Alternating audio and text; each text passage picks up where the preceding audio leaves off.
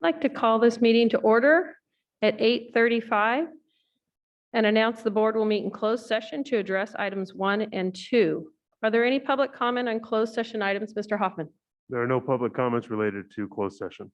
Okay, then I will close the public comment and recess into closed session.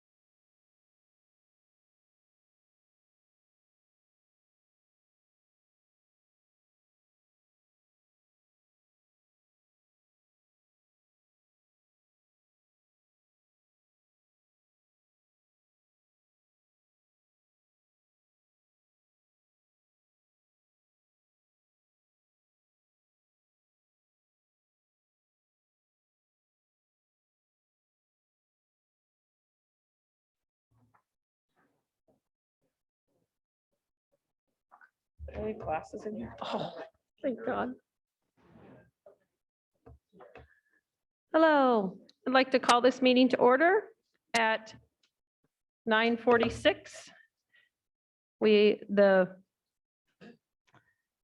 board met in closed session and no action was taken. Good morning, welcome to Elk Grove Unified School District Special Board Meeting. The Board of Education has resumed full in-person board meetings unless otherwise ordered by the Sacramento County Public Health Department, the state, or by other legal mandate.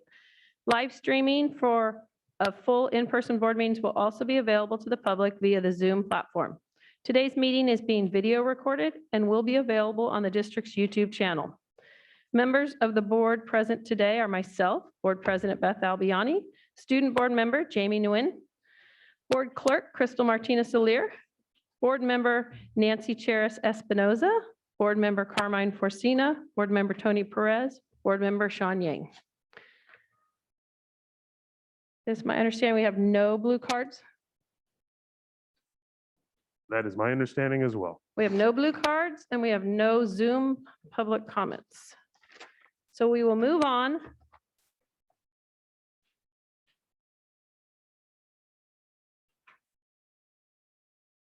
to the Pledge of Allegiance, which Ms. Resendez has gracefully agreed to lead for us. Stand, salute. I pledge allegiance to the United States of America and to the republic for which it stands, one nation, under God, indivisible, with liberty and justice for all. Thank you very much. Thank you. So we'll start with our board training. We have a Brown Act refresher. Thank you. I'm Karen Resendes, legal counsel for the district, and periodically I come and join you to discuss the Brown Act. Many of you know a lot of this, so I'm going to go through the presentation fairly rapidly, and at the end, I'll stay available to answer all of your questions, I hope. So with that, we'll just get started. So the topics we're going to cover: Brown Act basics, the roles and responsibilities of board members, and then the Brown Act specifically. Okay, so what does the Brown Act require? If you're a legislative body, which school boards are, city councils, county boards of education, county boards. Do I need to speak up? Okay. I am not very loud right now and I have a cough drop, so. Oh, would that be helpful? Okay, thank you. Okay, I am 6 feet away from everyone. So the Brown Act applies to any body that's created by the legislature. So that includes school boards, city councils, county offices of education. And here's what it requires. It requires anything that any of those Brown Act bodies do to be governed by the rules of transparency. So in 1964, the Brown Act was adopted. In 2004, the voters of this great state of California made it a constitutional right to have board meetings and city council meetings and other governmental meetings be available to the public so that the public can see exactly the thought processes and the information and the decision-making process that goes into operating governments on behalf of the public. So any actions, deliberations, anytime you hear anything from your constituents, from the public, all of those things are required to be open and in public unless there's a specific exemption, which allows for a closed session. So a closed session is the only opportunity for the school board to meet in private to discuss important matters that are outlined in the Brown Act. And we're going to talk about that. The other thing that's an integral part of the Brown Act is the requirement that the public know ahead of time whether or not they should put on their shoes and drive here or log on to listen to what the board is doing. The public is entitled to have access to an agenda that adequately describes the topics that the board is going to be discussing so that they can tune in or drive in and participate in the process of that decision making. So those agendas need to be available, and we'll talk about the timing for when they're available, and they need to be understandable. They can't be so vague that the public doesn't know what you're talking about. And then lastly, there are new rules over the last several years that it has to be posted, not just on the front doors, but online, and not just online buried under several clicks, but almost at the top of the page with 1 or 2 clicks, you can get to the board's agenda to make it easy as possible for the board information to get out to the public. Okay, so we talked about who the Brown Act applies to. Let's talk a little bit about what is a meeting. When is it a meeting? If you go and have coffee with one other board member, it's not a meeting, right? It requires a majority of the school board to be meeting. I like to tell a story right about now to illustrate the Brown Act as we go through. So bear with me, it's a bit corny. So here's the story.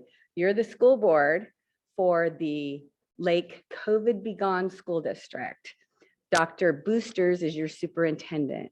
You have a first grader and you're the board president. Who should I make board president? You're the board president. And you're gonna walk your first grader to school on the first day of school. Your first grader is so thrilled. You even got them a School is Cool mask. They're ready to go and they're very excited. As you park your car, very hard to find parking on the first day of school. You find parking, you're hurrying, you get to the crosswalk, you look both ways, you go across, holding your little guy's hand, and all of a sudden you hear a car come to a screeching halt into the intersection that you're crossing. And you look over and it's your neighbor, Mr. Zoomies, who has 5 kids. Mr. Zoomies is very excited to drop off his 5 kids on the first day of school. And he was driving a little too fast and forgot that kids could be crossing the crosswalk that day. And he almost hits your son, yourself, and other people who are in the sidewalk, including little kids. You're very distressed by the fact that you look both ways and this still possibly happened. But you keep a brave face under your mask and you walk your little first grader to school and you deliver him to his teacher and he's very excited. And off you go back to find your car several blocks away. You get in your car and who's the first person you call? You call Dr. Boosters, your superintendent, and says, let me tell you what happened today. It's not good. It's a safety issue. We need to get a crossing guard out here tomorrow morning. I don't want any other family member to experience this. This is a really bad situation. So is that a meeting? Board president in the car calling Dr. Boosters, the superintendent? No. So we've got that much. So you know that you can talk to the superintendent without a problem. That story I'm going to use to illustrate a lot of things. So bear with me and bear with the corniness of it all. So before you can meet a majority of you, so there's 4 to equal a majority. Student board member Nguyen isn't part of that count when it comes to a majority. So 3 of you do not constitute in a majority. You add board member Nguyen, that doesn't create a majority, just to kind of keep that in mind. All right, to be able to have a meeting and transact district business, talk about things within the jurisdiction of the school district, for a regular meeting, you need 72 hours notice. That means the agenda has to be up on your website and everywhere else you post it and delivered to media and other folks who have requested it for a regular meeting. And then 24 hours notice for a special meeting. So a meeting that often you didn't anticipate or that you need to have to do things like Brown Act refreshers. Usually those special meetings are 24 hours notice. Sometimes you'll add it to a 72-hour notice meeting. Let me go here. So where can you have your board meetings? You're supposed to have your board meetings within the boundary of the school district. So your constituency, your public can travel and attend in person or attend if you decide to go through AB 361 or if you decide to give another option for public comments via Zoom. There are some limited circumstances when you can be outside of the Elk Grove Unified School District boundaries, but they're very rare. They usually involve an emergency or meeting with legal counsel because you're involved with the court case or something like that. So very rare. We talked when we were together before about AB 361 and the requirements for AB 361. I know that's coming up on your agenda. I'm not going to go into detail other than to say, absent an AB 361 resolution considered and acted upon by your board every 30 days, the default is you are in person as a school board and your public can attend in person to make public comments, and to be able to attend via teleconference. If you don't have AB 361, your location. Let's say one of you it cannot be present in person for whatever reason, you would have to include on that 72-hour noticed agenda. So you would have to know this ahead of time. You would have to include on that 72-hour agenda for regular board meetings and on that 24-hour agenda for special meetings where you are located. You need to be able to, during the board meeting, if you're attending electronically, open your doors to allow the public in, to allow the public to make comments. And you need to be able to have a way to get into wherever you are that's accessible to people with disabilities. So those are all of the requirements if you don't have AB 361 for any of the board members to attend remotely now since October 4th. So that's important to just be aware of. And I'm going to skip over these because we went over them in detail last time, but I am going to talk about the Cheerios of Brown Act violations, serial meetings. So what does that mean? A serial meeting is where you're not all present in the same room, but you're communicating. And it can be in a variety of different ways, but that communication could lead to a quorum, meaning a majority, 4 of you, and could create a Brown Act violation situation. So let's go back to our story in Lake COVID Begone Unified School District, where you're the board president. You just got off the phone with Dr. Boosters, the superintendent, and she reminds you that to start the new school year right, she's invited all the board members and cabinet to her home for a barbecue. Okay, so at the end of the day, that's your plan. Let me tell you what a linear or chain meeting is and how it could implicate the Brown Act. So as the board president, you've talked to the superintendent, you've shared the story of the crosswalk and your concern regarding the need for a crossing guard. And then you happen to bump into another board member and you share the same concern and what transpired. And the other board member agrees with you. They say, that's terrifying. I'm glad you're okay. I'm glad your son's okay. We do need a crossing guard. So that's 2. And then the next person, the person that you talk to talks to another board member, shares, oh my God, you'll never believe what happened to our poor board president and her son. And we should get a crossing guard. And they say, absolutely, I agree with you. That's 3. And in your district, that person could then in turn, that third person could talk to another board member, share what happened to the poor board president and her son. And all of a sudden you've got a Brown Act violation because you're talking about district business.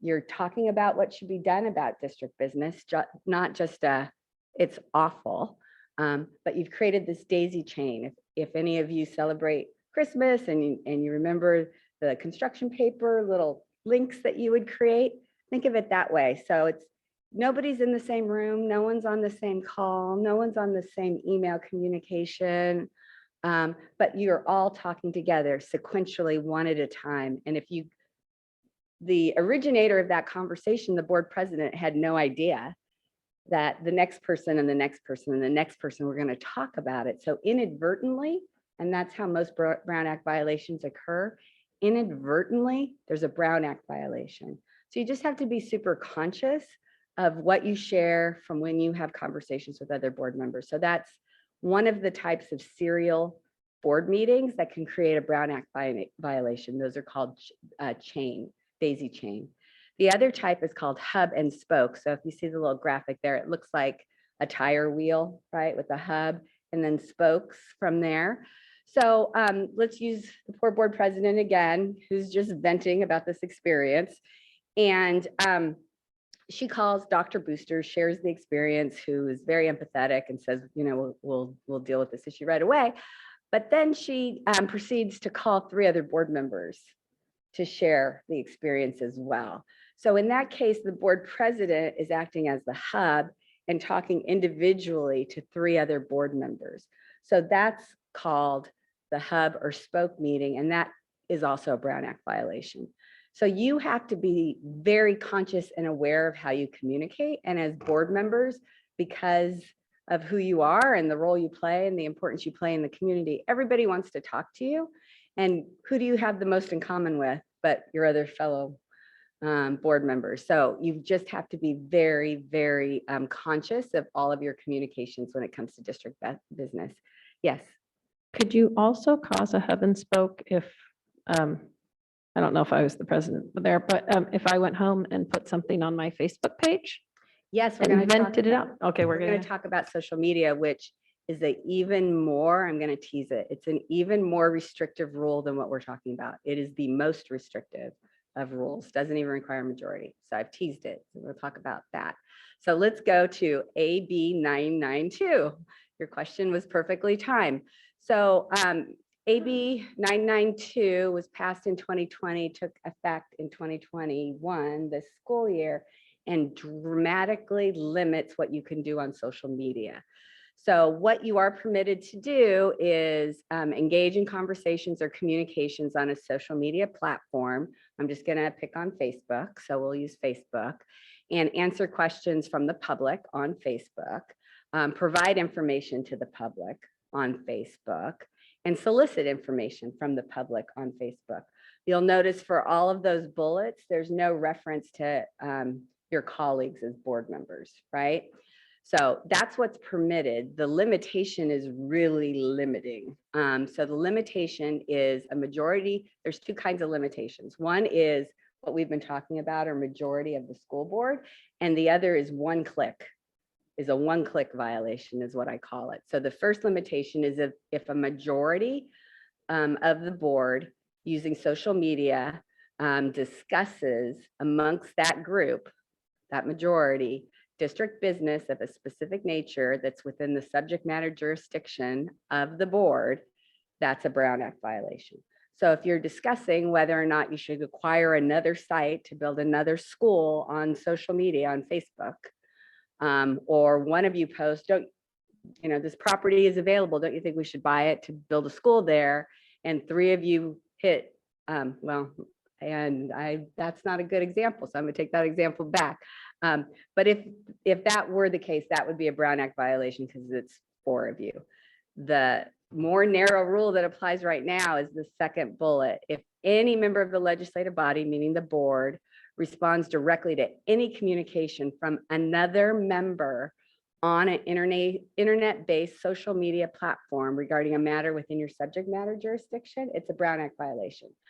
So if the board president posts about this issue and one of you hits like or puts a little smiley face emoji on their post or a little praying hands that I'm glad you're okay, that potentially could violate this new law. Question.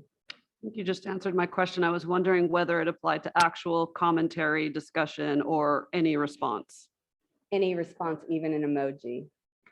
Thank you. Again, this is brand new. It hasn't been litigated, but it is the most narrow of the Brown Act limitations on your ability to communicate.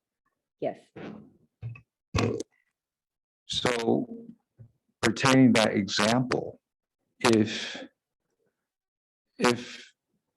the board president went on Facebook and state the incidents, but does not make any recommendation and just stated the fact that what happened, and you got other board member press like or comment to 4 total, is that still a violation? Depends on what's posted. It would be a gray area. So for example, if I just post just as the board president, assume I'm the board president, it's my story, it's my son, I post, I almost got hit today. My son and I almost got hit today in front of XYZ school, and there's some comments or emojis of compassion. Probably not, right? But if it says we really need a crossing guard, or we need to do something about safety, or this is something we should discuss at our next school board meeting, any of those kinds of things, then we would run afoul of this new Okay, legal requirement. thank you. I think I keep, And then oh, I'm sorry, I didn't, Go ahead, I go down, sweet. okay. I think one of the important things and what I've held tight since I've become a board member is to be above reproach, to be above a gray area. We don't want to be in a gray area. We don't want, we have such important business to do. We don't need to go down these roads of pushing the envelope of anything. So if this happened to me, it would be, all the students are back and so are the parents. So let's be careful out there. That's something to post, that your intent is out there. Like, watch out for me and my kids, watch out.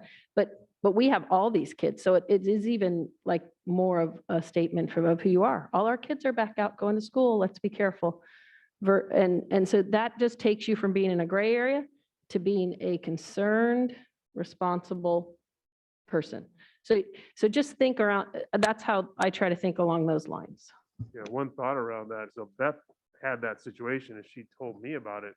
We very well, in talking with Ms. Soriano, we might put out, and probably already have, a reminder about school safety and crosswalks and that kind of thing, but it comes from the communications department and doesn't even come from an individual board member that leads to the potential of it, chaining. So those are the advantages of being able to have the conversations between me and individual board members, allows us to do those kinds of things as well.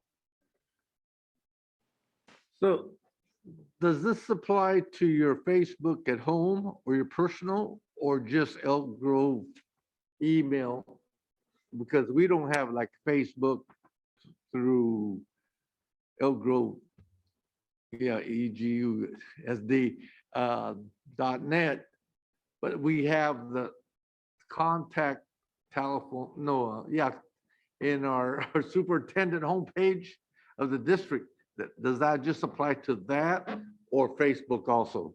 So all social media platforms, if you have a personal social media platform of any type, Facebook, Instagram, TikTok, All those, okay. all of them, even if it's personal and you post anything regarding district business, anything within the jurisdiction of the school district, all these rules apply. So, okay, you said district business.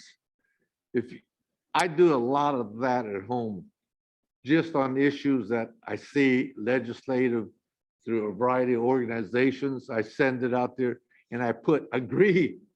I agree with this particular issue. So it's on my Facebook.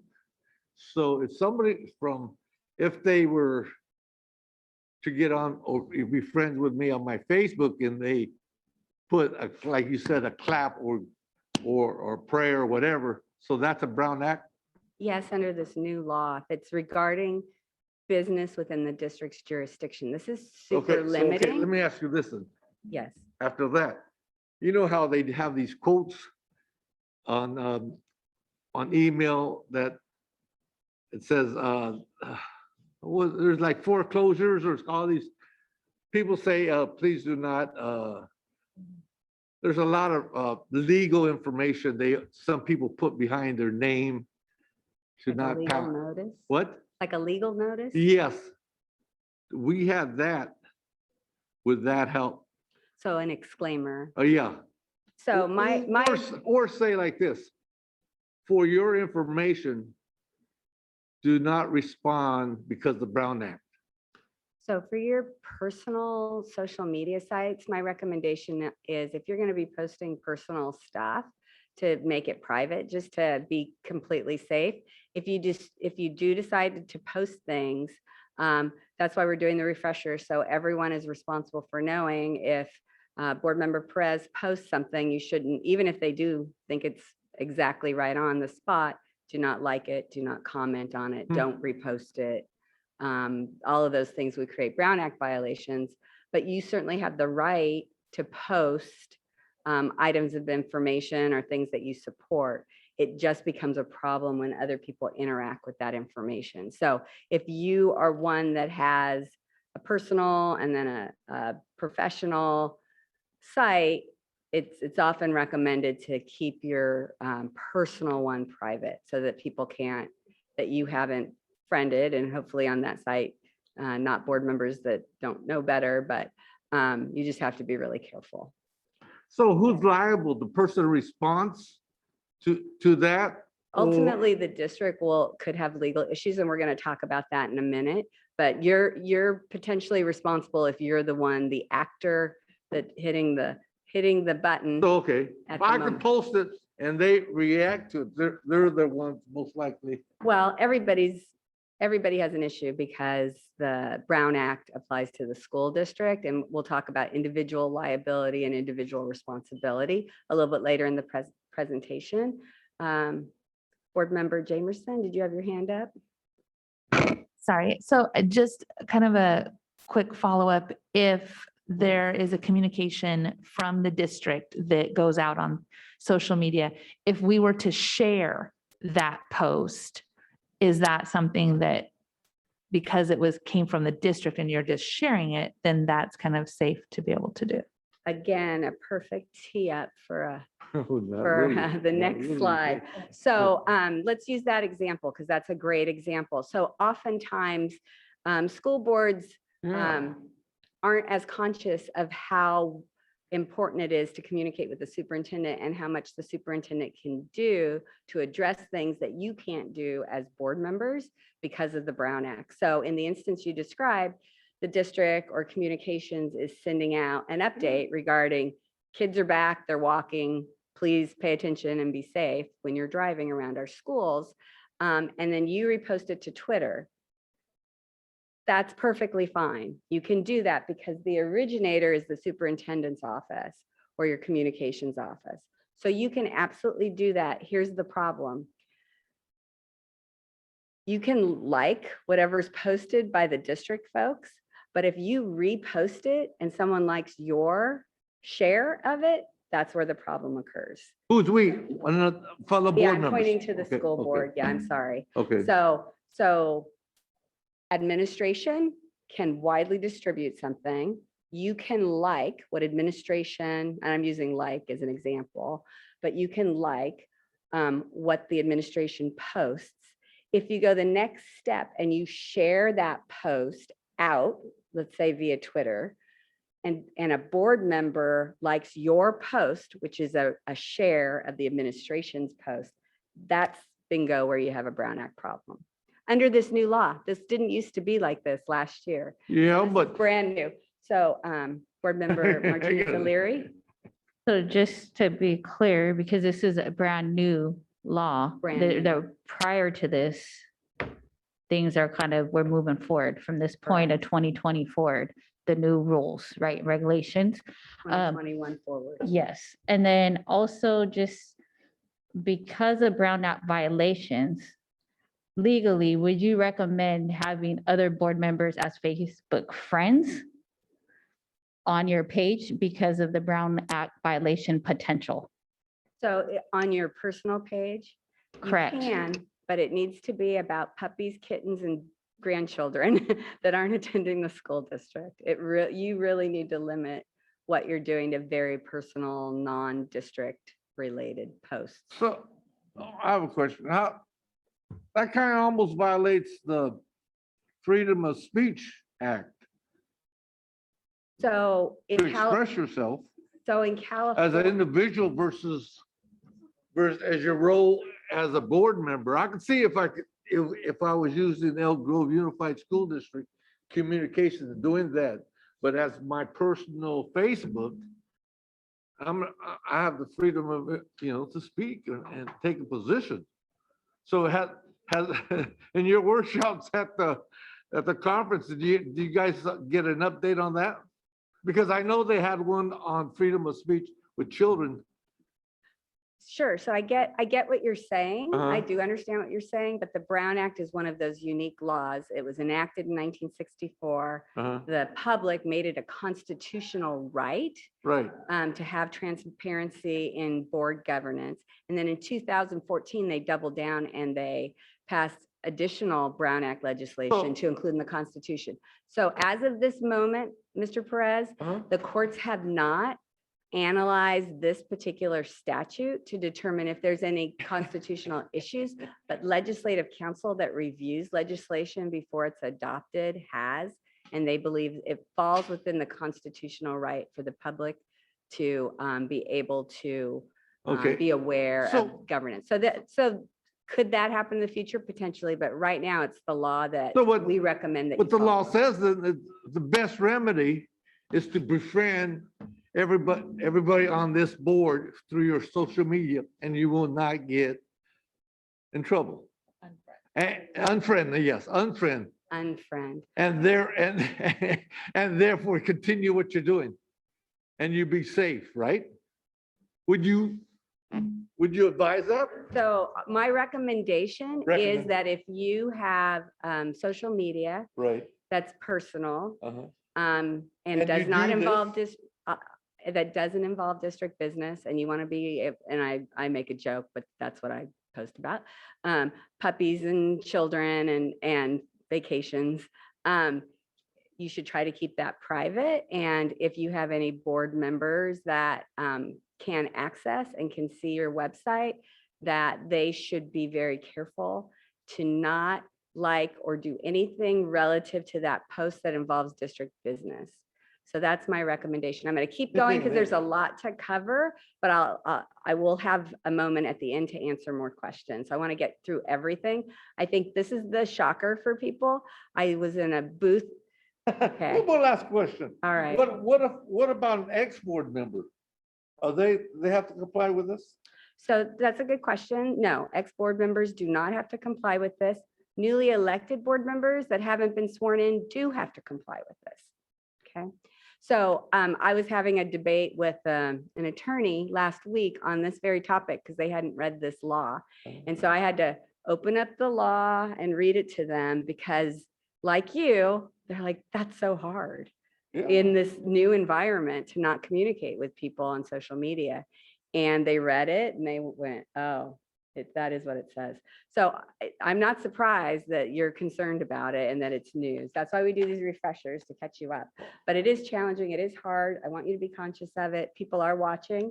People want to know how you interact, what you think, how you think. And it's most important that you do that through compliance with the Brown Act. So what's not a meeting? Let's go to what can you do? I've been telling you what you can't do. So what is not a meeting? So a not a meeting is going to CSBA and attending trainings regarding the Brown Act. That is not a meeting.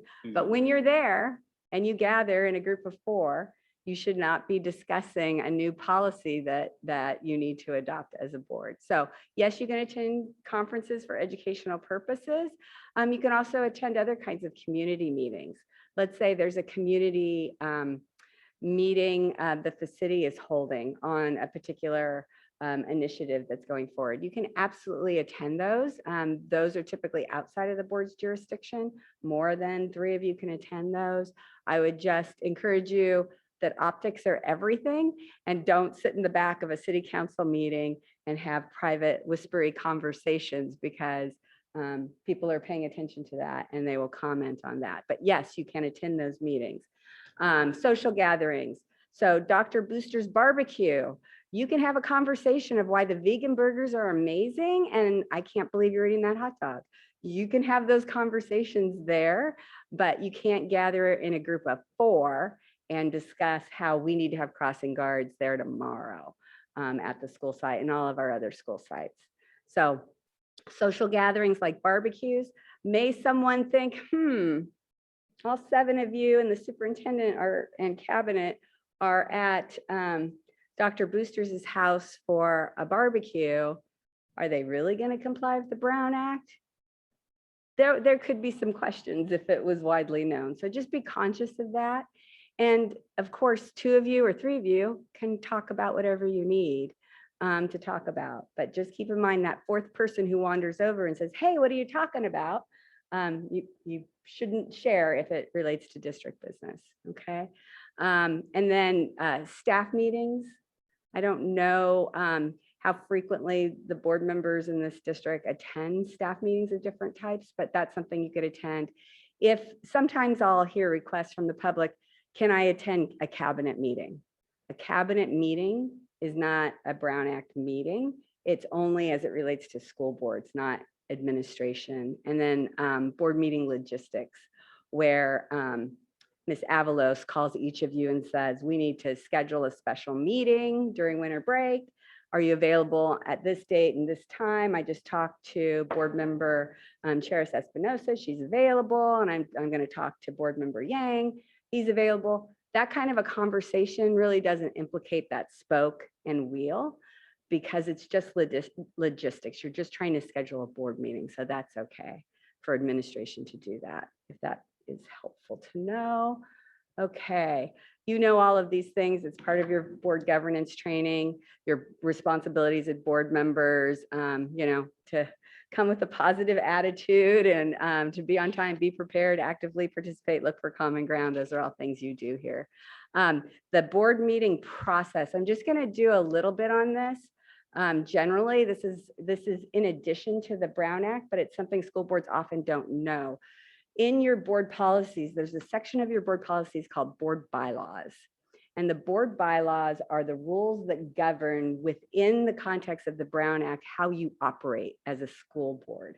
And every school district has adopted different board bylaws unless they've adopted the CSBA recommended bylaws.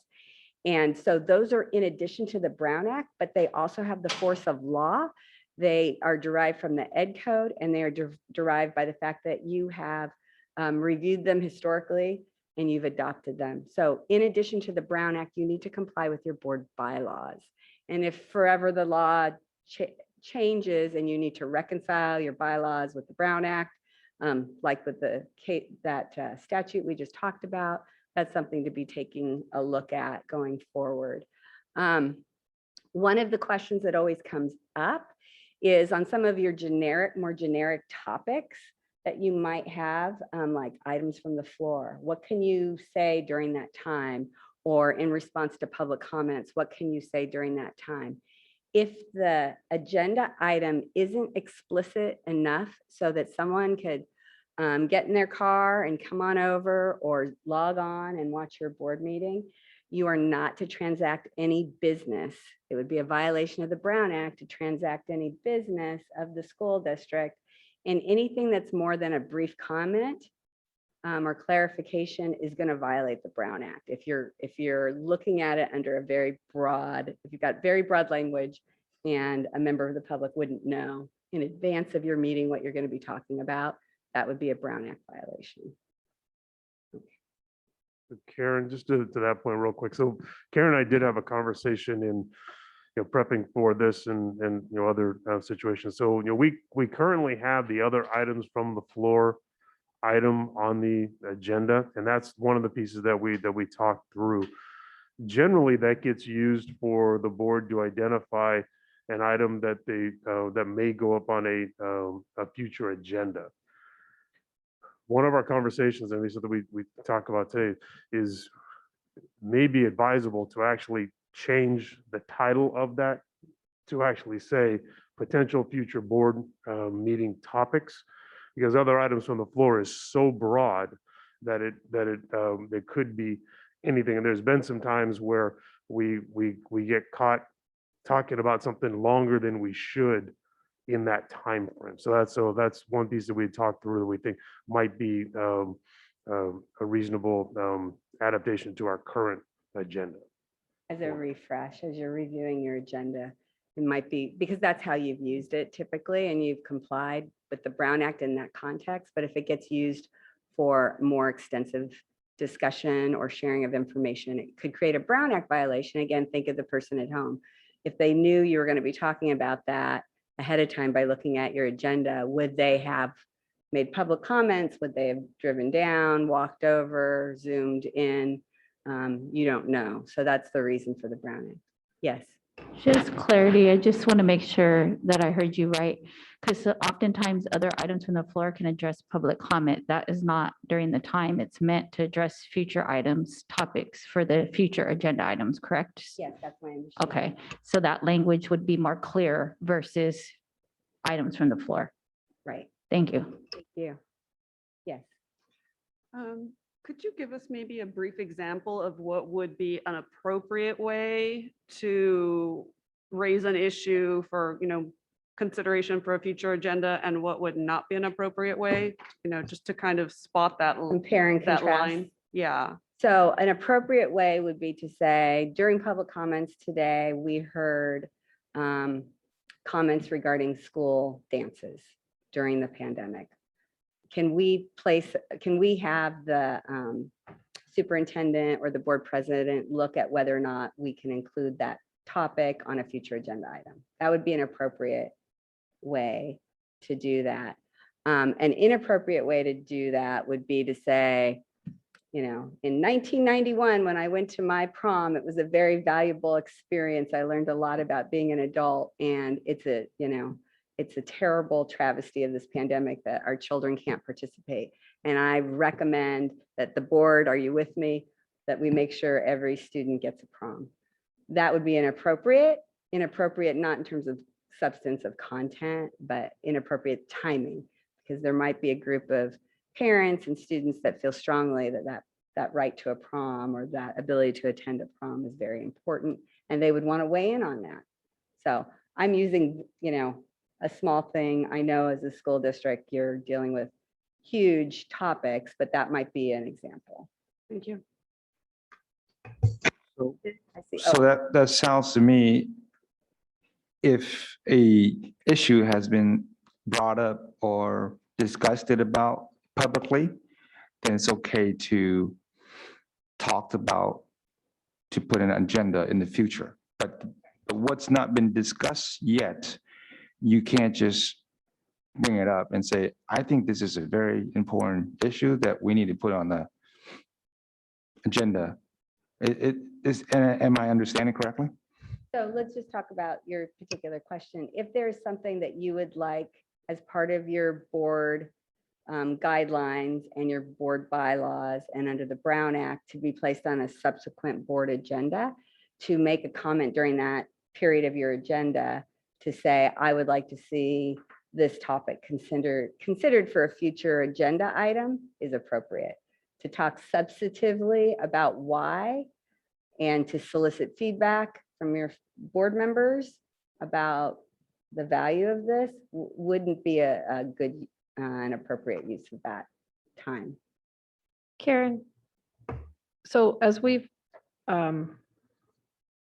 navigated these waters for the last 2 years, this has been where emotions come out. And then I have called for a vote on whether to do that. Is that an inappropriate thing to do? A call for a vote on whether or not to have it as a future agenda item. Is that, As long as people aren't advocating for a particular result that comes from that agenda item, people are talking about, do we or don't we include this as an agenda item? yes, That's very appropriate. clearly. Do we want this on a future agenda? I would like the will of the whole board. Member Yang would like to see this on a future agenda item. I would like, for my planning purposes, I would like to know if this is the will of the majority of the board. Can we please take a vote? That's consistent with the Brown Act, what you just described. That Okay. is fine. But That that would be wording- a straight up or down from each member as advisory to the president, but no commentary, no justification or advocacy for one position or another. Right. Nothing of substance, right? I mean, if this is an important topic, I think we need to address. It's probably not going to create any issues, but substantive information on the why or argument doesn't give the public an opportunity to hear all of that. Maybe they clicked off because it was getting late, or they would have been here if they really wanted to talk about it. So that it's not meant to restrict your ability to efficiently do business. It's meant to let the public know what the business is so that they can weigh in on it. I think Dr. Martinez-Leary's. Part of the question was asking about the vote, but also I was just curious, because when we solicit feedback, say from other items of the floor, and we're saying, give your opinion, or what is your belief, then you become singled out. That's not the appropriate time, right? If I go on saying my belief and voting this way would be X, Y, and Z, that's not from that area, items from the floor. It's as simple, I would like this item on the future agenda. Can we please bring it back to the president? The president thinks so, then they do majority vote, yes or no, plain and simple, not explanations, correct? That's correct. That's correct. Okay, I'm almost, how much more time do I have? Sorry. Yeah, you're actually in good shape. We have until 11:20 scheduled. Oh, perfect. So Okay, there might be some thank questions you. you'll I get. don't want to rush these because the questions are really good and you're already here in terms of compliance. This just elevates your whole board. So I appreciate the questions. I think they're really good. We talked briefly about what's required for the agenda. There is some case law that talks about 20 words, right? You need to provide at least enough information where people aren't guessing what the topic is. So often it could be, 3 words or 5 words and it's pretty clear, or there's backup information that the public has access to, but it can't be so vague that the public doesn't know. So that's when you're thinking about your agenda prep and you're thinking about the public reading your agenda, there's language in the laws that say the public shouldn't have to intuit or guess what you're going to be talking about. It needs to be sufficient for them to know what it's all about. Has to specify the time and location. We talked about the website. And if someone requests that the agenda be provided in an alternative format so that they can have access to it, because under the Americans with Disabilities Act, they can't view or obtain your agenda, you're supposed to support them with that. And I know the district does that. Okay. In your district, in your bylaws. Okay. Yes, Mr. Fortuna.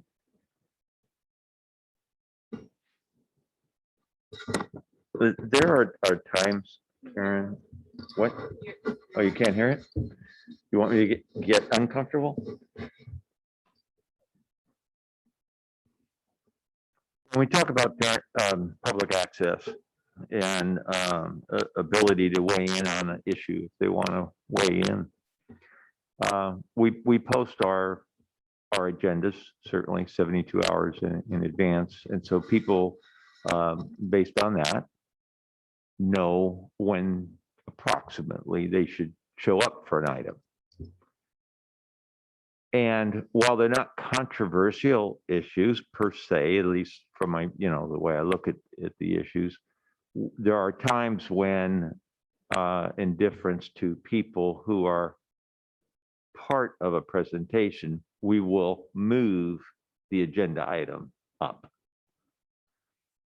Now that makes sense to do that on the one hand, because you're not unnecessarily having people who have come for a presentation have to sit through a lot of business that legitimately can be done after them. But if I'm a person who wants to weigh in on that particular topic, and I'm planning on showing up about 9 o'clock, because looking at the agenda, but at the beginning of the meeting, it gets moved to 7 o'clock. Are there any problems with that? It's a very timely question, because as you're looking at AB 361 resolution, there is a provision in that law that requires, with the format of your agendas in Elk Grove, which you've adopted as part of your bylaws, that you have public comment at the beginning on anything within the district's jurisdiction, right? And then you have staff presentations, board discussion, motions, vote, and you can have board comments on each topic before or after each specific agenda item. So with AB 361, what you're supposed to do if you decide to adopt that resolution is you're supposed to put time windows for public comments whenever they are available, so that someone in the example you provided would know when to arrive. But if you don't adopt AB 361, it's the onus is on them to make the right call in terms of when to be present. They can't, the board is not obligated to stick to the exact agenda order if it chooses to do a different order. Oftentimes what happens is in long school board meetings, not just Elk Grove, everywhere, there are things that have to be done within a certain time frame. You have to adopt budgets by certain dates. You have to take actions by certain dates. And often if the meeting's going long, you'll reorder your agenda so that you can address those topics and then move everything to another board meeting. So you have that flexibility, regardless of the public's desire to sort of sequence when they come in now. But when you go with AB 361, you have to put particular time windows and be conscious of when those windows are if you're going to make any adjustments to your agenda, if that makes sense. It makes sense, and it creates problems. It creates challenges. Yeah,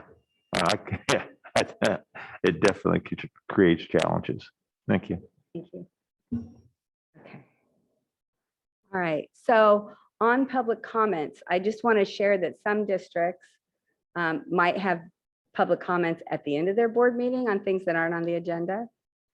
The reason why most boards don't do that is because they want to prioritize hearing from the public, and that's what your district does. Some boards also will have all public comments on all agenda items and anything within the jurisdiction of the district at the beginning of the meeting. So you're taking all your comments up front, and then you're just working through your agenda. That's also not what you have in your bylaws or what your schedule is, but I just wanted to share with you, if you do hear from colleagues at other districts how they do it, that's all within the law. So that's things you can do, but you've chosen not to do that through your bylaws. Your meeting minutes and recordings. Did you, with my question, did you relate my question to public comment? It kind of sounds like that to me. I'm sorry. Did you relate my comments to the public comments? Timing of public comment. That's not what I was talking about. Oh, I'm sorry. I didn't understand. I'll give one. It's pretty clear, and we're certainly supportive of it. If we have a group of people in attendance who are going to make a presentation, and as part of that presentation, there is knowledge that it will have a budgetary impact. It doesn't matter how big it is or small it is. And because they're outside people, we say, we're going to move this up to be the first agenda item because they're outside people and we don't want to have them stay here. But if we agree with what they're proposing and it has a budgetary effect, if we move it, we preclude anybody from coming to speak against it because of the budgetary impact. Is that a problem? I was focusing more on agenda items as opposed to public comment. So for agenda items, and you're referring to agenda items on the budget where members of the public wish to speak to the topic of economic items that might impact the budget. So is that the question? Yeah, well, yeah. Let's say ABC Foundation is here to make a presentation, and so those are people who are not district people. They're from the outside, and we as a board say, oh, we don't want to have them sitting here for 3 hours. We'll move them, but as within their presentation as to why we should take an action in support of the foundation, there has a budgetary implication to it. Is that a problem? I'm not hearing a Brown Act issue in what you're describing right now. So you can move You the can agenda move- item. You can move agenda items, not speaking to public comments under AB 361. Right. But agenda items to facilitate a presenter, either a paid presenter, you want to move them up so they get in, get out, or an unpaid presenter that might impact the budget, might have information because they aren't administration or district employees, you want to move them up for efficiency purposes. The board can choose to do that, but it would be a board decision. Okay, because what I heard you say under AB 361 is we must state a window.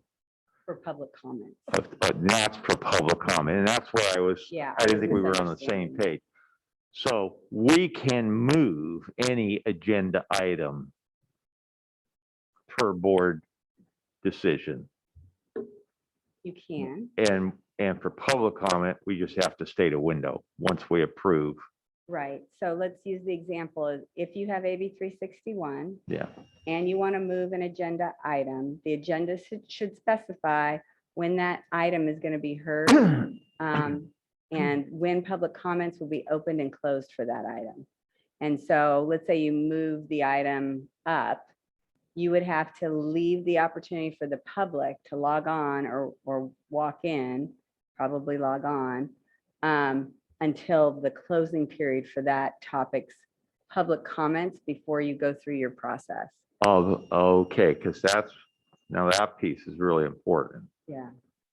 So we That's could, AB 361. we could move the item, but we couldn't take an action on the item until the end of the time period that's been specified on the agenda.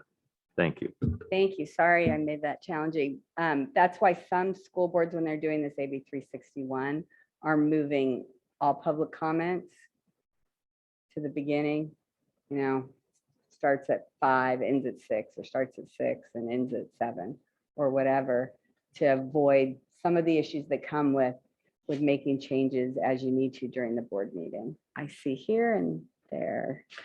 So if we adopt AB 361, but we aren't using it, like we are just having our normal meeting, You're staying in person.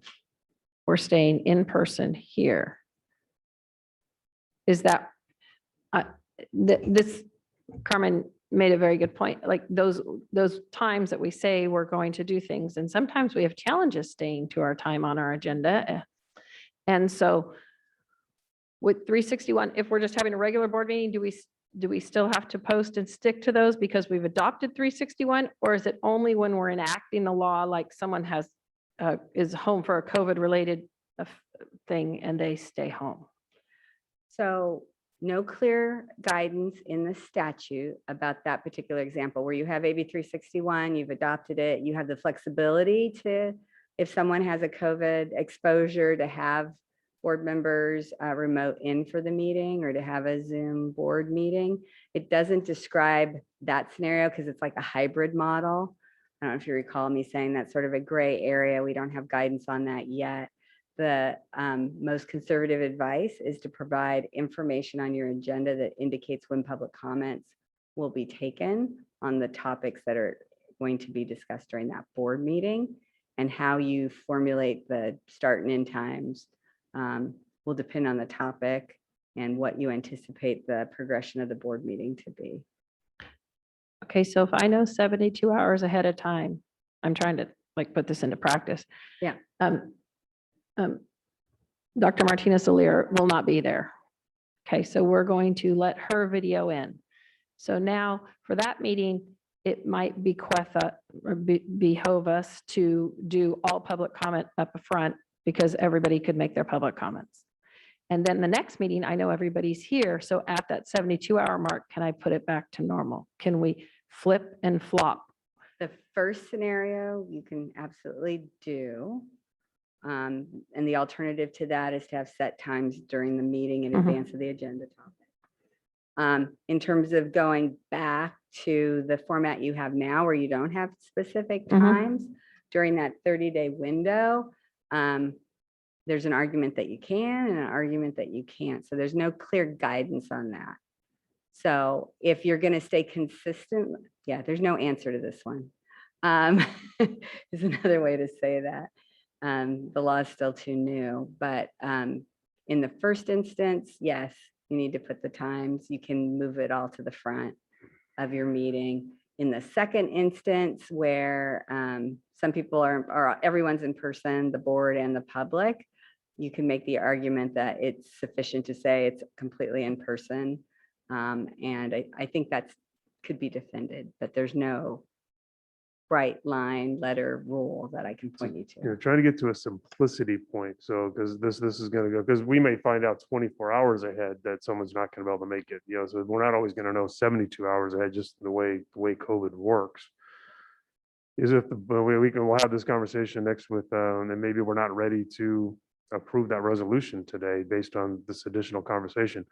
But one of the things I would say is if we adopt the AB 361 resolution, then I think we should modify how we do public comment while 361 is in effect, that we take all public comment in one period, And if somebody had a general public comment they wanted to make, they could make that, but they also wanted to speak on something that was on the agenda, they could have a second opportunity, just like they would if the topic came up later in the agenda. But we take all the public comments at one time instead of separating them out the way we do.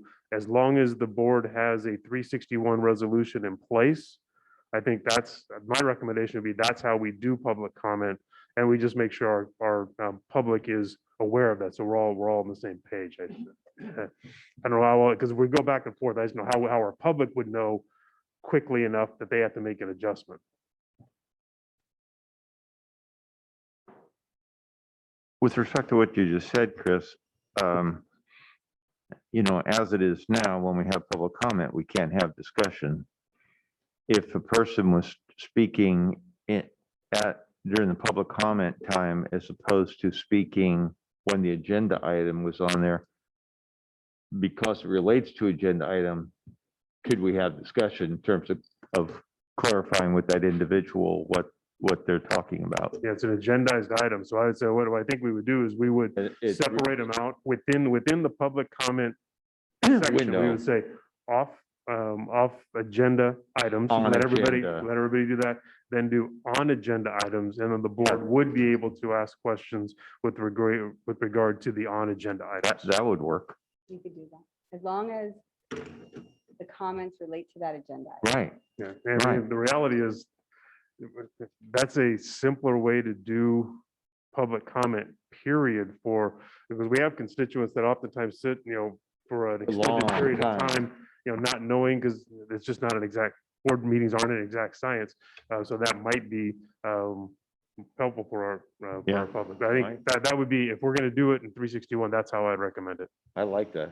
But we should probably stick to the agenda, and that's the next item. So Yeah, I- not get ahead of ourselves for the Brown Act. Thank you. So speaking of the agenda still, the board president's role that's included in the board bylaws is listed here. It's the agenda development, facilitating the meeting, acting as the spokesperson for the board. Just a reminder, the superintendent, your communications, they have the authority to speak on behalf of the school district. Your board president has that role as well, as delegated to the board president through the board bylaws.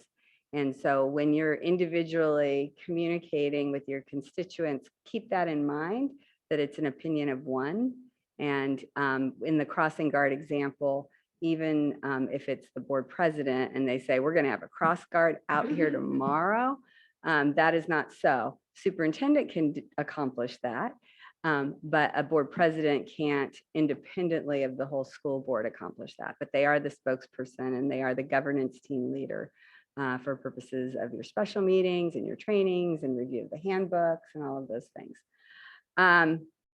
So this, sometimes people think this is controversial, but this is how the law was intended and written. And that's that the board meeting is a meeting of the board in public to conduct the district's business. A board meeting is not a meeting of the public, and it's not a town hall meeting or a press conference.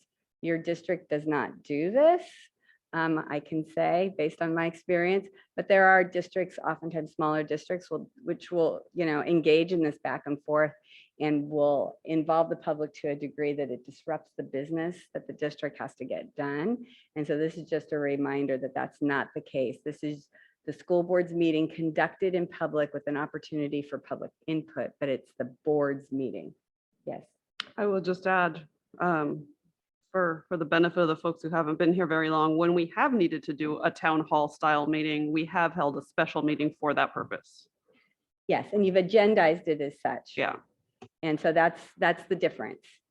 It's not the day-to-day, I shouldn't say day-to-day, but the bi-monthly, often several times a month meetings that you have. You can agendize a town hall meeting. You can agendize a press conference for that matter. Be a little complicated, but you can definitely do it. Okay, maybe I don't go there yet. Public participation opportunities. You know this, we've talked a lot about it just recently, but the public can comment on anything that is on the open session agenda They can also comment on anything that's on the closed session agenda. And board members might say, well, how can they do that? They don't know what we are going to be talking about in closed session. It's just personnel or anticipated litigation. They can guess, they're allowed to guess, and they're allowed to make public comments before you go into closed session on anything that's listed on the agenda. So if you have personnel matters, negotiations, anticipated litigation, real estate, whatever the topics are, and we'll go over a short list of those later. The public can anticipate what you're going to talk about and make public comments about that. Mr. Perez.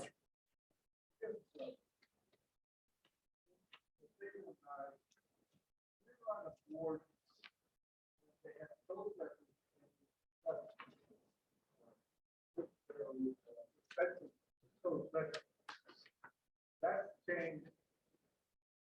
So what's the recommendation? Were you give the board new guidelines we have outside of those objectives? And when it comes to consent, we just hold it in the microphone. We don't have actual a time in closed session to speak about these closed issue suspension issues as a group. So we're going to talk about closed session in a couple minutes, and we can talk about what would be heard by the board in closed session, what could be legally heard by the board in closed session, and the timing of that, which is equally important.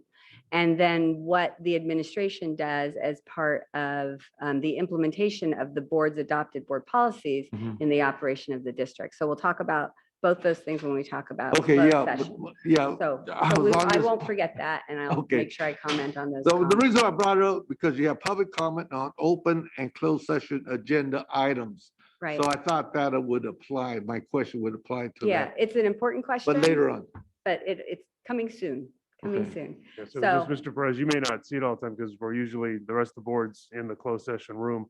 But when the board president opens the meeting, one of the things that they do is they ask, are there any public comments related to closed session?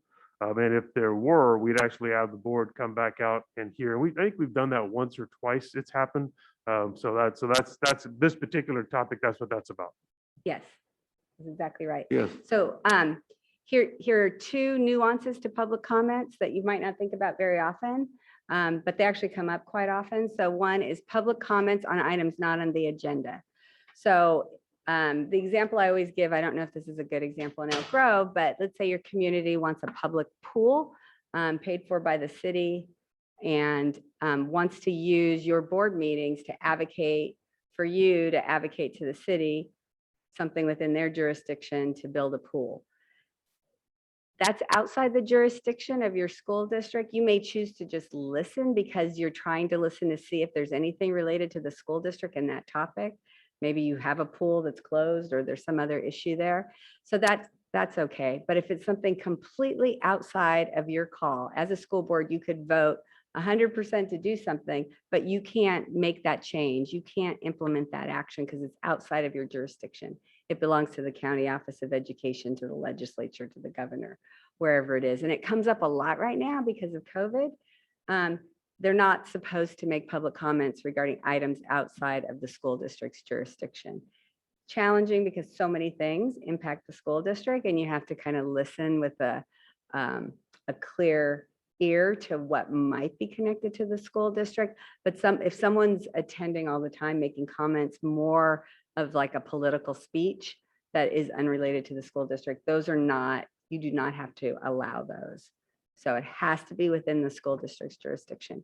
The other thing that's unique that you need to know about is the difference between special board meeting public comments and regular board meeting public comments. So for today, we're in a special board meeting. You could only receive comments from the public on agenda items on this special board meeting agenda. So that broader jurisdiction of the school district rule doesn't apply to special board meetings. Special board meetings, the public comments are only on the topics on that agenda. Regular board meetings, it's broader than what's on the agenda. It's anything within the school district's jurisdiction. So those are the differences there. Managing public comment. Let's just not talk about that. That one's hard. No, I'm just kidding. So legal restrictions on public comments. Again, it's supposed to be topics that are within the district's jurisdiction. You cannot prohibit, and this is hard for every school district in the state. By a show of hands last week, this is hard for every school district in the state. You have to sit through and you have to listen and try to receive information from the public that might not always be thank you for your service. It might be more like you're not doing this right and you need to change and you need to do these things instead.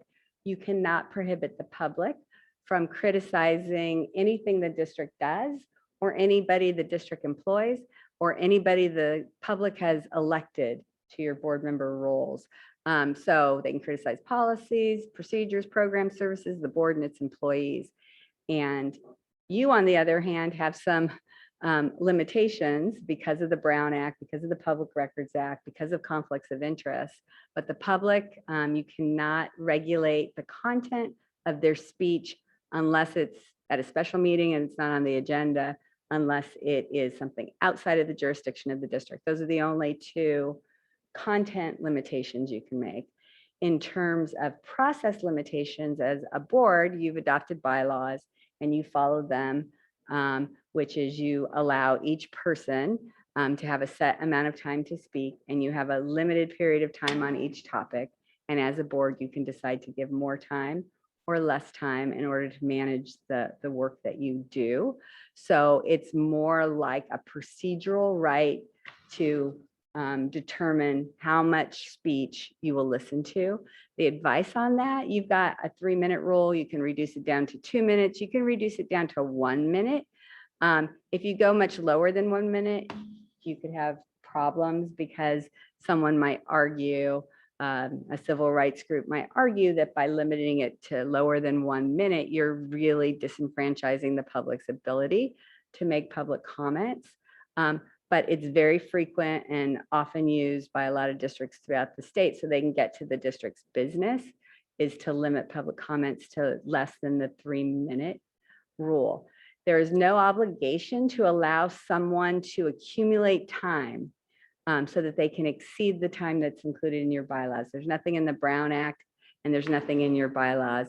So if I ask the 3 folks in the audience to give me their 3 minutes each so that I can have a total of 12 minutes to address the board is not obligated to permit the sharing of time with other people. Each individual has a right only to that 3 minutes or 2 minutes or 1 minute or the window of time that you've given, because you can also limit 20 minutes of time on this topic so you can get to your business. So the deferral of time is something as a board you can decide to do, but you don't have to do it. And a lot of districts don't do it because public comments take so long and you don't get to the rest of the work that you have to do. But it's something for the board to consider. So hold it. We're going to talk about closed session next. So Yes. if we choose to give 20-minute window, does it have to be in our governance policy guidelines then? It is in your board bylaws Oh, it is, okay. currently. Okay, but we never used it. You're very generous. I know, right? The school board. Yes. I had a quick question. In talking to other districts at the conference recently, some of them use different techniques. Like, for example, if a person's talking for 2 minutes or something or 3, then their mic will cut off after. Is that part of just the process that's different that they use? And then they ask the board, oh, will we extend 30 seconds or not? And they can vote yes or no. So that just depends on what they're using, right? Right. So the 2 examples that you gave are legally permissible under the Brown Act. The turning off mics is commonly used, especially in the virtual setting. That's many districts will do that. That's not unusual to just say your time is up. Please finish, your mic will be turned off at this time so that you can officially, it's just a logistical issue to try to get through all the comments. And then the other comment, what was the second concept? If anybody wanted to extend, like, and allow for that, we can always revisit that as a board during that time. But I'm just looking at fairness of each person that's coming up. Right. So your point is the equity of increasing it for this person because I like what they're saying and not increasing it for this person where I'm tired of listening to them talk about that topic, it becomes more of an equity issue. Could you do it as a board under the Brown Act? Yes. Could someone perceive it as an equity issue? Absolutely. So you have to be very cautious if you decide to do that. You know, just a logistic question as far as from where we sit, turning that mic off doesn't happen. But you know, we could do it with a Zoom piece, but right now we're not, and we would do a new board room configuration that is better set up. We could have, but right now we don't physically have the ability to do that. And in the room, the person's just going to get louder. I mean, it's not going to get on the, it's not going to be on the mic, but I don't know if it would serve our purpose. Right. So closed session. So closed sessions are only allowed when they're explicitly permitted in the Brown Act, or with one exception, there's an exception for executive sessions to discuss negotiations that don't fall under the Brown Act limitation. There's a Brown Act exception, which is what school boards typically use. And then there's another exception that allows for an administrative or an executive closed session to talk about negotiations. So here are all the topics that you can have agendized in advance for closed session and where you can talk about these items. So real property transactions, the reason for that is if you're negotiating for property, you don't necessarily want to disclose the board's parameters for that negotiation so that the real property deal is conducted in a way that's beneficial for the students of your district, for your community. Litigation matters, personnel matters, labor negotiations, student discipline, and public safety.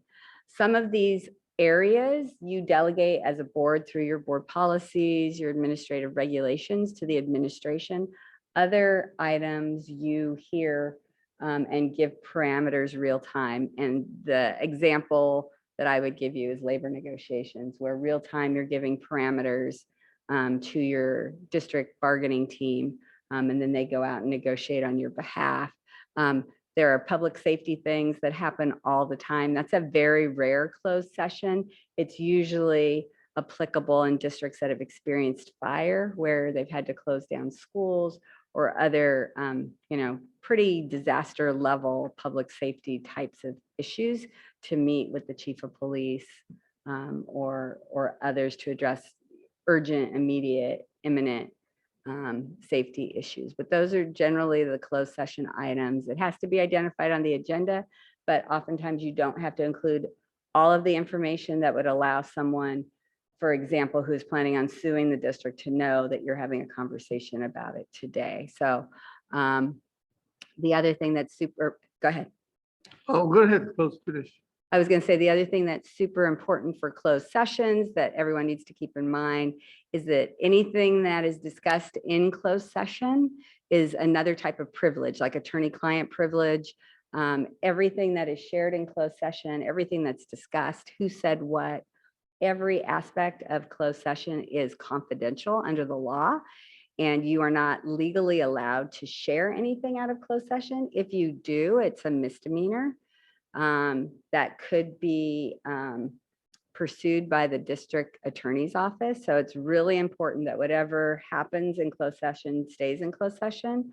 It's hard to do when you're on Zoom and you're at home and the kids are walking by, in my experience, but it's something you need to be very conscious of so that you don't create any issues.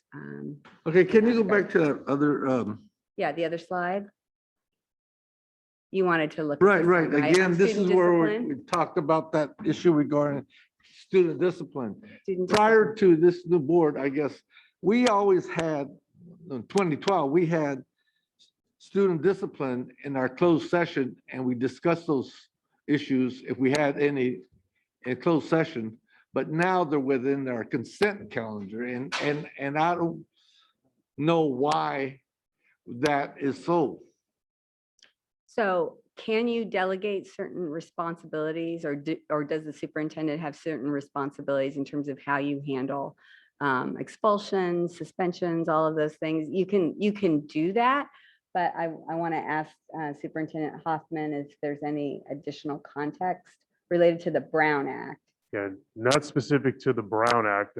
It's not, I want to make sure it's not part of consent. It's a separate item. And that's why we do actually ask if if a parent or somebody wanted to speak to the board regarding that, then we would actually stop the meeting at that point and go into closed session and listen to the parent if they wanted to comment on an expulsion. So we actually have that statement that's part of that process every time.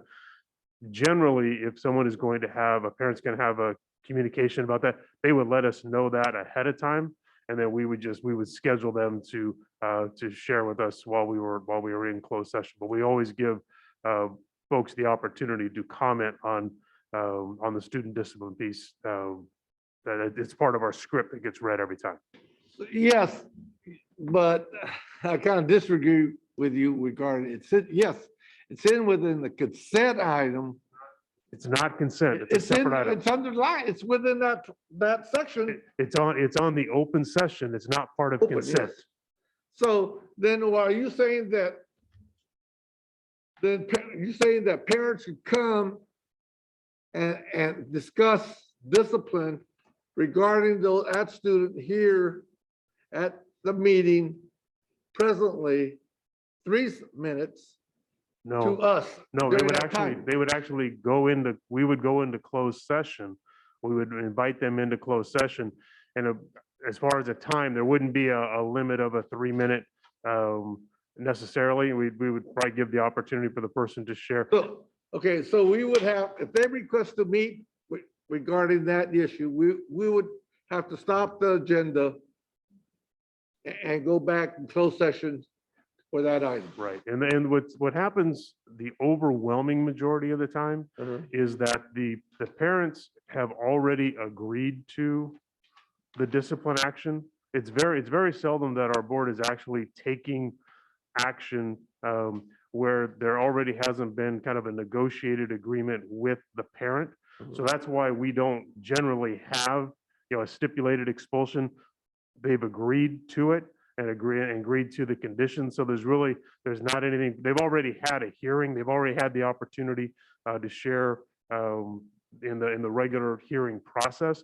So as a general rule, we don't have controversy over the decision at that point because that's already been decided. But if a parent wanted to, they certainly have that right.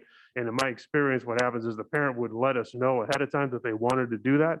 And we'd say, okay, here's the time to be here. We give the board, a heads up that the parent would be there, and we would make sure they had that time. Okay, so if it's not under the closed session, and I requested to speak regarding that issue, I would have to wait during the consent calendar, not during the closed session, to discuss that item because it's, like you said, it's under the title consent. Mr. Perez, let me see if I can help Yeah, a it's little not bit in the on this. consent. So Well- so 2 things. I'm hearing it's not on the consent, it's as a separate action item. If it's a separate action item, The title consent. it might be below in order on the agenda, but it's But a then- separate agenda item. So let's just assume that it is Okay, for purposes of your question, so I can answer your question. If it's as a separate agenda item and the district knows in advance that you are going to have a parent that would like to address the board on that topic, we would include that on an agenda in advance for a closed session discussion with that parent or a sharing by that parent. It's not usually a discussion, it's a listening session. So that's one. The other is you have it on your agenda. If a parent says, I want to speak to that topic, you could convene in closed session just to hear their comments, but not to do anything more than that before you acted on the action item in open session. So that's something that maybe would be useful as part of a student discipline training. But I think for purposes of the Brown Act, there's nothing that would implicate the Brown Act. So I want to make sure that I'm not violating the Brown Act and stay within the Brown Act. so in you this see presentation. our agenda now today, it's closed session, it has 1 and 2, but the way that we conduct our business and those were those 5 issues? I want, So do, are we supposed the to? topics that I listed as, they are exceptions to the Brown Act that allow Right. for closed session. or But did do they- I have the right to question or bring that subject in closed session when we're back in that room regarding discipline? But because it's not on this particular agenda or number 1, 2, or discipline, do I have the right to ask that or discuss that at that time? You do not. Because If it's not, why? if Special the meeting. agenda exception under the Brown Act for student discipline is not a general discussion regarding student discipline in closed session. It So, would have to relate to a particular student and a right, particular topic that was before the board for action. And so any general discussion regarding discipline as it pertains generally would have to be properly agendized in open session. Anything that relates uniquely to a student where you're going to hear from a family could be a closed session item, but doesn't necessarily have to be. And if someone wants to speak to that topic contemporaneously with an open session action item, you can, because you have it on your board agenda, briefly meet to listen to that family's comments on the topic and then come back out and vote on that action item in open session. and so, okay, so what you're saying then is that if I wanted to speak why or an issue regarding why that individual, it wasn't clear why that particular student was disciplined, so I would have to pull that consent item It's not a and consent go item. back in there and discuss it. That would not be legal. So what I would Why not? suggest, because this is a very specific topic that sounds pretty complex and important, it goes beyond the scope of the Brown Act, that I encourage you to talk to the superintendent about it. And I'm certainly happy to provide additional legal guidance related to the student aspects of that and the timing, closed versus open. But I don't want to create any Brown Act issues while I'm talking about the Brown Act. So I'm going to Okay, leave so- it there and I'm going to answer another No, question let over me ask you here. this. Excuse me. Let me, Excuse me. last question, because Tony? if you would go back into the old records and agendize or look at the agenda, you would see that we had closed session, that topic in closed session, like I said, in 2012. And so why did that change? Yeah, that's a different question. Yeah, No, it Tony, isn't. Tony, That's a It's different dealing question with- than a Brown Act question, Mr. Yeah. It's Perez. the question regarding closed session and what items as a board member can I speak to or get clarification? What you're saying now, a board member doesn't not have authority, not even within the closed session or the open session, discuss these particular student discipline problems, So the we- way we've written our agenda. Can I clarify how our agenda is? Okay. Real quick, I'm going to give it a whirl, and then Mr. Fortuna is going to take a turn to talk. We have student expulsions and like readmittance. I can't think of the correct word. It's a line item on our agenda. I say, may we have a motion for student expulsions and readmittance? And someone says, yes. And then we pass it. And if you click on it in your agenda, you can read the entire incident.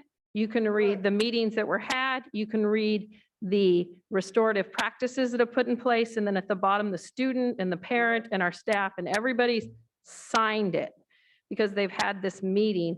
And that only comes to us in the most extreme situations. Most meetings, we don't have them. We don't even have them every time. But when we do, they're a separate item. And if a person wanted to speak to us about that item, we would get up from our board dais and we would go back there and we would let them speak to us about it. And then we would come back out here and we would vote on it. And we're only concerned with the items that the few things that come to us on that item. When you click and you look in and maybe there's one student, two students. I think I've seen 3 before. That'd be the most. And so, Tony, it's really, really narrow. It's its own item. And then if it does happen, we just go back there and discuss and listen to the parent, and then we come back out here and have our vote. Okay, but That's correct. But I have seen different disciplines at different schools. And I'm This wondering is why. not about what's on our agenda. Yeah, I, as a board member, I feel I have the authority to keep accountability. And it's getting to this, back to this racist discipline system we have. Oh, no, no, no. We're We're going- way off track, sir. If you have a problem with discipline, please speak to Chris. Yeah, Tony, I've heard a lot of words from you, but I personally do not understand what your specific concern is or issue is. So can you clearly state what it is I just, that you want? As okay, it relates okay, to the the Brown question Act. is, when can a board member discuss student discipline?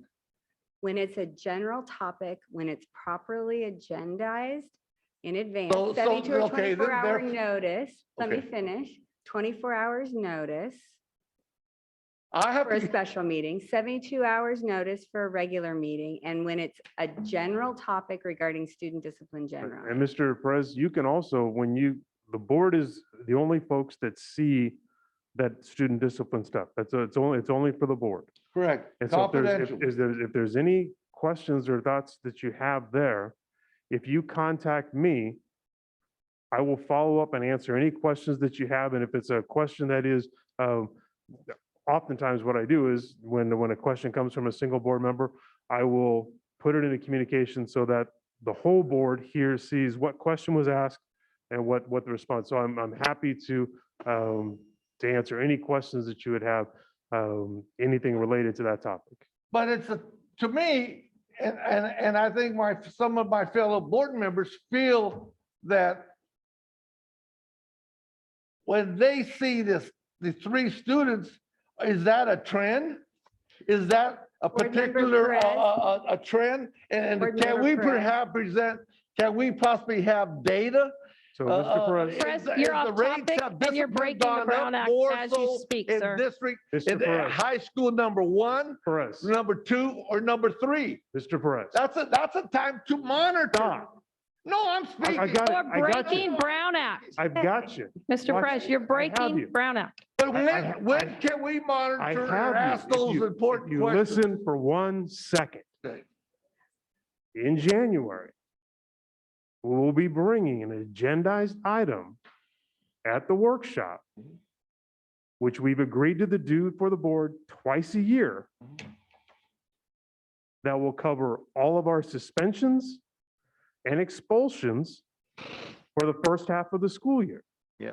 You will see trends. Right. You will see all of that data, but it's a regularly agendized item that we do twice a year.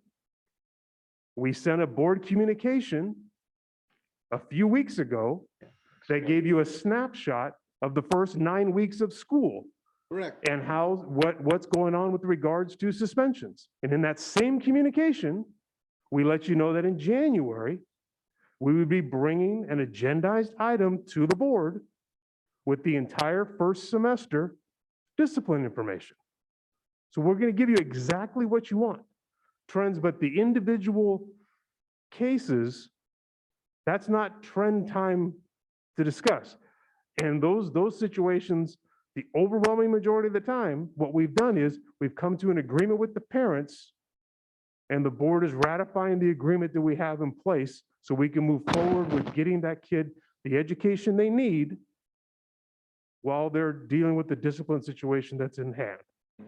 But we will do the discipline piece trends for you twice a year like we agreed to do, and it's coming in January. Okay.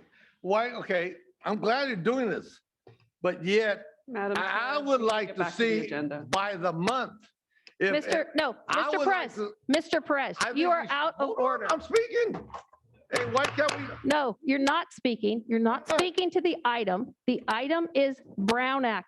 If you would like, no, discipline is exactly what you're speaking to, sir. You know, you've said it. You're speaking to discipline. We have an agendized item of the Brown Act. We're done. It's been explained to you numerous times. If you need further explanation, please meet with Mr. Hoffman. Please move on, Ms. Resendez. Thank you, Board President Albiani. So I only have a few more slides. And so coincidentally, this slide is kind of dramatic. It's got warning, violation of the Brown Act can be a crime, police line do not cross.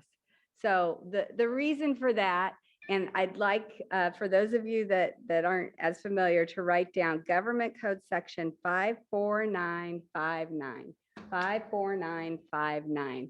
That's the part of the Brown Act that describes that an individual's board member's action can be a misdemeanor.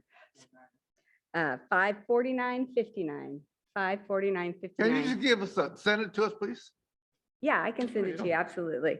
But 54959, the reason I asked board members to write it down is because that's the situation where you personally could be involved in an allegation that you've created a Brown Act violation, and that is a crime. So I just like to caution board members, everything that usually happens related to the Brown Act is inadvertent and in the passion of the moment, but you just need to be very, very cautious and be aware of that.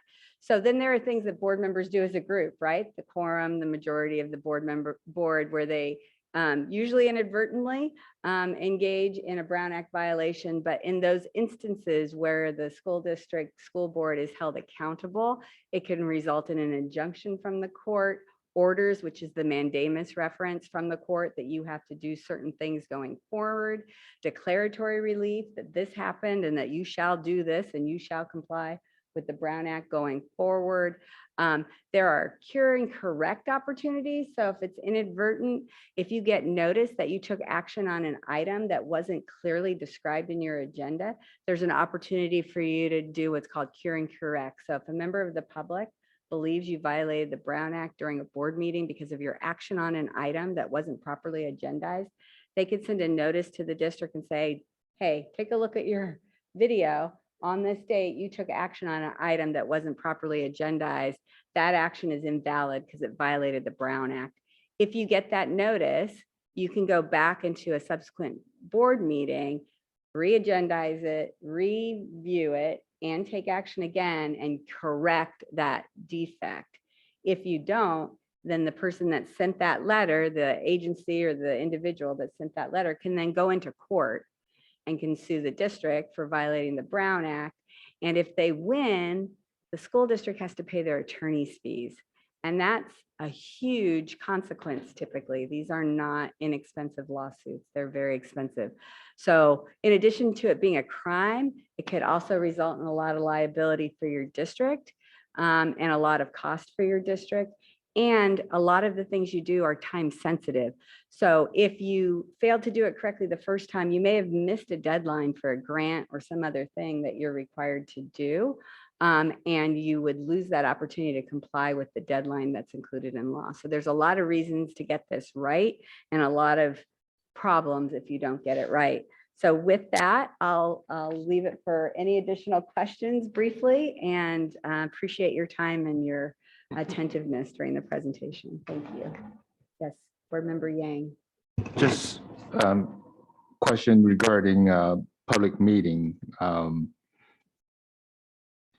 So if you have more than 4 board members with you in a certain location, like we were in the conference, and let's just say if you're in the conference, it's a pretty big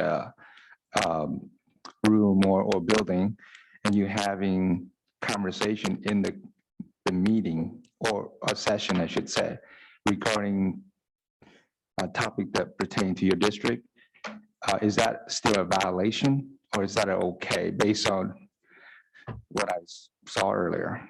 So if the school board attended a conference and 4 members of your board were together and you were discussing the keynote Closer to speakers, the mic, please, Karen. and you're discussing the keynote speaker's presentation, that is not a Brown Act violation. Even though you are discussing a keynote who's talking about public education and the impact of public education, and therefore you together, that is an exception under the Brown Act.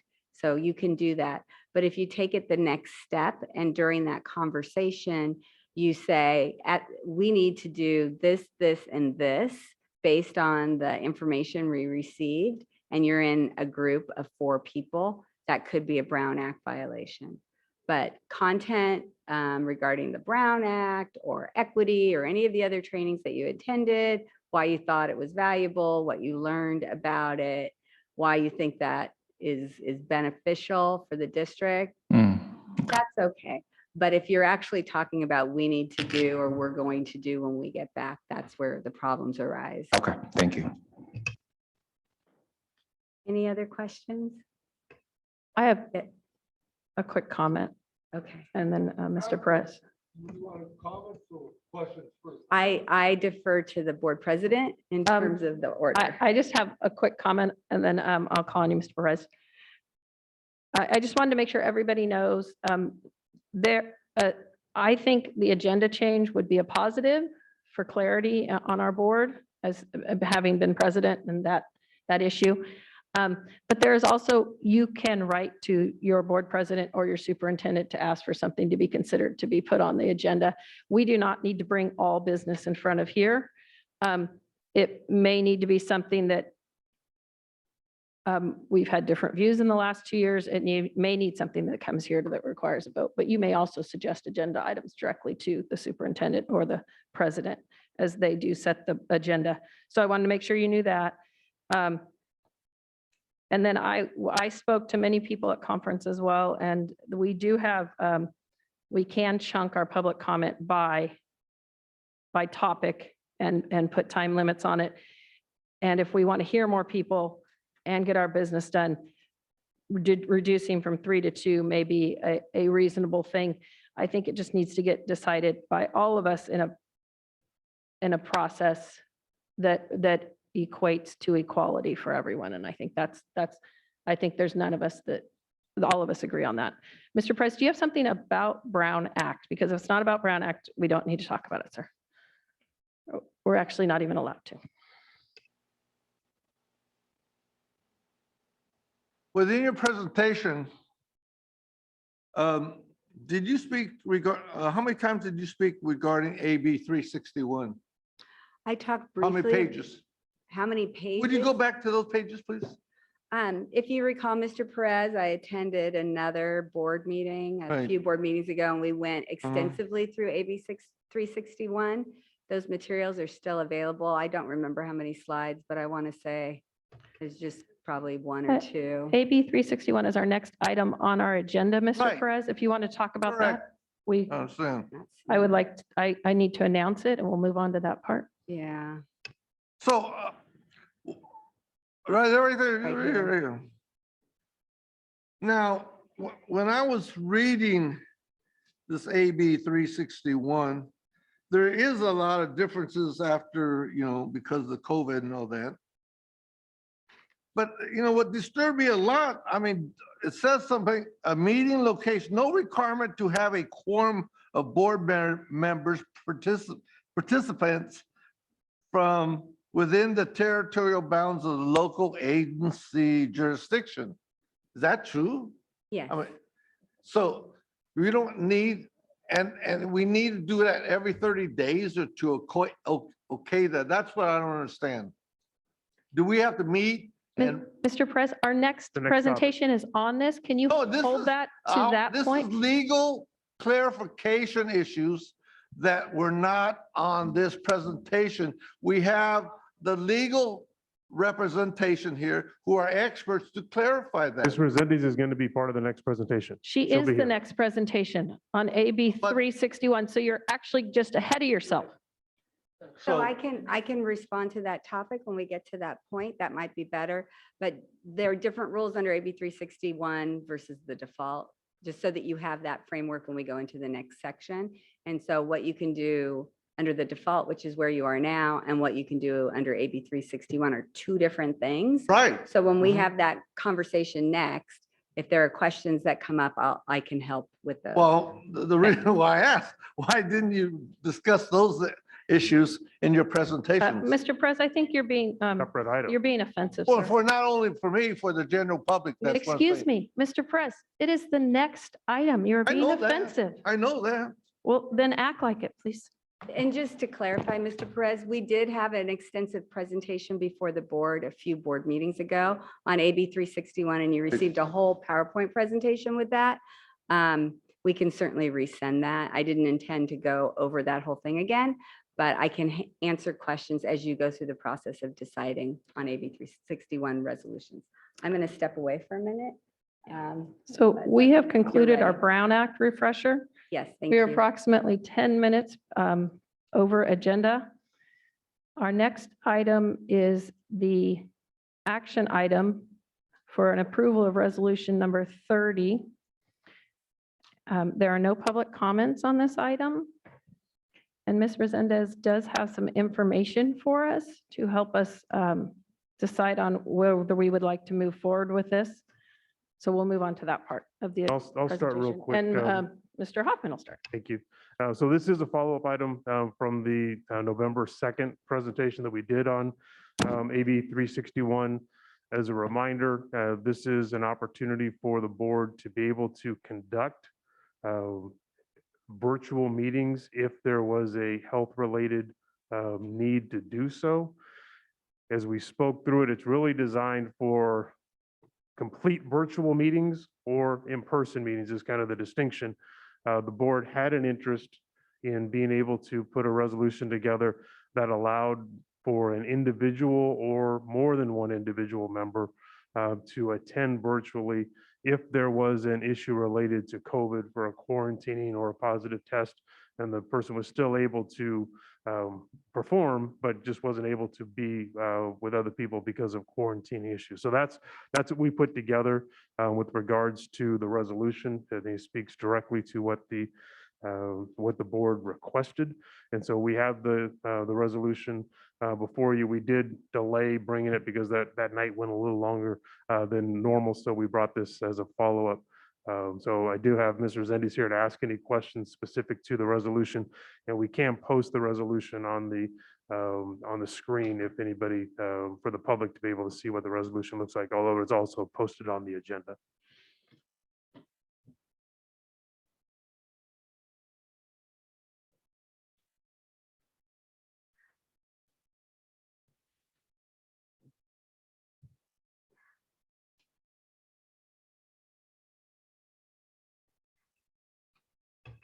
Okay, if you can give us a quick rundown explaining just the basics, how long this would be in effect, and maybe you can hit the high points that have been brought up along the way on it. Sure. Thank you. So right now you're operating in a no AB 361 realm, right? So right now, for any board member to attend via teleconference, that's the language in the statute, encompasses video conference, you would have to follow all the rules we talked about earlier today.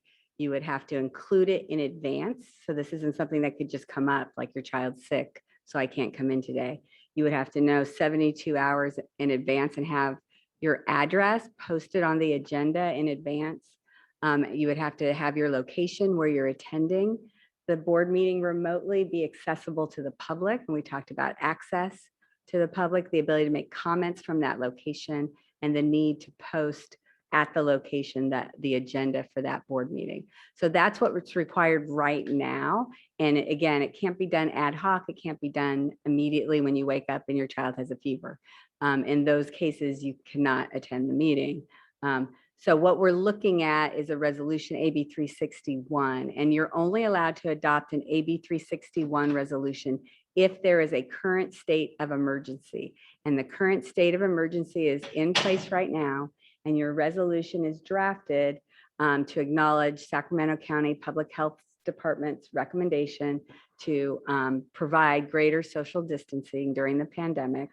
And it provides an opportunity in the event of a quarantine or a direct exposure, symptoms, or a positive test, the ability to hold your board meetings entirely remotely. So that would mean the public would attend remotely, and it would mean the entire board would attend remotely, just like you did prior to October 1st with your Zoom board meetings.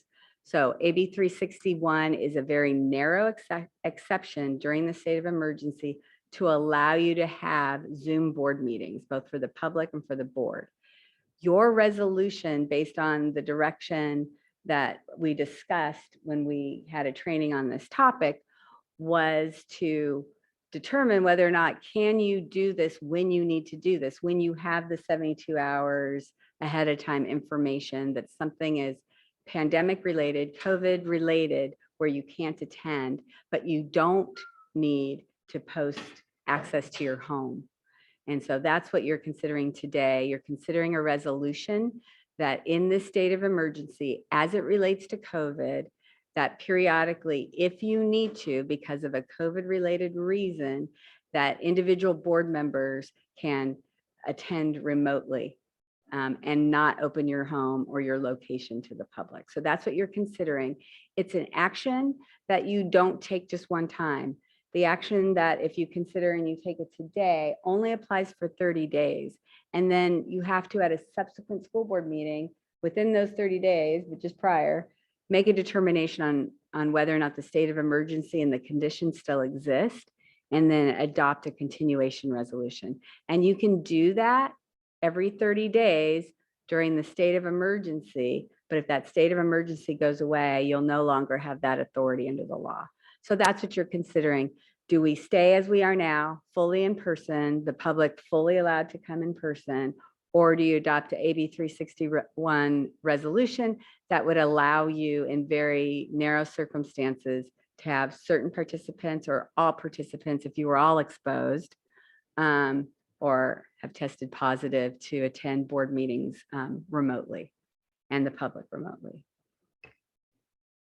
So could you please run a scenario where I have tested positive for COVID and what that would look like for a board meeting?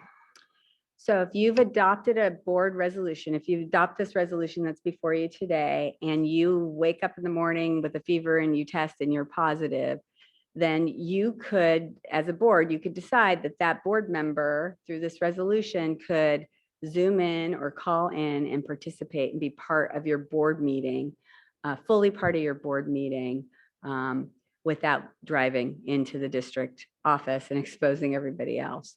So you can do that under AB 361. The public would not be entitled to your address in advance, wouldn't be entitled to go to your home, would not be entitled to make public comments from your location. Okay, so now that we've heard the presentation, Ms. Nguyen, do you have any comments? I do not. Yes, and we're starting with her. I have no questions, but thank you for your presentation. Thank you, Board Member Nguyen. Mr. Forshina? I have no questions. They were answered the previous Perfect. discussion. Mr. Puccini. Questions or comments are fine. Dr. Martinez Alier? Thank you for your presentation. Just to clarify, are other agencies or councils adopting this type of resolutions? So I would say it's about 50-50 throughout the state. So not all are, but many are. Thank you. Thank you. Mr. Perez?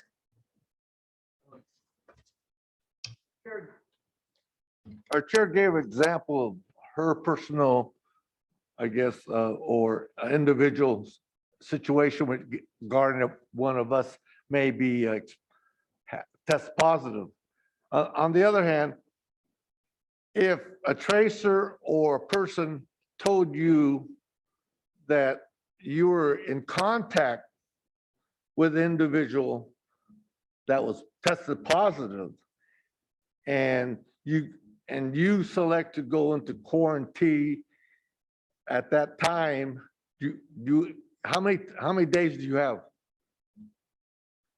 Well, it's going to depend on whether you were vaccinated, your close contact. So in terms of self-isolation, if you've been exposed to Well, a positive you're COVID going test. by the health CDC guidelines. So if and you would county follow, guidelines. you would follow the recommendations Right. of the tracer and your own Right. physician.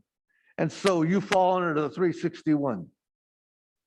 So in a Just like- 361 scenario where the board has adopted the resolution and you have been exposed to someone who has tested positive for COVID, then you could attend the board meeting remotely via Zoom Correct. without opening your home and doing the posting and the access requirements. Also, at the same time, getting tested, Yeah. Yeah, that would okay, be. Also right. the That's, healthy what- I thing to think do. that's what's going on. Okay, there's another question I just forgot. Oh. What is a health-related issue? The meaning of a health-related issue. Mr. Hoffman brought that up, but it's not, it's A vague. health-related issue that's Uh-huh. stated in the resolution. So for example, if you take a booster, I'll give you one example, but there's a lot. If you take your booster vaccine and the next day you're feeling lethargic and not quite yourself and you don't really feel it's safe for you to drive, that would be a COVID health-related reason, right? You were vaccinated, Mhm. you have some side effects. You really don't feel like it's healthy for you to attend in person. If you had this resolution, you can still attend the board meeting remotely. If you don't have this resolution and this happens, you would not be able to attend the school board meeting because you're not feeling well, or you would have to attend in person, but you wouldn't have the remote option. Okay, here's what happened the other day, board member. I'm gonna give you an example. There's a couple of individuals within our boardroom without a mask. And the individual as a board member didn't feel safe because the audience did not wear a mask.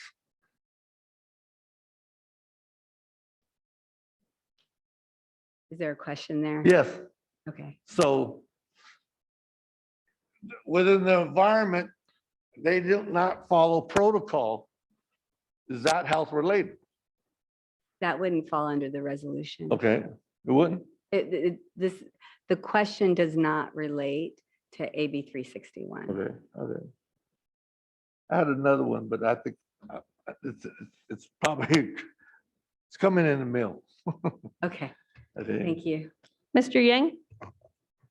Thank you for the presentation. Just point of clarification. So Beth was asking if you already contracted COVID but if you just feel sick and you think you might have COVID and then you went for testing that day in the morning of the meeting, later on the evening, and the testing result would not come in until later after that day, can you still do teleconference? Yes, I'm looking at your very helpful COVID guidelines in front of your dais, and coughing, fever, chills, muscle pains, all the issues that people are told to be aware of. Mhm. In the instance where you don't feel well, you Right. are experiencing some of these symptoms and you're going to test and you don't have the test results, it would be the safest, Yeah, most stay home. recommended approach for you if you have AB 361 to not attend in person and to attend remotely. If you're too sick to even attend, that's another thing. Mhm. With AB 361 in that instance, because it's COVID related, yes, you could dial in remotely Okay, if thank you you. pass that resolution. Appreciate it. Mr. Forshina, and then Mr. Hoffman, you wanted to add something after Mr. Forshina, please. In terms of a board member requesting to participate remotely as per what we would be adopting, if a board member happens to have an issue every board meeting,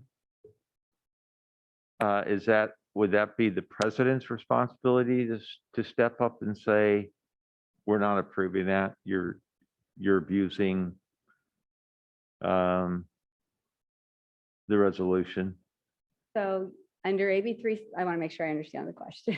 So under AB 361, if someone is, a board member is attending remotely because they have a COVID-related health reason, and it's happening for a long period of time or many, many meetings, keep in mind that this resolution has to be adopted every 30 days. So as a board, if you believe that it's not being used to benefit the safety of your community or the district staff or yourselves, then you could choose not to readopt. So that's one thing. The other thing is it would be like any other board member activity that might not be in the best interest of the district. that would be a conversation either with the board president or the superintendent to assist with helping that individual understand their role and the expectations and their legal requirements. But the board would have the ability To make to a say change. this is being over. abused or misused and choose not to adopt it again. Thanks, Karen. Mr. Hoffman. Yeah, so as usual, when these kinds of things are legislated, they make them very challenging to do in the real world. So the 30-day requirement for readoption, we adopt today. We readopt on the 14th of December. 30 days would actually expire before our Next week. meeting in January 18th. So is there any way to be able to extend that further, or if we approve today, it really covers us for the December 14th meeting, and then the December 18th meeting, it would expire, and we'd have to do this initial resolution again in January. It wouldn't be a renewal because unless we pull a special meeting together, there's no way to continue the resolution. So you summed it up correctly. You Okay. could have a special meeting. And if you have AB 361, you can have that special meeting Just for that. entirely remotely.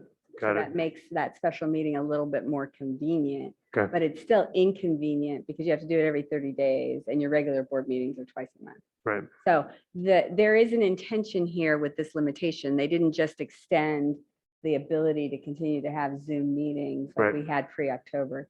The emphasis is back on in-person board meetings. Okay. So this is meant to be an exception in an emergency situation. Yes, I was just doing some calendar checking here real Yes. quick, and it's a bit of a challenge. Okay, so my comment would be to Madam det- Chair, I haven't gone. Oh, I'm sorry. I went out of order and it messes me all up. Ms. Chair Espinoza. I'll be very brief. I actually don't have any more questions. Just earlier, we seemed to be getting into a conversation of approving this today versus extending so that we could get maybe a protocol in for allowing the development of a revised public comment protocol and communication to the public about that change. So I'll be interested in your comments about whether you want to put that off and maybe take a little bit of time to do that so the public has some clarity and knows what to expect. Yes. Mr. Hoffman, did you want to speak to that first?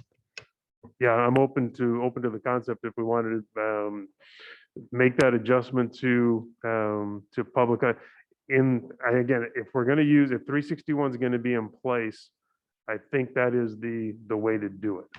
Because we just don't know from a flexibility standpoint of what happens with an agenda from time to time. So having a bifurcated public comment section like that, Mr. Riley be proud of me, that we would have general comments and then we would have agendized comments. And so I think, I'm just thinking if the board approves this resolution today, can the board give me direction to make that adjustment to the agenda?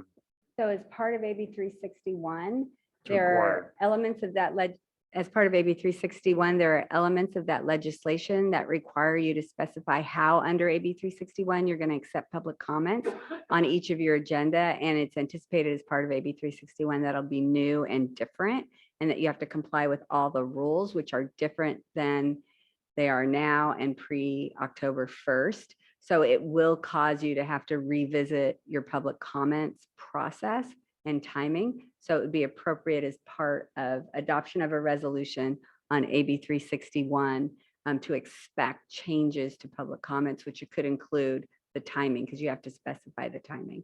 So that would be a natural outgrowth of adopting this resolution to make that change. I guess the question is, do we have to have all of those protocols detailed now before we approve? Or can that be developed by giving the superintendent direction? It can be developed as part of implementation of the resolution because there are all these specific terms in the legislation about public comments. Yes, and we haven't even discussed those things. I'm reading this here, like, it says, importantly, the ability to renew the resolution is subject to certain requirements and conditions, In order to review the resolution, a local agency must reconsider the circumstances of the state of emergency. That's just one of many. There's the other one. So what'll happen with that, Mr. Perez, is when we bring the renewal, part of the renewal resolution is actually different than the initial resolution. And in the renewal resolution, we have to document that the conditions, the emergency conditions still exist. But so that's why we're able to do the renewal. So the language you're speaking to there will actually show up. That's why I said the way we're set up now is if we don't do a special board meeting on Right. January 18th, we'd have to bring back an initial resolution again. But if we do a special board meeting, we could do a renewal. So if we did it maybe do it the second week of January, and it gives us a good opportunity to see if conditions have changed. We take a snapshot of that and we could do a renewal resolution the second week of January within the 30 days. Right. And that would keep the January 18th meeting still within that, within those guidelines. Yeah, so Okay, I think a there's two. lot of work. I think there are two matters left out. So the first matter is we were talking about whether to decide whether you can come. And my suggestion, and I would appreciate people accepting the idea that you would make contact with our school nurse, with our district-wide nurse, Tommy, Our health coordinator. with our health coordinator, thank you, to determine she will help you determine if you should come to the meeting. She is our best resource. She is an expert on the CDC guidelines. She is our resource. She has helped me in a different situation. Done She that has helped already. Yep. Ms. Charis Espinoza in a different situation, determine what is the correct CDC COVID correctness. And it's the same person and the same structure we depend on for our students and our families. And I believe that is what we are treating ourselves as students and families. So I think that should be I just want to make that stated fact. That's who we. I like to should go make a through. statement too, because I know for a fact that some of these board members here, they haven't announced it, but they already have health conditions that hinder them and worries them to be exposed to COVID. And so, they're very leery about that. And I'm leery about that because of my situation with my family and me as a adult daycare or provider with my mother. Okay, and the second thing is with, in reference to, I believe you say it is correct, I could accept a motion now to change while we are under the guidance of Resolution 30 to change our public comment to be chunked in one piece at the beginning of the meeting versus, we'll leave it at that, to be chunked in one piece at the beginning of the meeting with a public comment and public comment on agendized items of that meeting. Yes. I would entertain that motion. Does anybody like to make it? Is it her? So move, Madam Chair. Have a second? I'd like to second. Okay, this is an action item, so that would be a vote. Ms. Nguyen? Oh, yeah. I'm totally supportive of the motion. I would just ask a question for clarification. You as board president have reminded people making public comments that the board cannot engage in them. But you would then modify that statement to say the board will or can engage those speaking on an agenda item. And we'll put that in the script. Yeah, Yep. okay, thank you. Okay, Ms. Nguyen? Aye. Mr. Forcina? Aye. Ms. Jamerson? Aye. Dr. Martina Soler? Aye. Mr. Perez? Mr. Yang? Aye. Charis Espinoza? Aye. And myself as an aye. Mrs. Resendez, do you see any other issues that we would pass this public comment piece that we would need to address prior to putting this into effect effectively? So one of the things that we will want to do is determine the window of time we're going to allow. So right now in your board bylaws, it's 20 minutes. So that would just be something for the board to consider. If you specify 20 minutes in your agenda, the first 20 minutes of the meeting after the pledge, that's fine. You can have public comments go beyond that, but you need to have a start and an end time. So just wanted to clarify that aspect of it. But other than that, I think you're fine. Okay, so we would need a start and end time for our general public comment and for our agendized public comment. Yes. Okay.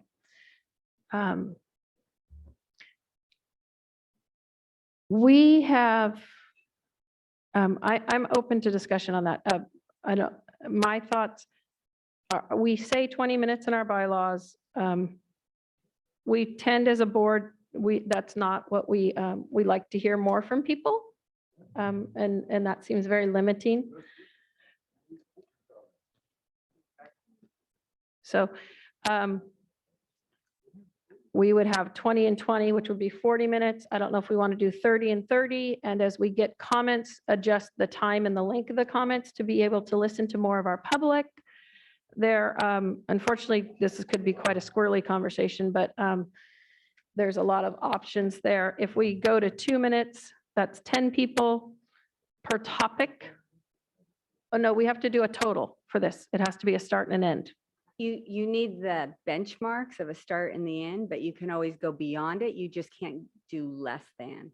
So if you specify 20 minutes, you might have to take a break or wait if nobody makes public comments at the beginning of that window until the end of that window.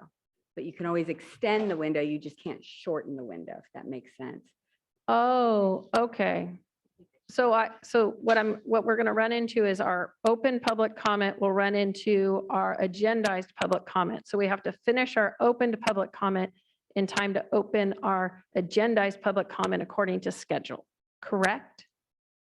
Yes, you could extend your first public comment and have that go long. And then have your second public comment go long. What you can't have is your first public comment go short and your second public comment go short of the end time. It's the opportunity to be inspired in the middle of public comments to zoom on and make public comments 30 seconds before the window is over that the legislature was trying to address. That you don't say any public comments, no one's there. And so you close public comments like you ordinarily would in an in-person meeting. And someone, is rushing from work to make that comment and misses the window. Okay, so we could even put 10 minutes and 10 minutes And to you would- ensure that we have plenty of time, and we've always filled that. And seeing no further comments, because we have not expired the 20-minute allotted time for both those things, we will take a break and we will resume our meeting at this time. Yeah, the start time is less important than the end time. if Okay, that- so the start time, and then we should end 15 minutes later, and we're able to extend out. But at any point, we would be committing 15 minutes to, and if there was little, we would take whatever there was, and then we would leave it open for those 15 minutes, and then we would continue with our meeting. Right. Should we make it 10? Nancy? But the less, the Harris better. Espinoza? Sounds like it. Yeah, agreed. Am I understanding correctly that we may probably have kind of a dead air scenario as we're waiting to start that second comment period, or even holding it open? Yeah, it's a possibility because you have to do the real time and hold it open. But in Elk Grove's experience, I don't see that happen that frequently, but it could definitely happen. Could we do a single time frame for public comment? The public comment is going to start at X time and end, that we just do the 20 minutes. And within that 20 minutes, we could cover off topic, off agenda and agendized. But it's within this time frame, and if we need to extend it, we extend it. You could do that. Your board would just need to be cautious to identify all the things on the agenda, everything everyone's saying, and be careful not to comment when you get to the agenda. Right. To comment on things not on the agenda. So in the script, it would be very clear. Right now, we're listening to non-agendized items. The non-agendized items are done. We now have folks that are speaking to items on the agenda, and the board can comment with regards to those. We could do that. We could just do 1 20-minute period that's public comment and both versions will be heard. And again, I think we'll take care of filling the 20 minutes. I don't know about any dead airspace. We could possibly get it at some point in the future. Okay. Is that an agreement? Do I need to take a vote for that, Ms. Resendez? That's part of the process, Chris, is to develop a staff and bring back to us, correct? You don't need a vote if Okay, you're good. adopting the It's guidance. We're resolution, 'cause you're inviting this. Okay. complying with the legislation. Okay, and so we've adopted it and it is now time for lunch. If we could please come back Everyone. at 12:30. Thank you, Ms. Resendes. Thank you.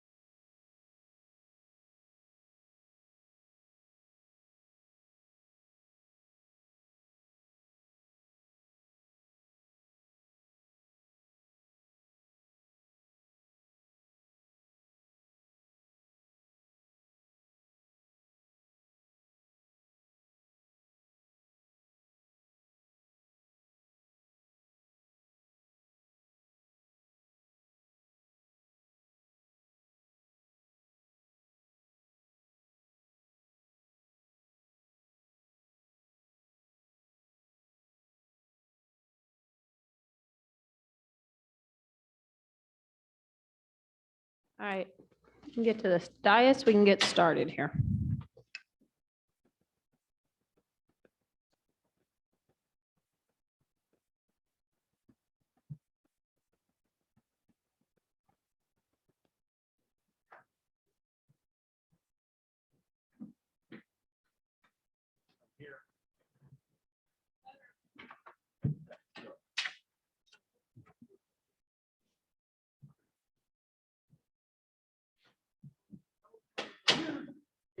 Did you see Mr. Yang while you were out there, Mr. Espinoza?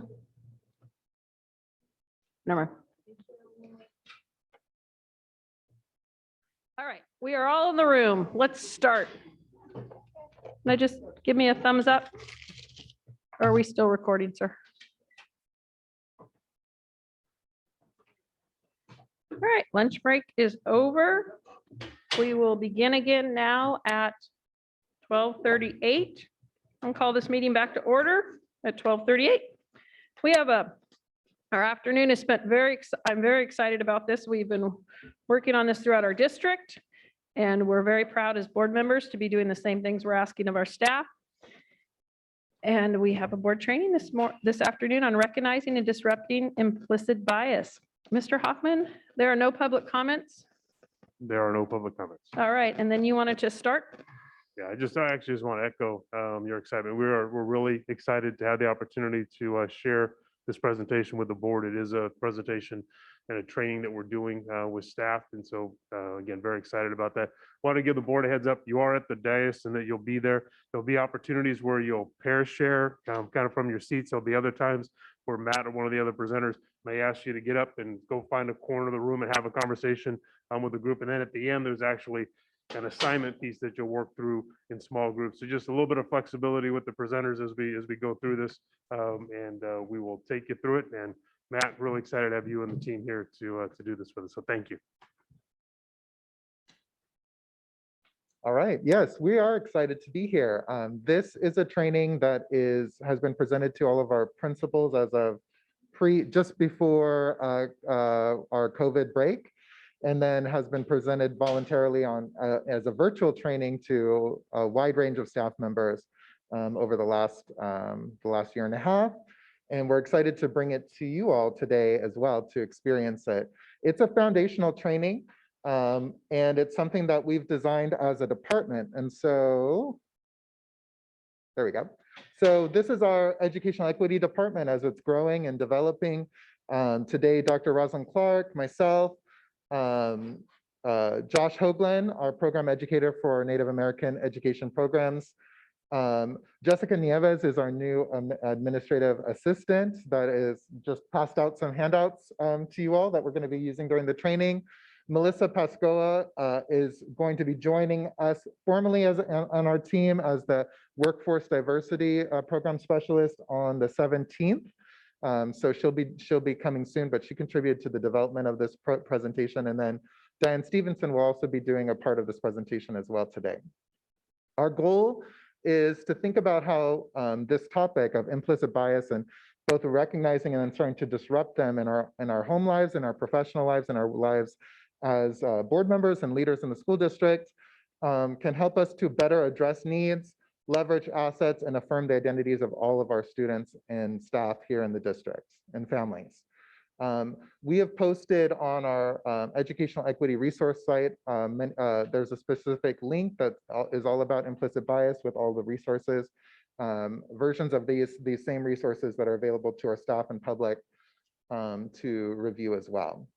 And then all of our trainings are built around this model of as a professional learning series or certificates. And so as part of our equity advocacy series, you can see this is one of 4 modules that build towards a foundational level of understanding of equity advocacy, including a training on speaking out against hate, which is we call it using the 4 R's of recognizing, responding, reporting, and restoring, even the subtlest ways that hate and bias can present in our schools and in our lives.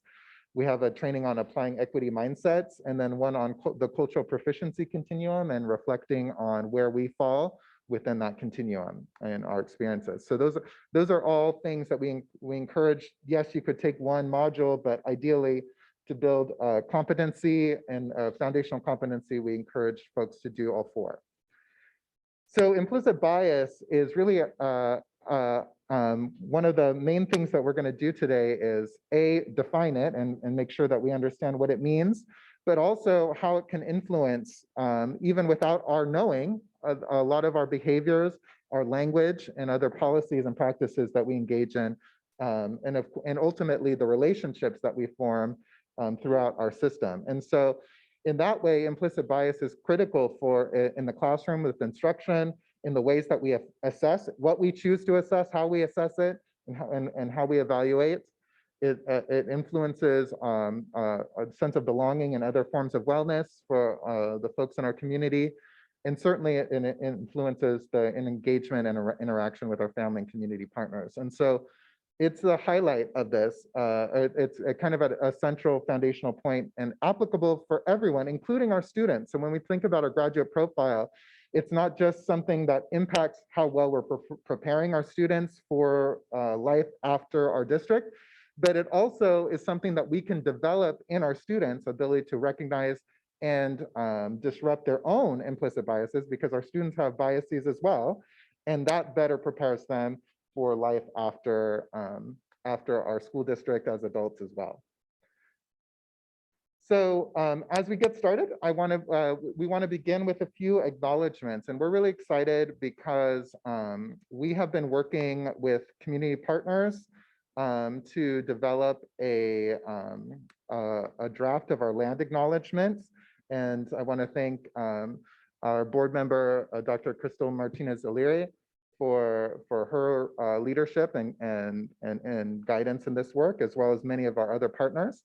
And then we also want to acknowledge the ancestors that have paved the way for our work individually, and that we can dedicate this work to, as well as the range of pandemics that are still influencing our community and our society, and in each individual person in this work. And so I will call up our program educator for our Native American education program, Mr. Joshua Hoagland, and he will share with us our working version of our land acknowledgement.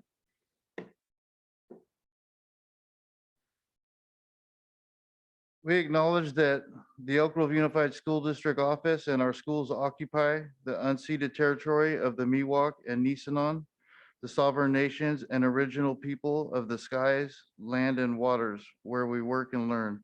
The state of California is home to more than 110 federally recognized Indian tribes, along with many more unrecognized tribes, representing the most diverse set of tribal nations anywhere in the United States. The Miwok and Nisenan have been the stewards of these lands since time immemorial. They continue to guide the teaching and learning that comes from and responds to the needs of the land and the people who share it.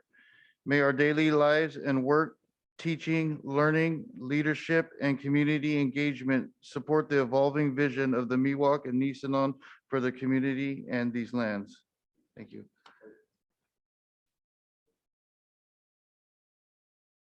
So if we think about it, it's an important recognition, and it kind of sets up this whole idea of implicit bias and how much we can take for granted if it's not part of our regular consciousness, not part of our lived experience. And yet there are many, there's a lengthy history both of the land as well as our people and the lives. None of us enter this world and this work alone or without a connection to both the land and the people in our lives. And that's the invitation to think of an ancestor as well. Each of us and each of our students and each of our family are connected to a wide range of people that have contributed to who they are.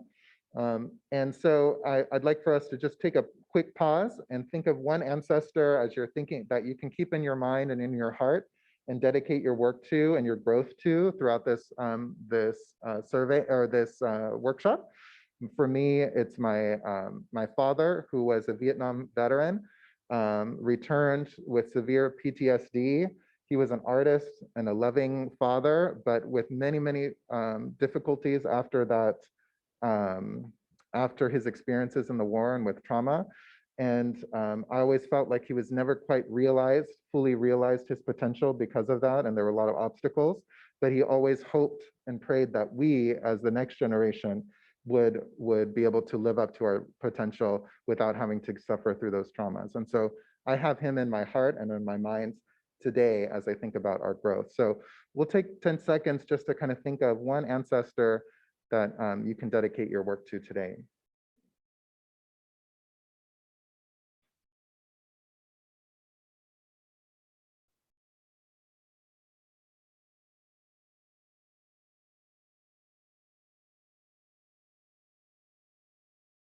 All right, so for my father, Matthew Jean Espinosa, I dedicate this, and hopefully each of you have yours in mind as well. And finally, we want to recognize that this has been a very difficult year, a very difficult couple of years for everyone in our community. Everyone has been, there's not a single person that hasn't been impacted in some way, shape, or form from these multiple pandemics that have affected us.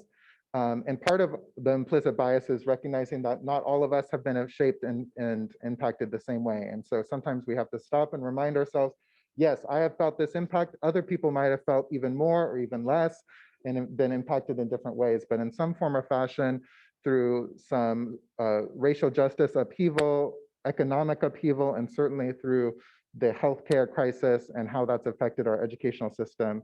That's still something that we want to keep in mind and be open to the wide range of experiences people will bring to the table each day, and seek out to learn as much as possible about other experiences. With that in mind, I'm going to hand it over to my colleague, Dr. Rosalind Clark, who's going to get us started and direct you to your handouts and the top of your handouts. Thank you, Matt. Good afternoon, everyone. I want to thank Matt and Josh for the acknowledgements. I'm looking forward to working more with Josh and as we go through our important work together. So on your handouts, I'm going to move us into the next slide, and we are going to kind of set the tone and have conversation about norms. We call this setting our conversational norms.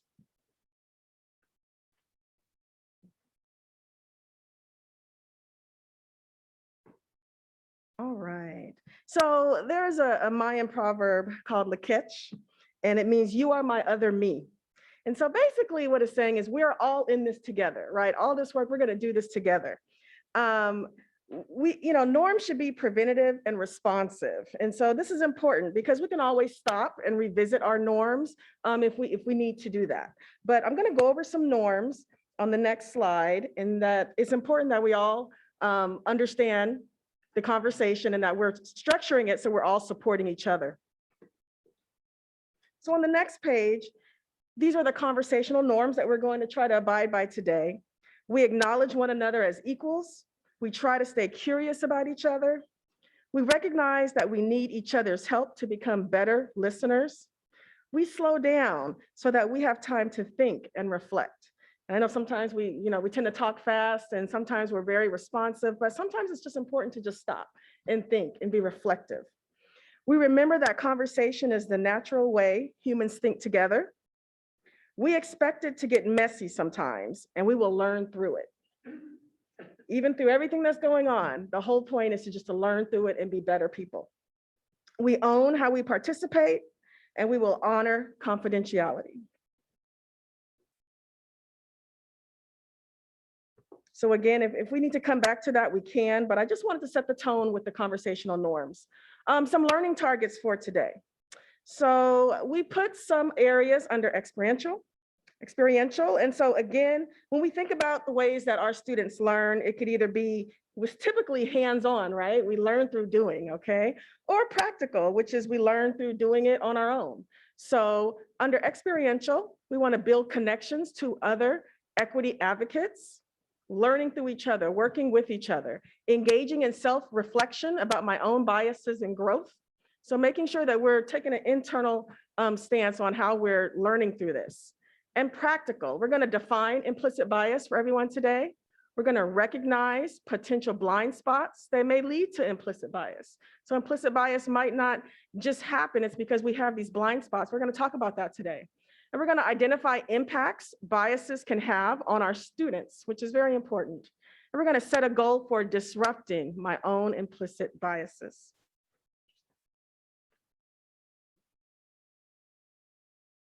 All right, and I'm going to hand this over. My colleague will come up and we're going to talk a little bit more about implicit bias. You're welcome. Hi, everyone. I hope you can hear me. I know my voice does not carry well, especially with the mask. So, question often asked is, do I have implicit bias? And the answer is yes, we all do. So all of the research that that has been going on about why do we still have disproportionate outcomes if we have great PBIS implemented, if we have restorative practices, why do we still have disproportionate outcomes? And all of the research really points to implicit bias as one of the main factors. So do we all have it? Yes. Do we have to be shamed and guilt feeling about it? No. So the recognition that we have it is the important piece. And then learning about it and how to disrupt it is really where we're hoping to go with you today. So the book Implicit Bias in Schools is one that we've used here in the district. And a lot of the research that the author pulled from was about how stereotypes and attitudes that affect our understandings, actions, and decisions in an unconscious, automatic manner is really how they defined implicit bias in this book. And so it's really those things that we do before we really even are aware we've done it. It's the unconscious knee-jerk reaction, our first thought to things before we really even realize why that's our first thought. So implicit bias may or may not reflect our actual attitudes and values. And so that's in the training that I've done, always the piece that I always try to encourage. That's the space where we can say, I don't have to own the shame that goes with this feeling, but I should investigate it and see because it doesn't align. An example often is that a principal of a school can say, I absolutely believe in equitable discipline for all of my students, and yet our data continues to show disproportionate outcomes for our students of color. So that is in violation or in opposition to their own personal values about it. They believe I value every one of my students on my campus, and yet the data continues to show these disproportionate outcomes. So we're connecting it to that implicit bias. So what can we do to interrupt it? Everyone has it. And that acknowledgement is really the first step. So then biases are not necessarily all negative is something else that this book kind of highlights. And I jokingly said to Matt before we came in here, like, I have an explicit bias. I'm a dog person, not a cat person. And why? Because I'm really allergic to cats. And when I'm around them, I sneeze and I get itchy. And so when I walk into a room, if I know a cat's in there, I'm like, ah, the cat, you know, and that's my own explicit bias. So they're not all negative. Why do I avoid them? Because it has a bad outcome for me, right? So we all have biases, some implicit, some explicit, and not all of them are necessarily bad. They do serve as a psychological function to react to fear with security and community. So in the book Bias that all of you got a copy of, really highlights that idea that it's that fight or flight response that we have to situations that have been part of our lived experience. So they require effort, persistence, and discomfort to overcome. So when we are aware of them, it's that initial thought of, I recognize I have it, how do I change it? And then it just requires practice. The awareness, the understanding, seeing where vulnerable decision points might be that would trigger that implicit bias to have negative outcomes for us, and then figuring out ways to interrupt that. And we'll share some strategies with you today about how to do that. This next slide that's going to be coming up, I want you to just do a quick check-in for yourself and look at the pictures, see what you notice.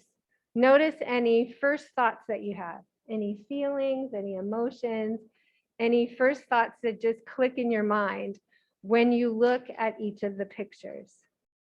And here they are.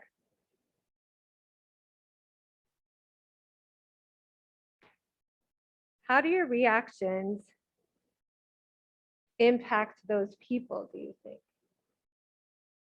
How might your response to them impact their daily lives? The first time I saw this picture, I looked at each of the people represented and then I said, oh my goodness, that is the same person. The same person across the top. They're just dressed differently in those 4 images. And that's the same person on the bottom. They're just dressed differently. So I encourage you to think, if you were in their shoes and you were walking down the street, what kind of responses do you think you might get if you were walking like the man in the top with the hood on, walking down the street? How might people respond to you? Or how might you respond to that person, right? And I was sharing when we were preparing for this presentation, in my circle, when I was raised, I may have been told, well, you should know better. If you know that wearing a hood puts you at a negative space of possibly getting pulled over by the police officer, then you shouldn't wear a hood. If you're walking down the street and you have a bandana on and you know that that will connect you to some gang, then you shouldn't do that. Or if you are wearing your hat sideways and you know that that has some type of reference to it, then you should straighten it out.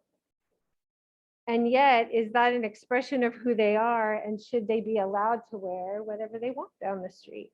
How do our responses to them impact their daily lives? And if we were that person, how would others' responses impact our daily life? So it's a good kind of self-reflection. How would we respond? And so think for a minute, how might you respond? And then consider, what if they were wearing something else in those pictures when you were walking down the street? Would you grab your purse or walk to the other side of the street if you saw them looking a certain way? Or would you feel safe if you saw them looking a certain way? So those are examples of how implicit bias can come out. An example is when I'm driving in San Francisco, I don't know it well. And if I feel like I'm in a neighborhood that feels like, ooh, I don't feel safe right now, what do I say to my children? Lock your doors, roll up your windows. And why do I feel that way? Because that's what was told to me my whole life. Roll up your windows, lock your doors. We're not in a good neighborhood. But I don't know anybody that lives there. I don't know anything that's happened there, but that was my immediate response to my children. Roll up your windows and lock your doors. And I know nothing about the neighborhood. So all of those kinds of comments come from the lived experiences, what we learned, how we respond to people, situations, circumstances, and that's all connected back to implicit bias. So this Freyer model is just a graphic organizer that we often use in the classroom. So considering what you've heard so far today, think about and use your form to write down defining or describing how you would explain implicit bias to someone if they said, so you just went through this training today, what is implicit bias? How could you describe it to them? And just write that in your box there. I'm going to ask you to share with your partner what you wrote down. But how would you describe it? Implicit bias. I'll give you a hint. It connects to the unconscious responses to things. It happens before we know it.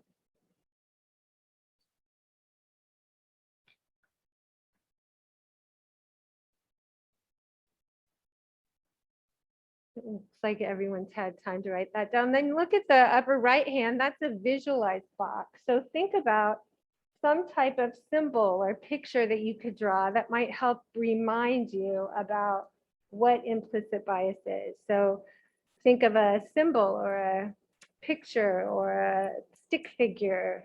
You won't be graded on your drawing on this one, but how might you represent implicit bias?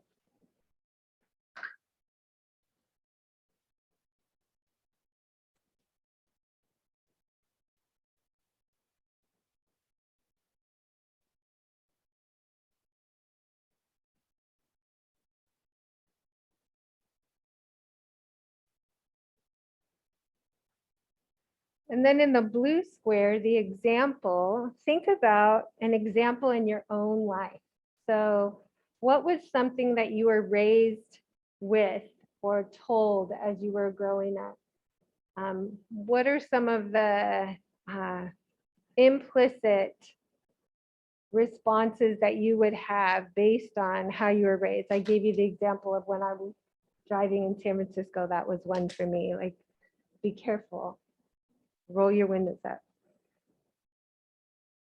Think of an example that you may have experienced, or just one that you can think of, something as simple as not being aware of the able-bodied person versus a disabled body person's experience in the world. If you're walking down the street and there's steps up to a restaurant, it's easy for you to just step right up those steps and go into the restaurant, but there may not be access for everyone to get into that restaurant.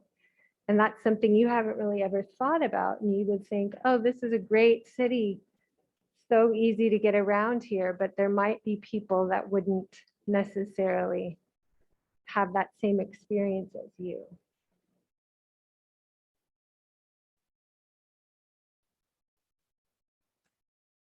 And then the non-example are those explicit bias.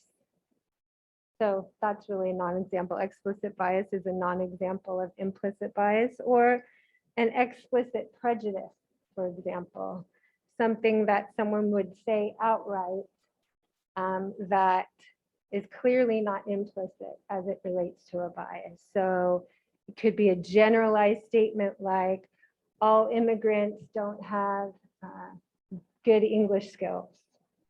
That would be an explicit bias that we would label as racist or prejudiced, would be an explicit bias.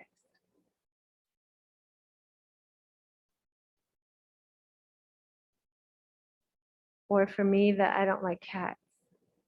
That's my explicit bias.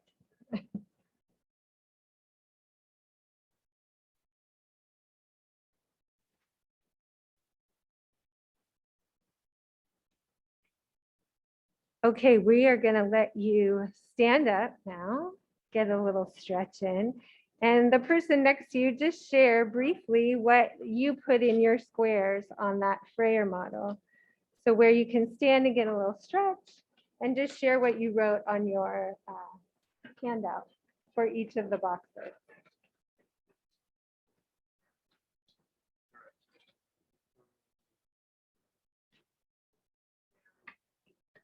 And all the boxes, just what you took. Go ahead and share just what you wrote in the boxes.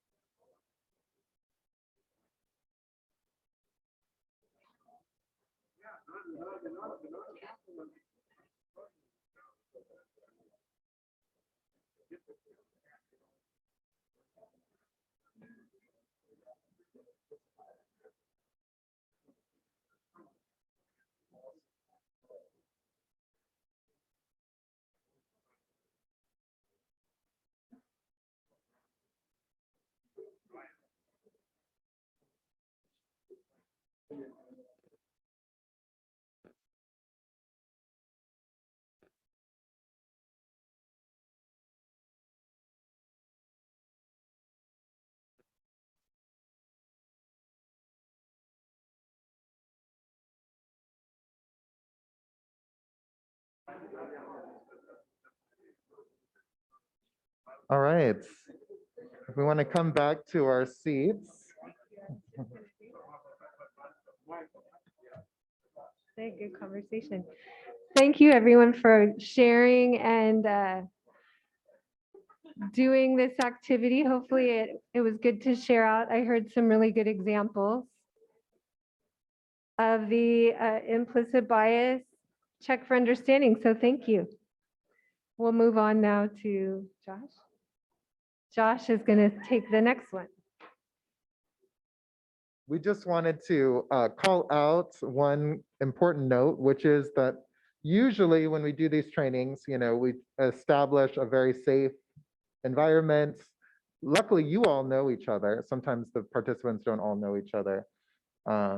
But this is a little bit different because it's public. So keep that in mind. You don't have to, we're asking you to do internal reflections, take your own notes, but you won't have to share out anything. And if you always have the option, if you want to have a conversation, off mic, just as you're processing with one of your colleagues, you can come out here or go to the back, however that works for you. All right, so keep that in mind because it's a little bit different than a typical training would be. All right, Josh. I know, seriously.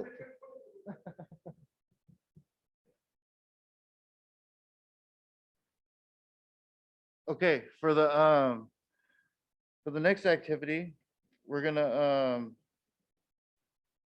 choose oh, do I change it? Oh, yeah. Sure. Yeah, just push this one to the next. Okay. Okay, for the next one, we're gonna have you guys partner up. You don't have to get up and move around since we just did that. You can just turn to the person next to you if you want. But you're gonna pick one of these that you have a bias to, or one that you feel some kind of connection to or passionate about. And then you're just gonna take some time and share with the person next to you or a partner about why and explain why you feel that way. Maybe there's an experience that goes with it or just the way you were raised.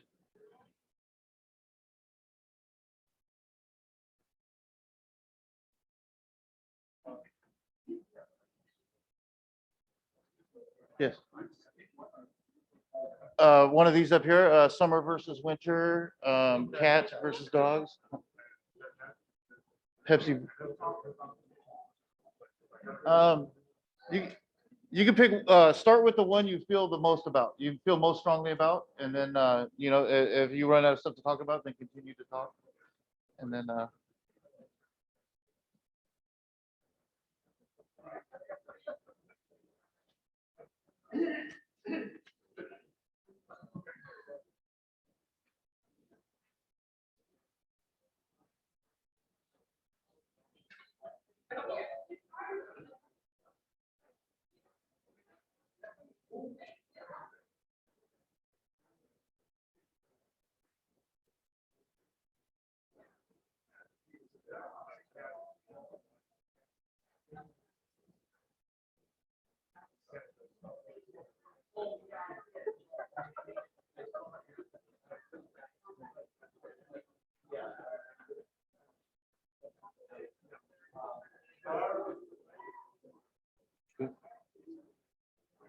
okay, now that we had a chance to discuss that a little bit, I hope you guys maybe learned something new about your neighbor. We're gonna go on to the next one.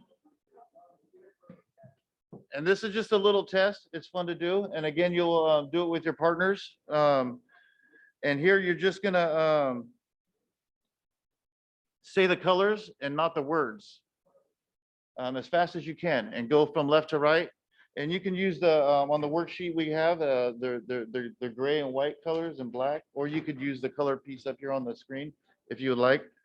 And, just take some time and do that with each other. And, I want to we'll share the results if anybody wants to see who did it the fastest or who made the most mistakes when we're done.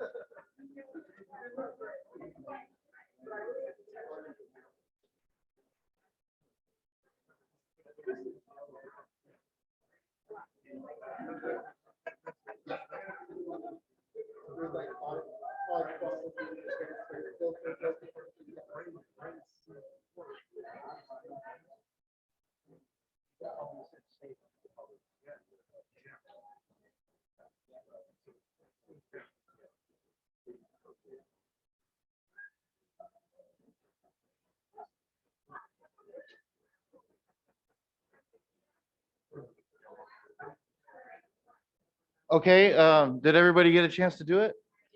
All right, does anybody want to maybe share what they experienced in their group? Any volunteers? Like who made the most mistakes out of you and your partner? About the same? Okay. Did you guys, You want to be an ace, you want to go fast, but the faster you go, the more mistakes happen. So I slow down and do it. Rhythm, and I'm okay. I try to do it fast. okay. Oh, okay. There you go, offered each other support. Oh, all right.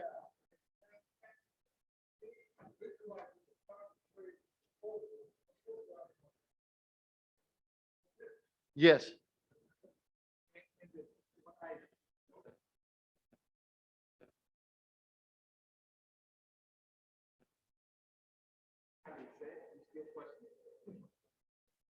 Yes.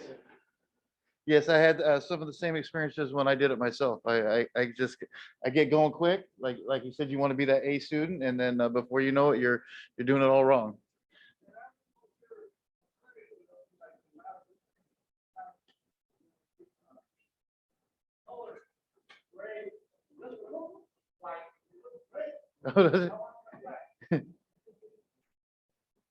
Yeah, all right.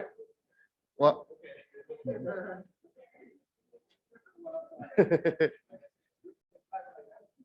Yeah.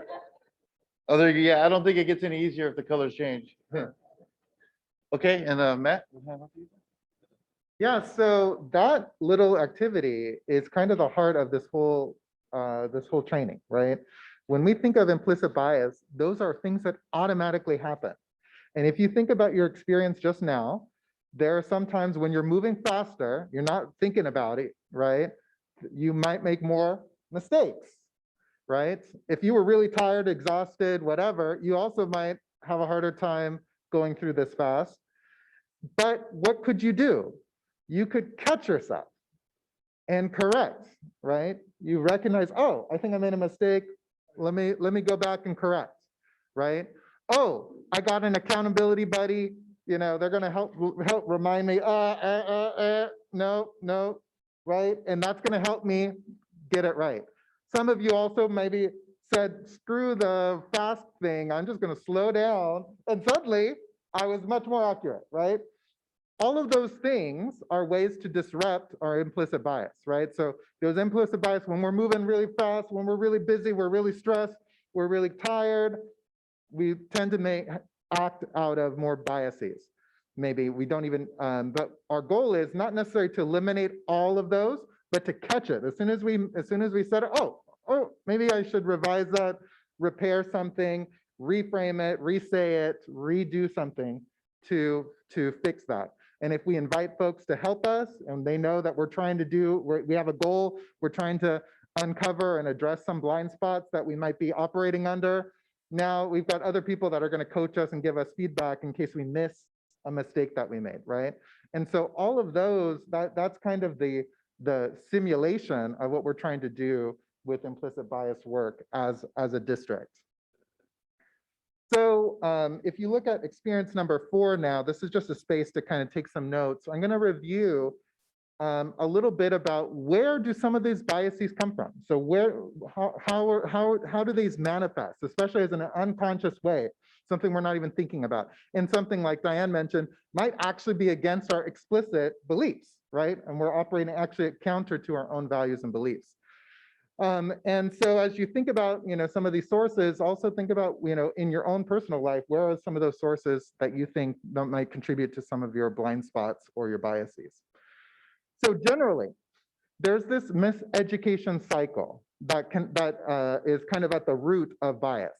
So it starts with either misinformation, like explicitly misinforming about a group of people, or underrepresentation. They're just not even represented or around. And so we fill in the blanks with what we guess, what we know, what we suspect.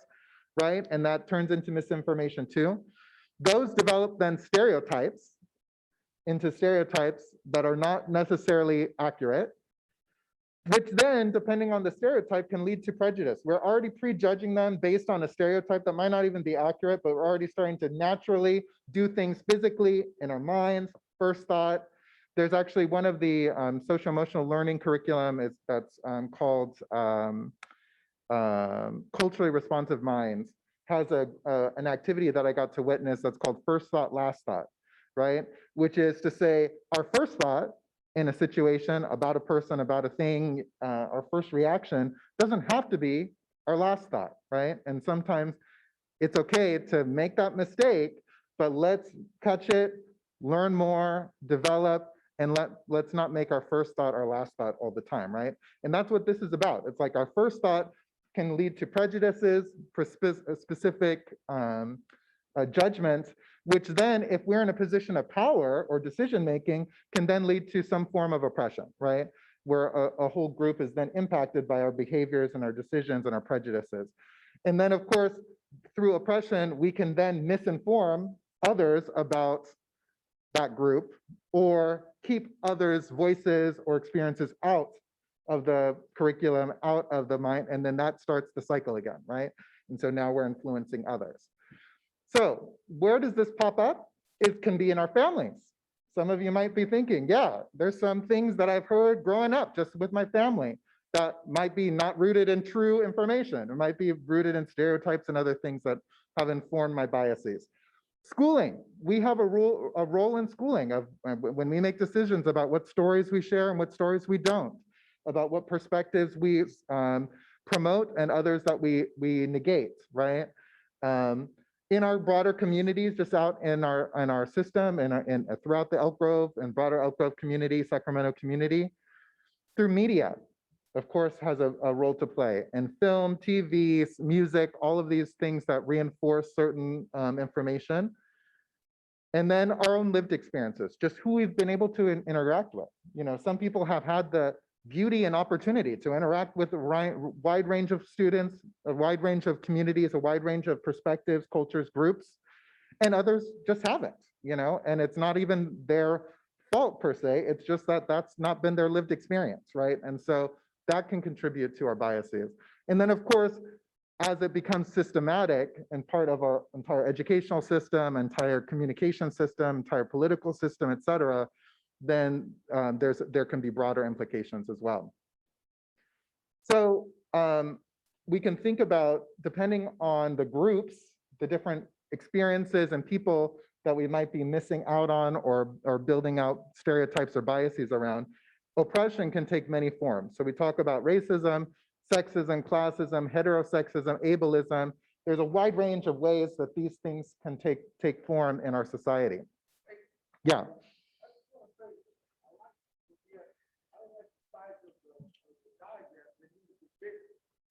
Oh, sure. Sure. The influence is bigger. And that's just 5 out of many. And there's actually one of the experiences that Diane's going to walk you through, gives you a wider range of ways that this can play out, and different ways that we can look at forms of oppression.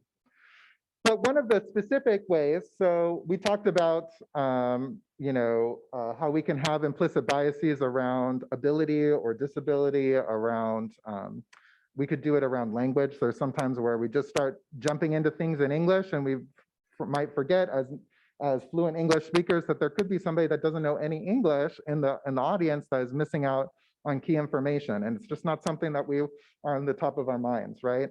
I had an experience, with just recently with my nephew at the dinner table, and he was sharing, that he hung out with a friend at lunch, and and then he shared and it happened to be a girl, and we were like, ooh.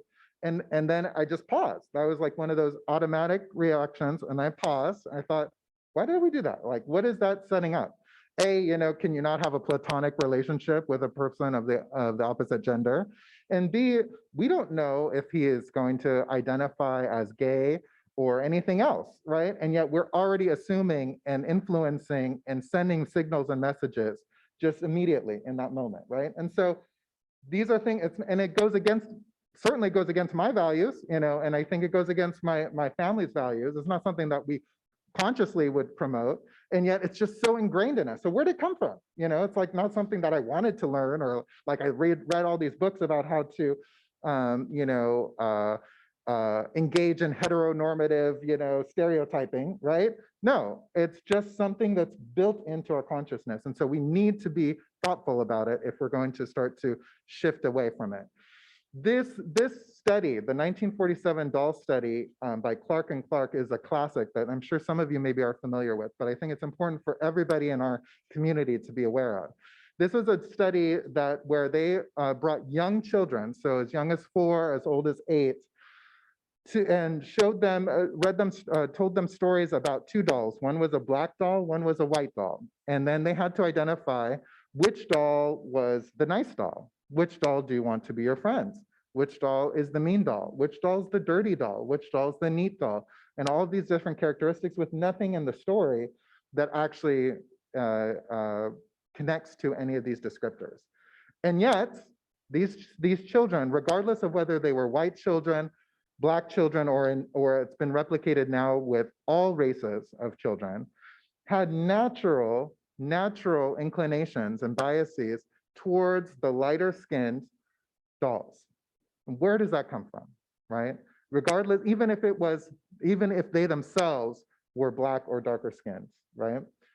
That started in 1947, and it has been replicated all the way in through Anderson Cooper just recently. And so I wanted to take a moment to watch this video from 2012, and where CNN did the same study with kids.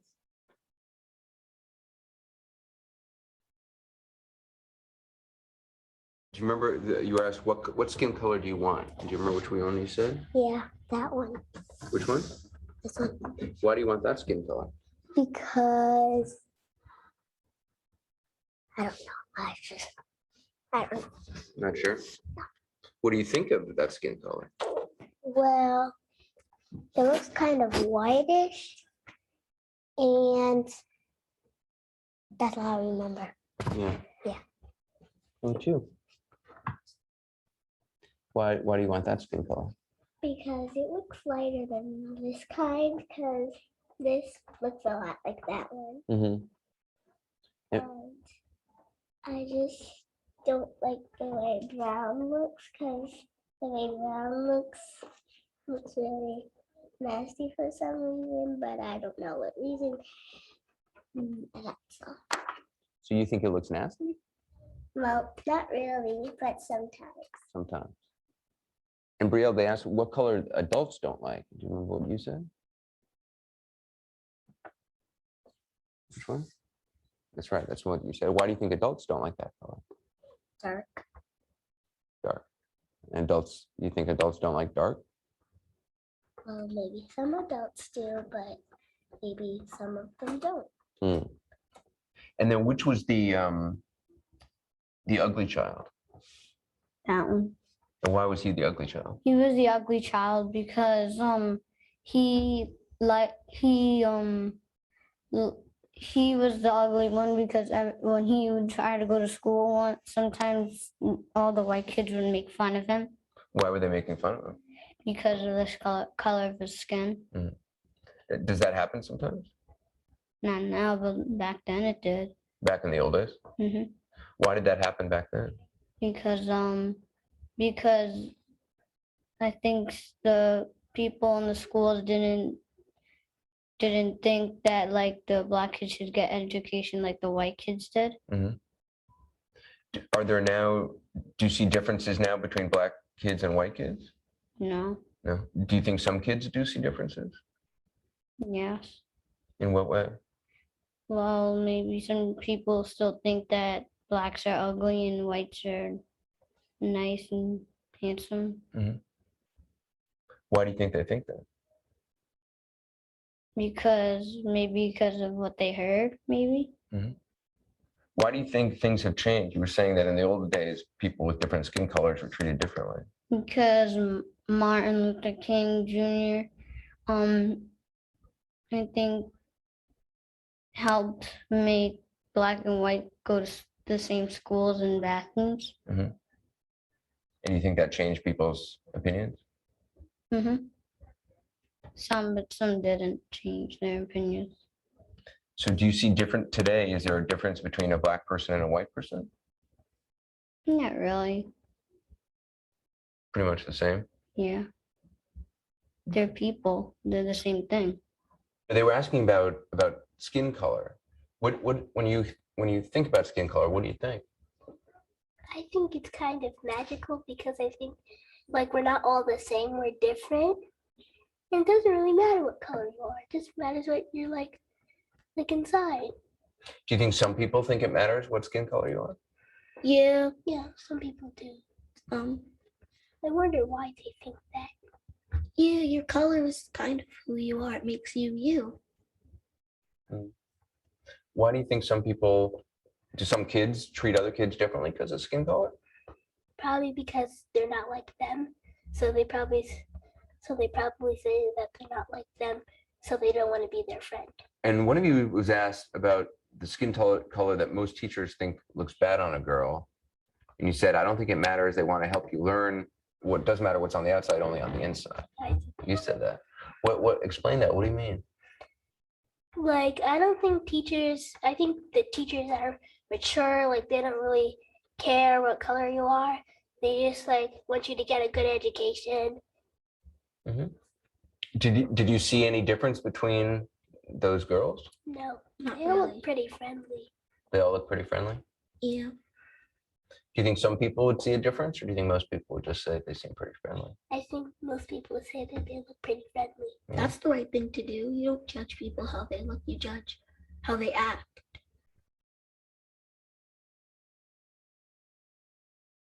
Show me the dumb child. Dumb child. Okay, why is she the dumb child? Because she has black skin. Okay. Show me the bad child.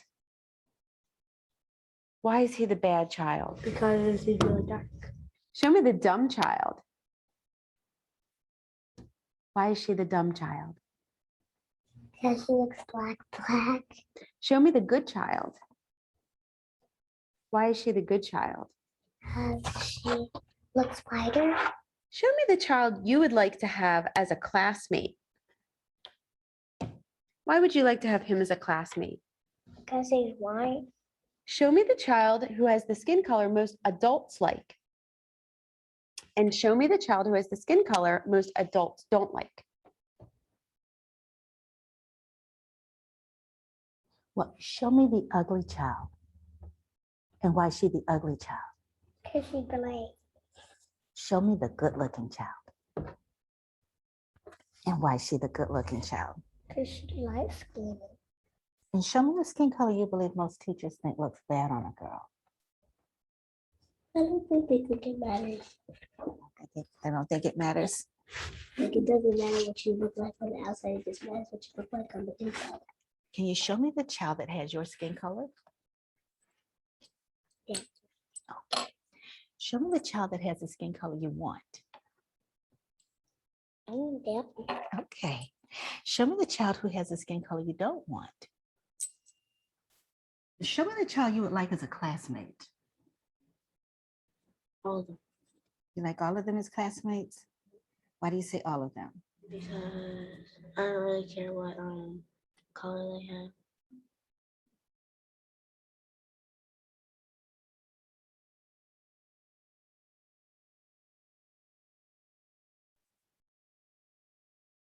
Do you remember the So, in terms of human development, researchers have found that there's several phases in which this prejudice develops. There was a tendency for many years to say like, oh, this is something that we talk about with older kids or adults, right?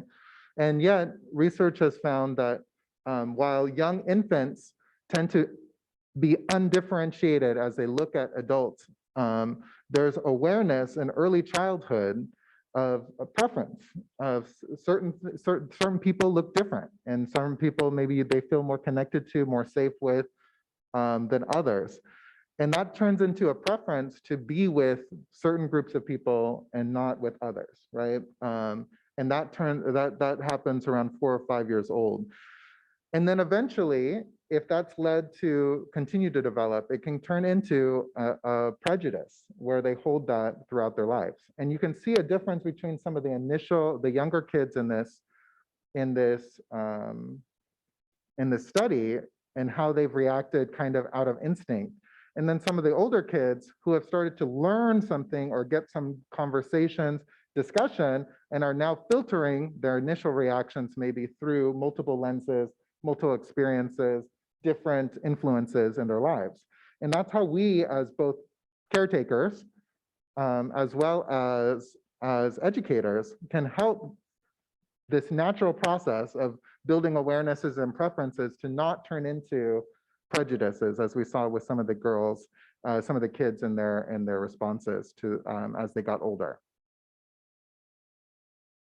The last thing I wanted to share is a short video about how this can work at the system level. So as these biases over time have informed specific policies and actions, that can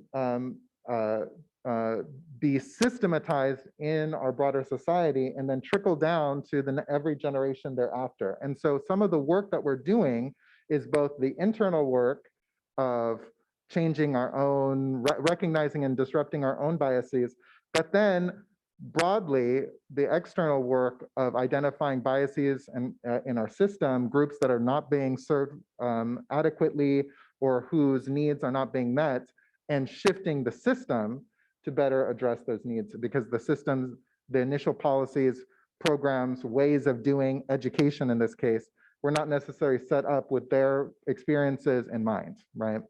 And so we'll look at this short video as well. This is Jamal. Jamal is a boy who lives in a poor neighborhood. He has a friend named Kevin who lives in a wealthy neighborhood. All of Jamal's neighbors are African American, and all of Kevin's neighbors are white. Because Jamal's school district is mostly funded by property taxes, his school is not very well funded. His classrooms are overcrowded, his teachers are underpaid, and he doesn't have access to high-quality tutors or extracurricular activities. Kevin's school district is also funded by property taxes, so his school is very well funded. His classrooms are never crowded, his teachers are very well paid, and he has access to high-quality tutors and lots of extracurricular activities. Kevin and Jamal live only a few streets away from each other. So how come they're growing up in such different worlds with such different opportunities for success? The answer has to do with America's history of systemic racism. To understand it better, let's look at what life was like for Kevin and Jamal's grandparents. Decades after the Civil War, many government agencies started to draw maps dividing cities into sections that were either desirable or undesirable for investment. This practice was called redlining, and it usually blocked off entire Black neighborhoods from access to private and public investment. Banks and insurance companies used these maps for decades to deny Black people loans and other services based purely on race. Historically speaking, owning a home and getting a college education is the easiest way for an American family to build wealth. But when Jamal's grandparents wanted to buy a house, the banks refused because they lived in a neighborhood that was redlined. So Jamal's grandparents were not able to buy a home, and because colleges could prevent them from attending through legal segregation, their options for higher education were really scarce. Kevin's grandparents, on the other hand, got a low-interest loan to buy their first house and got accepted into a handful of top universities, which traditionally only accepted white students. This opened up a wealth of opportunities that they were able to pass on to their kids and grandkids. Even as late as the 1980s, an investigation into the Atlanta real estate market showed that banks were more willing to lend to low-income white families than to middle or upper-income African-American families. As a result, today, for every $100 of wealth held by a white family, Black families have $5.04. A 2017 study confirms that redlining is still affecting home values in major cities like Chicago today. This explains how Kevin and Jamal inherited vastly different circumstances. Unfortunately, the story doesn't end there. A big part of systemic racism is implicit bias. These are prejudices in society that people are not aware that they have. Let's go back to Kevin and Jamal. Against all odds, Jamal manages to be the only student from his high school to get accepted into a great university, the same one that Kevin and his high school friends are attending. But after Kevin and Jamal both graduate, Jamal notices that his resume isn't drawing as much interest as Kevin's, even though they graduated from the same program with the exact same GPA. Unfortunately for Jamal, studies show that resumes with white-sounding names get twice as many callbacks as identical resumes with black-sounding names. Implicit bias is one of the reasons why the Black unemployment rate is twice the rate of white unemployment, even among college graduates today. You can see evidence of systemic racism in every area of life. The disparities in family wealth, incarceration rates, political representation, and education are all examples of systemic racism. Unfortunately, the biggest challenge with systemic racism is that there's no single person or entity responsible for it, which makes it very hard to solve.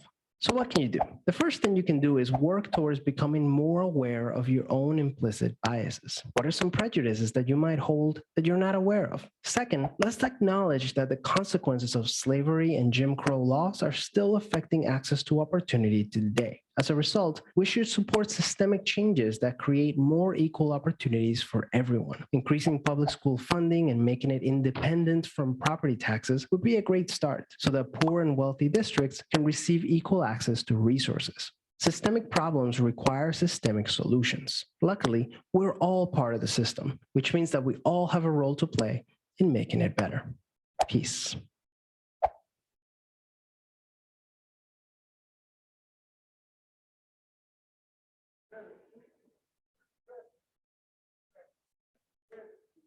Oh, yes, we can go, we can call them out in just a moment. But the big picture is that there are multiple systems that lead to the patterns. So there's individual stories, and then there's these generalizations. So when we're seeing trends and patterns, for example, with our LGBTQ+ identified students, strongly having identifying with more mental health and suicide risk needs, there is usually more than just an individual story. There are some systematic stories and influences that have impacted them. And so in order for us to identify to truly change the experiences of folks that have been marginalized, we need to both take an individual lens and a systematic lens to see, are there ways in which our systems and policies are reinforcing certain distinguishing experiences. And it's natural to recognize that our systems would, because whoever built the system, whoever came up with the policy had biases, just like all of us do, right? And so it's natural if for us to think that if I created a policy and never took into account certain experiences because it wasn't my own experience or it wasn't reinforced in the media and all these other influences, that I might create a policy that actually oppresses or undermines or doesn't serve well a certain group or folks with the specific needs. Part of our work is to identify those areas and then make it more inclusive and supportive. So this next series of activities now is giving you a chance to kind of explore where you individually might have a blind spot or a bias, a group that for whatever reason, because of family, community, schooling, media, you just haven't had as much exposure, experience, and connection to, and therefore it's pretty likely that you'll have some sort of blind spot. You might say something not even knowing that it affects them in a negative way because it's just not something that has been part of your experiences. And so the first one is looking at the influence of media and schooling. And so I'll invite Rosalind Clark to come up and lead us through this fun activity. It's called the representation game. And you'll see it on the third page of your handouts. Okay, so we're going to go into an experience activity, and I'm going to allow you to partner up if you would like. That would be totally fine. For the first round, you see where it says famous authors, famous scientists, important US historical figures, and superhero characters. So I want you can work with your partner I'm only going to give you 60 seconds though. And you are going to try to name at least one or two in each box for round one. And so for round one, the topic will be name a white famous author, famous scientist, important US historical figure, or a superhero character. All right, on your mark, get set, go.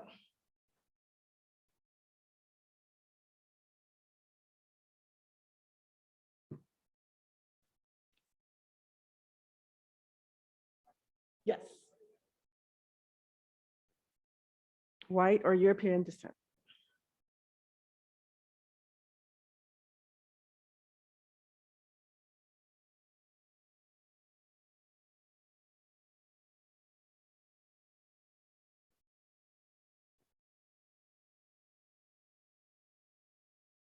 Thirty seconds.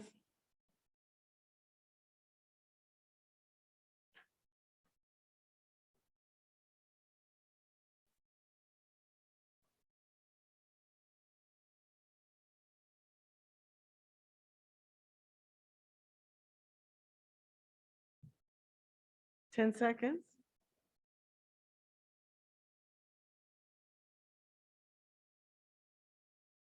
Okay, time's up. So how'd you guys do for that one? Did you guys get at least two? One or two? Did you guys get at least one or two? All right, thumbs up. Okay, thumbs up. Okay, we're gonna go to round two. In round two, for this round with your partner, I would like you to identify at least one or two Latinx famous authors or famous scientists, historical figures, or superhero characters. You can go.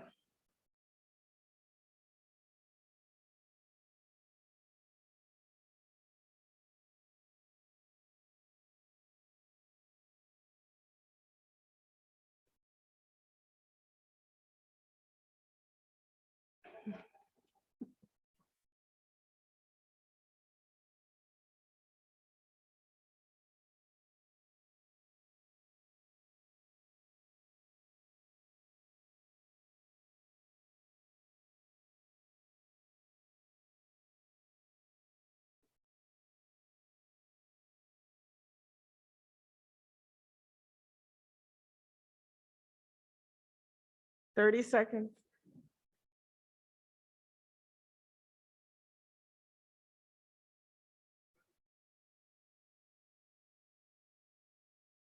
We got the superheroes.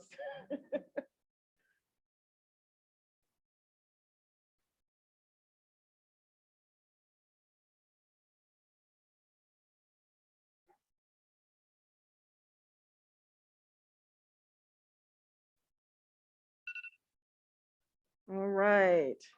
For the second round, how did your group do? Thumbs up, oh, middle, okay. We did okay, not as well as the first round. Okay, not as well as the first round. Let's move to the third round. For this one, I'm gonna define it a little bit more, but why don't you define Black females? So Black women for famous author, famous scientist, US historical figure, or superhero character. And you can start.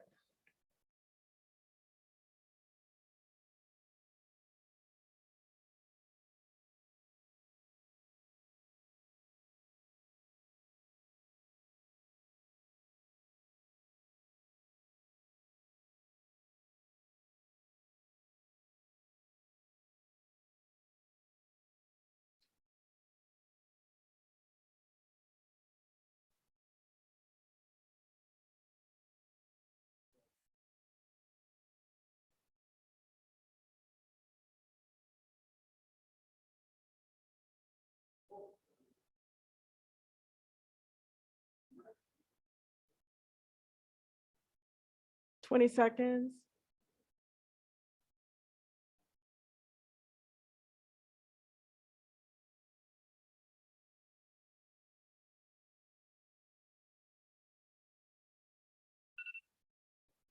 All right, you guys have to stop. How did you do on round three? Okay, one, a little harder, a little better than the last one? That's good, okay. So we're noticing some blind spots, right? Things that maybe we should know, but we don't really. So you got two. So let's move to the last round and see how well you do on this one. Let's name famous Asian American, famous authors, scientists, historical figures, or superhero characters. And you can start.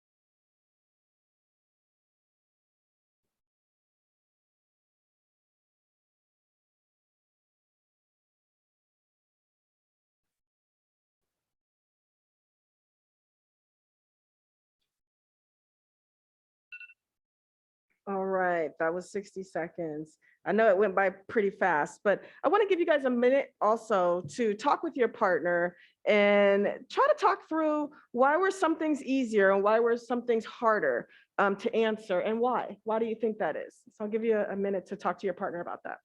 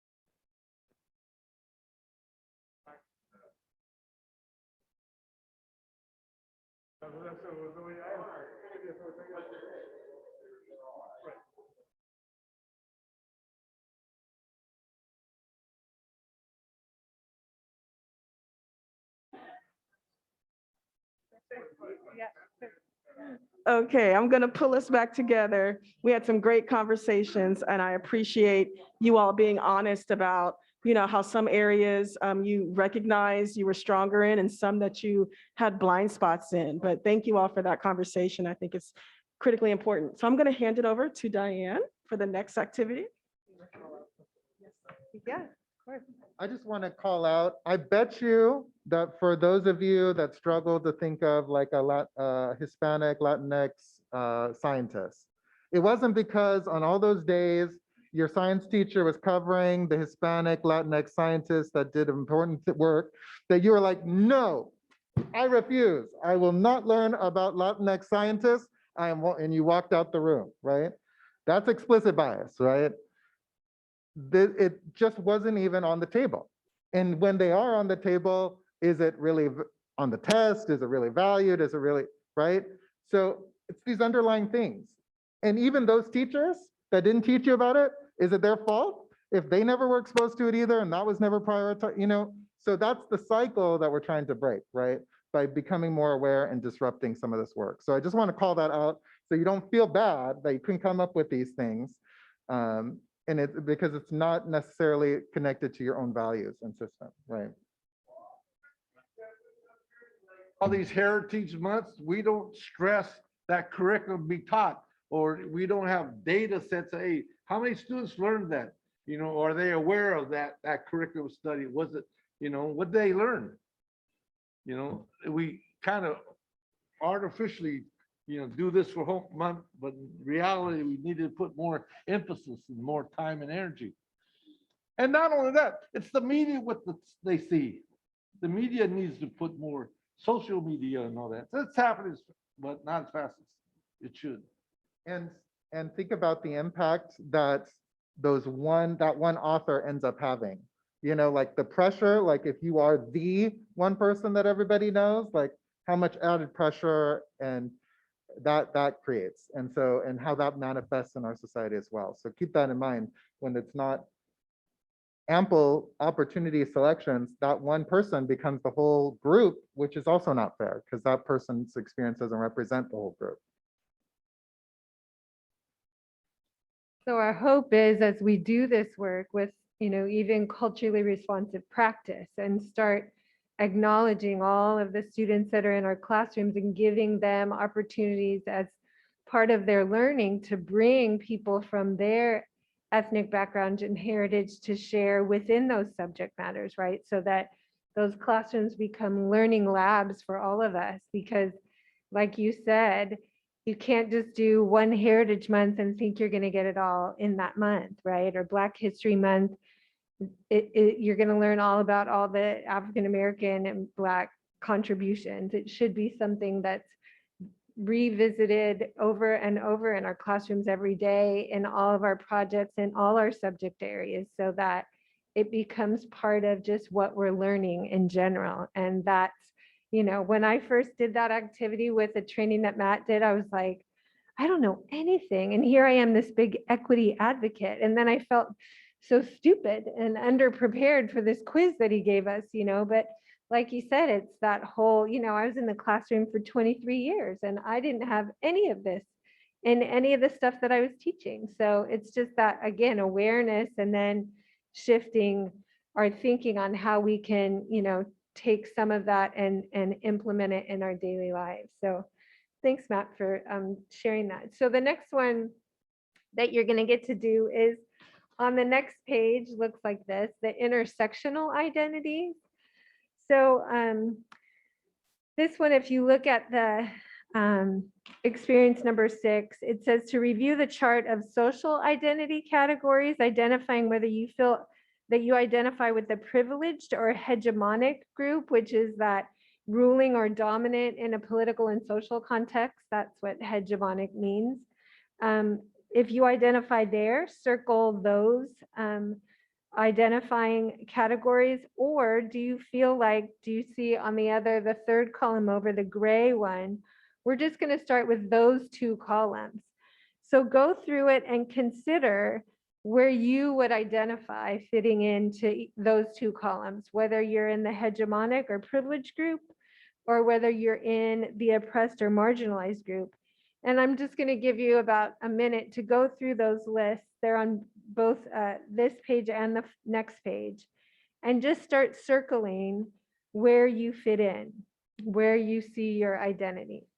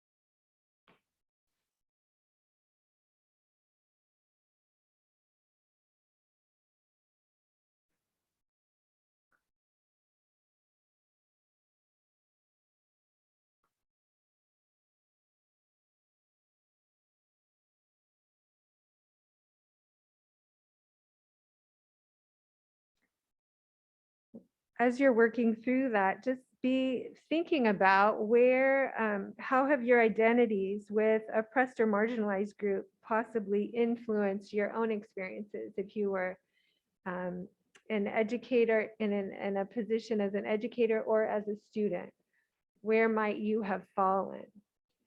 And then consider where you might have a blind spot based on your own experience and your own identity.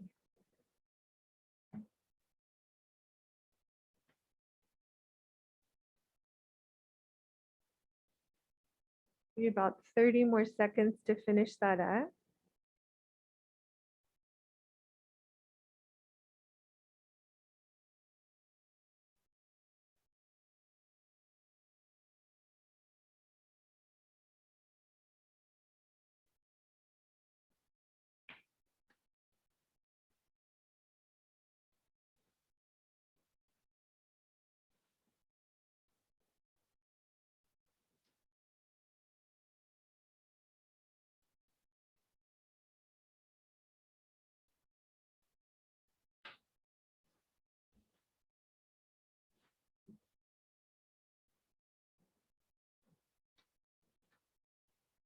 So it looks like most of you are getting to the end. Go back through and choose one of those spots where you might find you have a blind spot.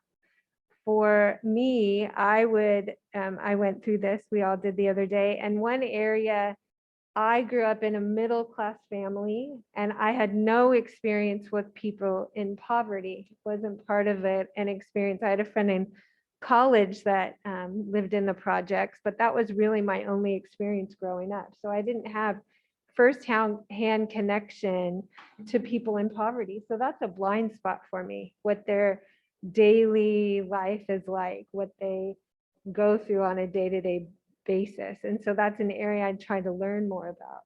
It might be something different for you. So choose one of those to consider, where might your blind spot be, and then we'll have you share out with your partners.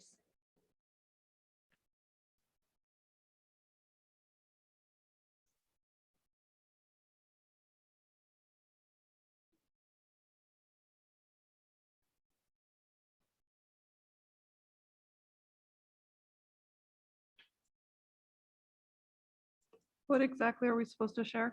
So just choose one of those topics. For example, number 14 on the second page, physically healthy. I have a friend who has a chronically ill child. And so I have really strong connection to the day-to-day interactions of a chronically ill child in a family. So that one, although I'm not from that, I don't have one directly myself, I do have experience with it. So I probably wouldn't choose that one as one that's my blind spot. So try to find one in there that might be your own blind spot. On 14 or any of them? Sorry? Only on 14 or?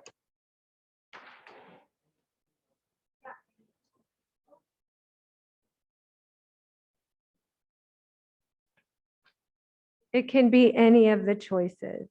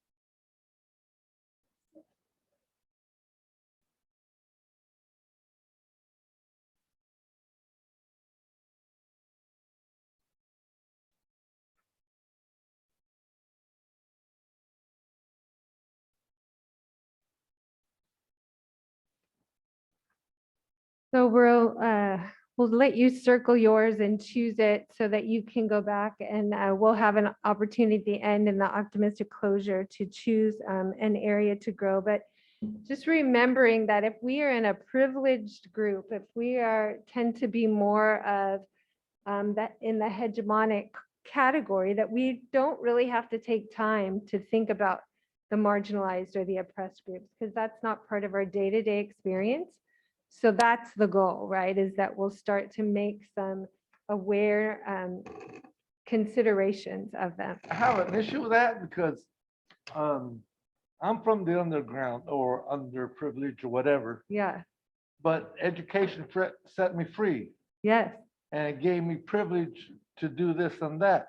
yeah, And when I was told when I went to college that you are to go back to your community and bring about change. yeah, And so therefore, like recognizing or trying to identify this and also knowing the fact that I'm one sickness away from poverty. If I get sick or end up in the hospital, all my earnings would just go to my health. And mhm, so I realized that and the economic situation, I'm pretty well off, but yet I know the fact that, one step, one illness, one car wreck, right. That's one how bad most of mistake, our. you could Mhm. end up in poverty. And I chose to live in that environment today because of the fact that I feel more comfortable. Right.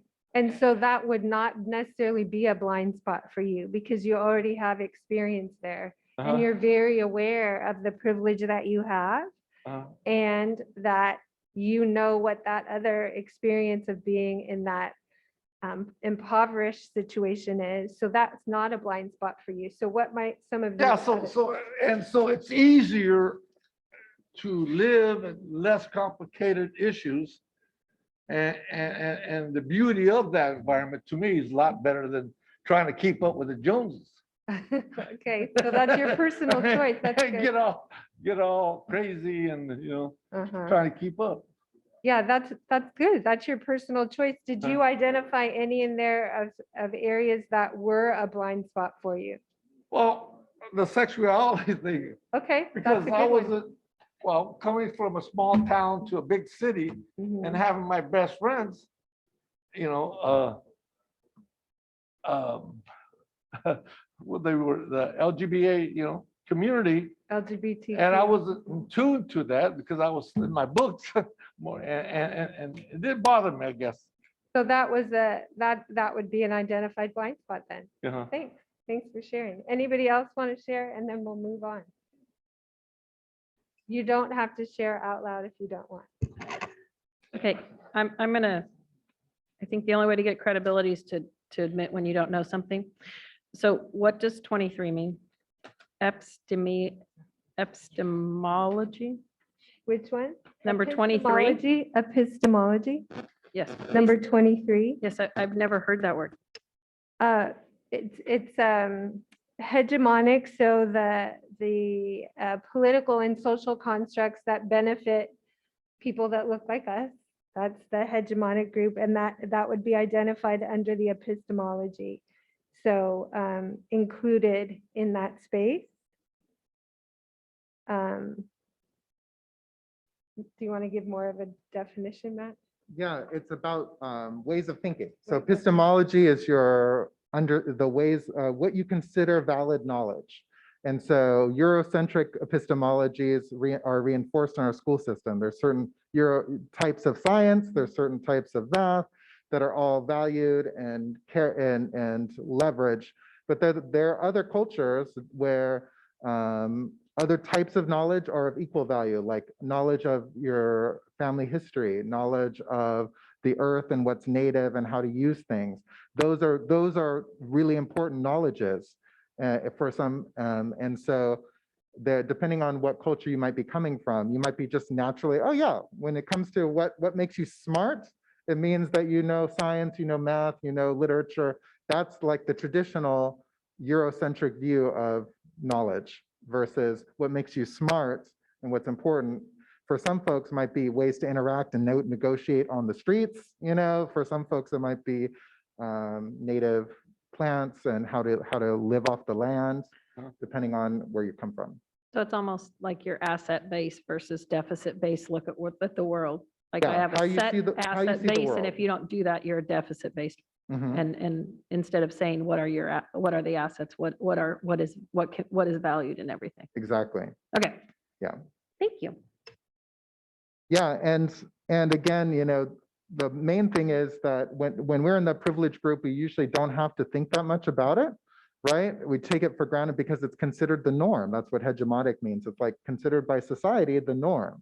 So like for me, being cisgendered, meaning I identify with the same gender I was born, ascribed at birth. For me, one of the biggest blind spots that I had going into the equity work was understanding transgender experience, because I was like, certainly wasn't me. And I'm going to invite Josh up now because he's going to take us through the final exercise, which is it's not just your own identity, but also it can be mitigated. Some of you, Tony, like some of them, I have circles on both sides because in different ways, in different times of my life, I've identified in both areas. Right. But they can also be mitigated by our lived experience. So it's both how we identify individually, but also by our lived experience. And that's what Josh is going to walk us through in the final reflection piece.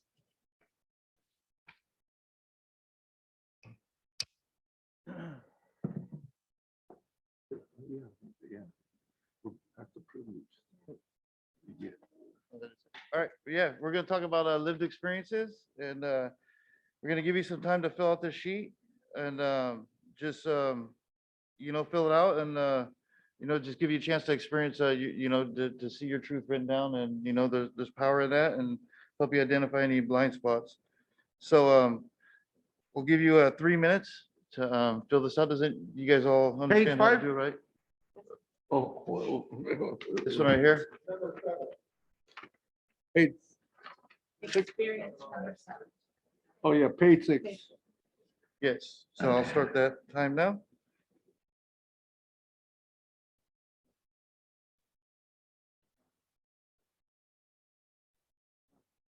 Oh, what's that?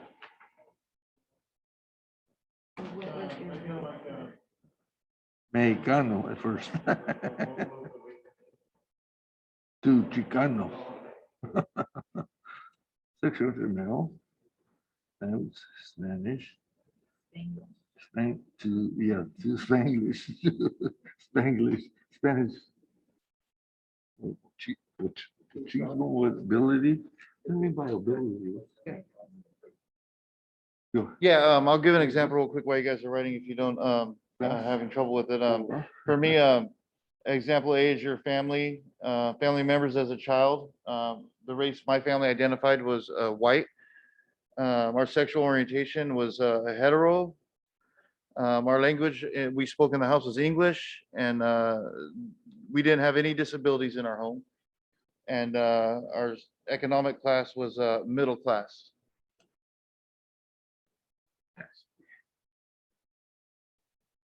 Can't abilities, like not talking Spanish, English could be a disability, right? Yes, I believe, I just however you see it. If you see it as Okay. a disability, then definitely put that down. And Because if you see it as a disability, then it's going to trigger that thinking to where you're going to be more courteous about others with maybe the same or similar situations. articulate what you want. I like your hair. What? I like your hair. Oh, that's COVID hair. Is it? March. Okay, your favorite teacher at school, Miss. Miss,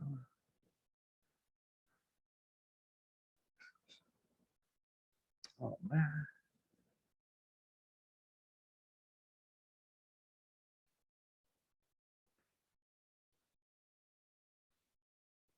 Buzz.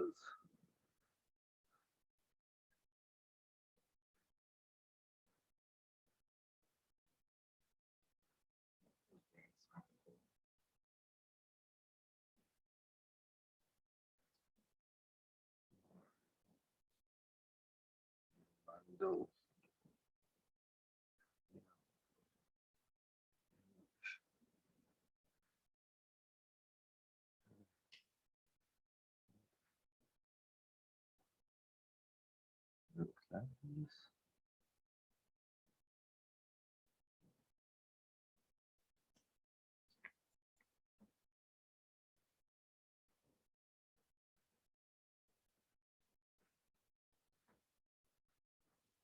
Ms. Larson, there you go.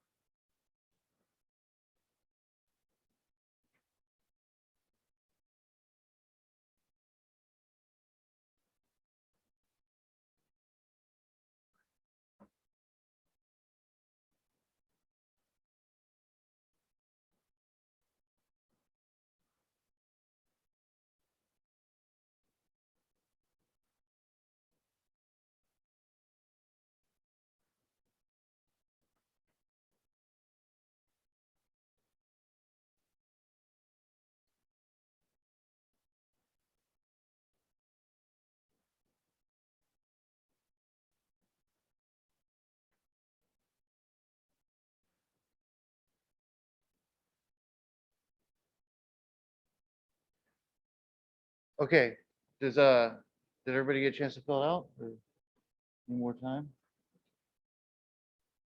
All right, well, looking at this, you should be able to see some blind spots. I know for me, one thing I noticed that didn't change pretty much throughout my whole life is my economic class.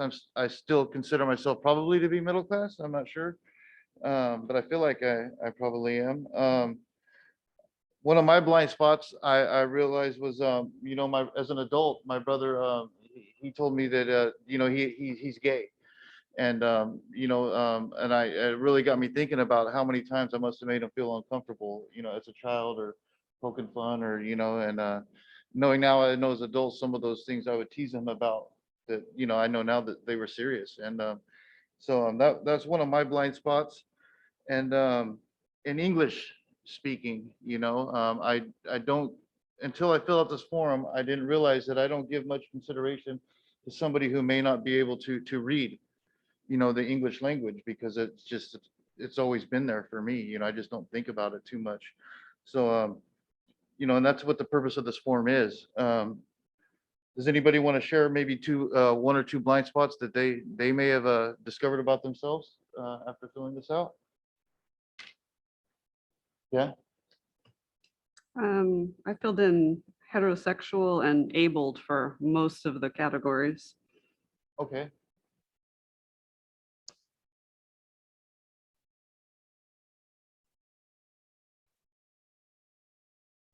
Okay, anybody else, or you guys are good? All right.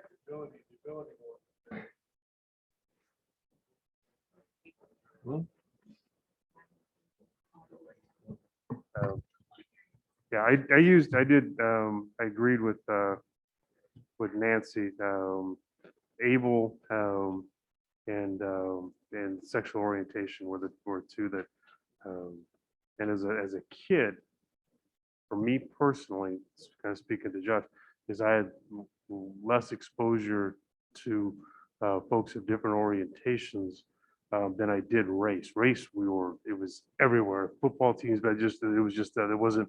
I think I have as many women that call me, that I call mom, of different races than But for me, the sexual orientation I had the least experience with, and something that was my coming to and my learning, and I'm a much better person now that I have those experiences and see people and value them. So that for me.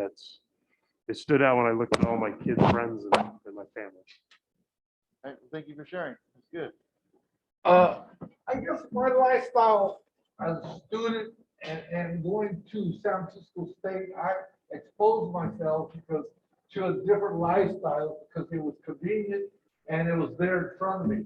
I have a blind spot dealing with rich kids because they didn't appreciate what they had, but yet I didn't know they were ambassador sons and daughters, and they were well off, but yet I knew there was something about, well, they were weak in some other parts, and just the fact that I didn't have patience with them, but yet they were my friends, and that was my blind side. But in order to expand and learn, you have to force yourself in these environments to learn, and that's what I did. Either through books or one-on-one or being right there in their country or their neighborhood. It was uncomfortable, but yet, I forced myself to, into that situation, even going to the prom, the etiquette, I didn't know etiquette, what's the way with a white girl and going to your dad and mother sitting at that table or, talking to them, forced me to do things, learn that, and I went to a book to learn etiquette, Yeah. Yeah, that's good. That's exactly what we're talking about. One of mine on my list too was, like I said, it didn't change, was the middle class to poor, has stayed basically the same throughout my whole life. And, when I see people with money, they make it obvious sometimes, and I automatically just dismiss them in my mind. Not that they're bad or they're anything like that, but I just feel like we don't have anything in common. Yeah. They're not gonna know much about, and that's wrong of me, because they go through the same struggles we do too, Yeah, so, and just talking to them, we had the same issue. It was funny. Yeah, find out you have more in common than you think. And they're, Yeah, all right, well, thank you for participating, and here's Matt again. All right, so hopefully at this point now, you've been able to identify a handful of specific groups, groups that we serve here in our community that it's based on media, based on schooling, based on your own identities and your lived experiences. There's a good chance that you might have some blind spots, some work to do, some things you don't even realize you might be saying, doing, or believing to grow in and develop. I know for me, in terms of, I mentioned in terms of gender, understanding the transgender community and experience, understanding in terms of race. I think about my family as white, Asian, and Hispanic. And so I know I want to pay extra attention amongst the Native and African-American communities. And I'm always trying to learn and develop and pay attention to those biases, right? And so I start to identify a couple of groups. So once we do that, we recognize that there are ways in which those blind spots, that the more we can see, the more we can avoid them and navigate them, we can start to notice how they can impact our system and society. I love this slide because this is like a published workbook that was being used in schools and with kids, right? Day in, day out. Probably at least several people not only created this, but looked at it, approved it, said, this is cute, this is perfect. And then we look at it again in a different light, and we might start to notice some trends, right? As I think Josh mentioned to us, like even the dog on the angry looks like it's a shabby dog, like it's not even a normal dog, right? And so how are we associating, reinforcing implicitly? I'm sure they didn't mean to do that. They weren't like, oh, we're going to make all the negative adjectives have dark skin and all the positive adjectives have lighter skin, right? But it just went under the radar through multiple people. And so we're trying to say that's not necessarily wrong that it went under the radar, but we need to catch it and pay attention to it and call it out. The guy with the green shirt, what is he holding? Something broke. I think he's playing with some sort of hand game or something. The balloon. Okay, yeah, balloon I'm just popped. curious, why is he so sad? Yeah. Okay. oh, I want to say something, that last exercise, number 6, Mm-hmm. geography. It's where you live that affects Sure. your bias too. Because, I knew that everybody knew in that small town I grew, if you're from the other side of the track, you're no good. If you're on the other side, you're good. And you went to a better school, you got better teachers, blah, blah, blah. So, Yeah, geography as an identity, certainly. Whether it's at a national level, state level, city, local level, or even by neighborhoods or streets, we can have a geographical identity, and that could lead to biases against people from another geography. And it plays out certainly in our schools, so we see there might be biases that some people have about the Laguna Creek region versus the Valley region versus the Pleasant Grove region that are rooted in biases, right? And that play out with that as well. So they can take forms of microaggressions in our schools, like subtle things that a lot of these small messages that just say, hey, you're just not quite normal. You're not the norm. You're different. You're other than, even if it's not explicitly mean, it just sends those signals that certain people are considered the norm or there's some certain preferences, and those can turn into the prejudices that we talked about earlier. It can have academic impacts with labeling of students. And then those labels becoming self-fulfilling prophecies as the bad child, the behavior problem, the whatever, and then they get cycled through. Research has shown an uneven impact that marginalized groups, those groups that are in those oppressed columns, are more strongly impacted by teacher expectations than others. And so even it's more important, that's an equity issue, it's not the same, that certain groups are being impacted more by our expectations, and we need to pay more attention to that. And that there are differences in racial mismatches as well as other mismatches in the classroom because there's more likely to be a bias present. And then those biases or those low expectations turn into affect the ways that a teacher or a staff member might behave. Those can lead to student anxiety or disconnect, which then turns into a student behavior of some sort to either escape, to save themselves, to hide, et cetera, which then creates discipline issues and can affect student achievement. And it becomes this ongoing cycle if we don't disrupt it. And then it plays into discipline. So who and where we engage in inclusionary discipline, meaning we can discipline but not exclude a group or make them feel leave or miss out on things, versus exclusionary discipline, who we end up sending out of the room and they miss out on everything altogether. Objective infractions versus subjective infractions. So there's in those subjective moments where it's not an automatic, it's already clear cut, those are called vulnerable decision points that we have, where in our vulnerable decision points, just like we were talking about the automaticity, especially if we add on stress, we add on haste, we add on tiredness, there's more likely that our biases will influence what we say or how we behave in those moments. We will have to be extra cautious and attentive in those moments. So we can not create a punishment gap or reporting gap where certain groups get supports and services and others don't. So as we conclude for our pieces here, we've got two final experiences. One is this scenario where we're going to ask you as a school leader to put yourself into the case of Maria and her experiences out of middle school.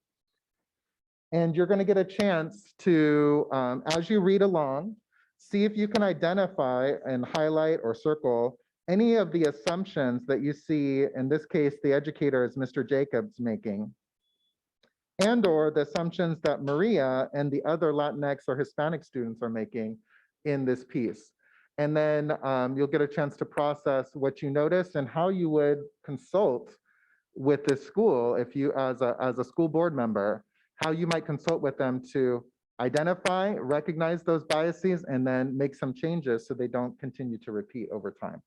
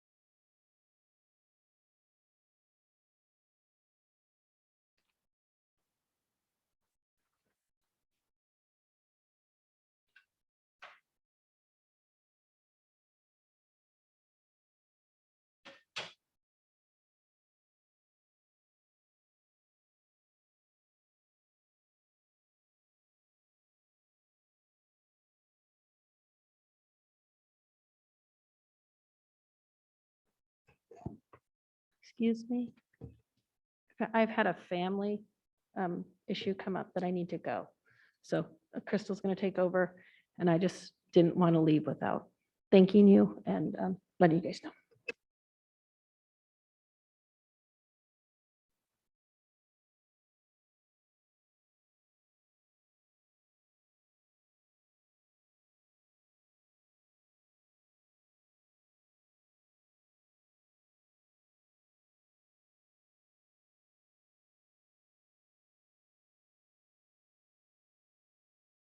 All right. Let's take, as you wrap up, and you can let your partner know if you still need another minute, but share with each other what are some of the assumptions or biases that you see it playing out in this scenario. And if you were to work with this school, what kind of recommendations might you provide to them to avoid this in the future?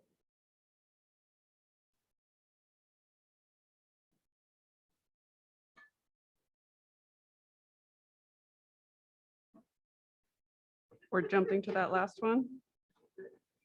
So the assumptions, the reflection question, the assumptions, and then what would you recommend for that school? Sounds like they could benefit from doing more listening. Oh, look, you can talk with your Oh, partner for now. gotcha. Yeah.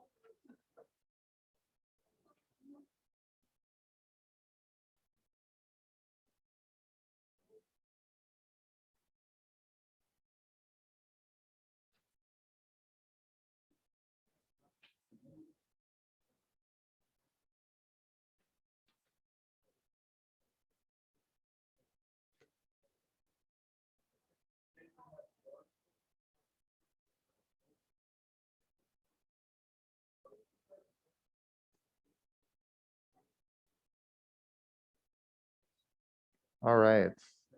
Let's come back in 10.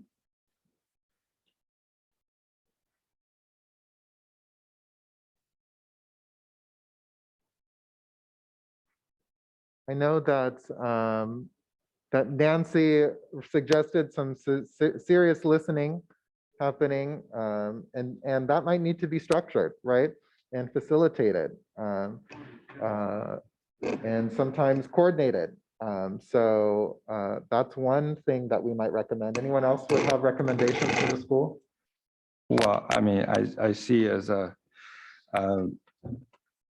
just a translation of social bias into your own reality, and just not enough communication to understand each other's situation. Sure. And keep in mind, there's a power dynamic. So we're talking about, both groups are making some assumptions, but one group has power, right? And so how do we make sure that the group that doesn't have power still has advocacy and voice to express that they have needs, right? And that's one thing that we would need to mediate.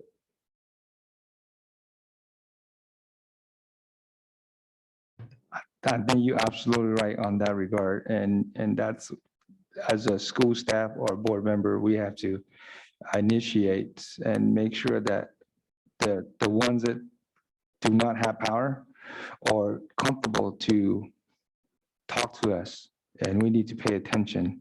And I think better communication and effective communication will happen when that occurs. And while this specific thing might not be exactly what's happening in our school sites, but sometimes these kinds of reflections can trigger like, oh, I wonder if maybe and again, the goal of implicit bias training is not to make you feel guilty, because all of us have it. All of us are doing this to some group in some way, in some form, and we have needs and room for growth, right? All of us, virtually everyone, whenever you've looked at your identity group, probably found some areas where you feel like you're in the privileged group and some where you're not. We all have those experiences in different levels. We need to work together to identify and support each other in disrupting these biases. So as we conclude then, some of you are already on that pace of what are some specific strategies that we can practice with whatever group it is that you've kind of identified through these reflections as, okay, this would be one group I might have some blind spots in. Keep that one or two groups in mind and think about which of these specific strategies on the final page of your handout you might be able to employ to interrupt or disrupt some of those biases that you may have without even knowing. So I'll have Dr. Clark walk us through the final piece, which is to reflect or identify some of those things you might do in the next month. Awesome. Yes, I've seen some wonderful conversations and dialogue and growth, and that's what today is about. And so circling back to our learning targets for today, we want to see what we can do to make sure that we're increasing our self-awareness on implicit bias. On your last page of your handout, this is the last experience, but these are some strategies that you can try. And we want to make sure that you can commit to yourself to try at least one of the strategies listed. And you can pick one or two, but try to set a timeline for yourself to, hey, I'm going to commit and I'm going to try one of these strategies.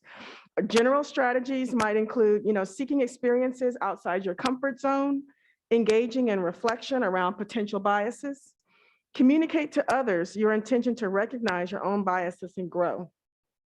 Or decision-making supports, self-care, focus on sleep, stress management, mental health, because knowing that all that affects how we treat each other.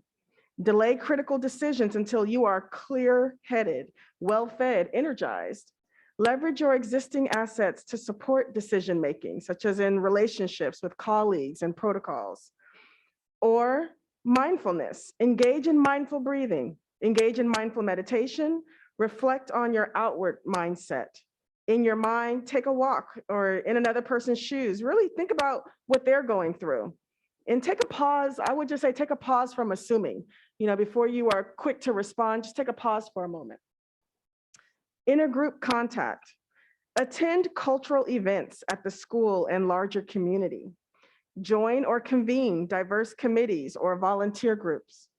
Seek and develop relationships with community members that represent social groups in your blind spot that we talked about today. Or counter stereotype exemplars. Seek additional education through literature, film, workshops, and/or strategic research. Take a tour of common community places of gathering, or conduct an empathy interview to learn the stories and opinions of underrepresented and/or underserved populations at different school sites. And I'll just say, this past Saturday, I attended a United BSU coalition. It was for a conference for the entire state. And it was just wonderful to let the students see, counter stereotypes. They saw a lot of entrepreneurs, a lot of business people who were African-American, who were doing very well. And so we need that. And so it's really great to go out of your comfort zone and see other people who really counter, the stereotype. So I would encourage you to try to attend an activity. And so again, pick one or two of those strategies. I know we listed a lot, but even in just the general strategies, you can choose one and try to commit to one. And I'm going to let Diane come up because that's going to give us our optimistic closure, but make sure you try to pick at least one of those. Thank you. So I get to wrap this up with you today with what we call a whip around, which is part of our SEL signature practices as an optimistic closure.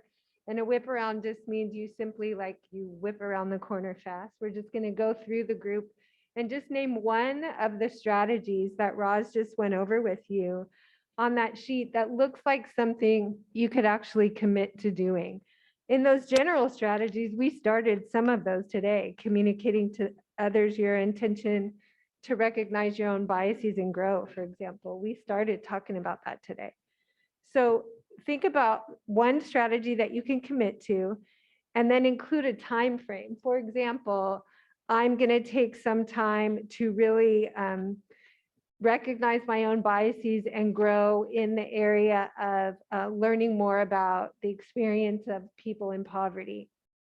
And I'm going to tell my husband in the next month, I really want to engage in going to the Loaves and Fishes, some homeless shelters, and help at the food bank.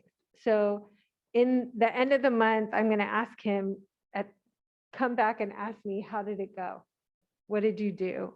What were some of the things that you engaged in to learn more and experience more in that particular population? So think about what strategy you would like to employ, a time frame that you want to complete it, and then who your accountability partner might be that will help you hold yourself, because these trainings are great. We learn a lot, but if we don't hold ourselves accountable to anything that will motivate us to grow a little bit, we often won't, because we get caught in the busyness of our own days. So we're going to do a quick whip around, and we'll start with whoever might be ready to share the one strategy, how soon you want to complete it, and who will be your accountability partner. Who wants to go first? Yeah, on the experience 9, are you going to go first? Yeah. Okay. After reading these, I need to get in balance with all of them myself some way or another. But right now, because of COVID, decision-making and all that, I know for a fact that if I don't get my health and mental health together, I cannot help the community. Good, okay. So that's an issue that I was taught a long time ago. And so that old, I don't want to say that. So you're slave- going to do self-care. Right, and then you have to have balance with the, the physical and the mental and the spiritual, right? That's what I was taught. And so because of that, yes, I want to go out there, attend cultural events at the school and larger things, but yet I don't feel comfortable because of COVID now and this other mutated virus. Right. It worries me and that we might get another wave. Okay. We don't get, 90% of the populace vaccinated or whatever. So Okay, so your choice is decision-making self-care, is that right? mindfulness. And so, but while I'm doing counter stereotype examples, I'm reading everything, Oh, like, okay. I went to the conference, I bought about $100 worth of books of, different people's, Okay, experiences and this and that. So I'm going to be home with it. okay, so you're going to, 2 months or a month reading those books I bought at the conference. excellent. And who's your accountability partner? Who you want to check in with? This one because she's closer. Okay, awesome. Thank you. Thank you, Mr. Perez. Okay, Ms. Jamerson. Am I telling you the individual strategies within the boxes or just one? You can just choose one. Mhm. So, You might want to turn on your mic. thank you.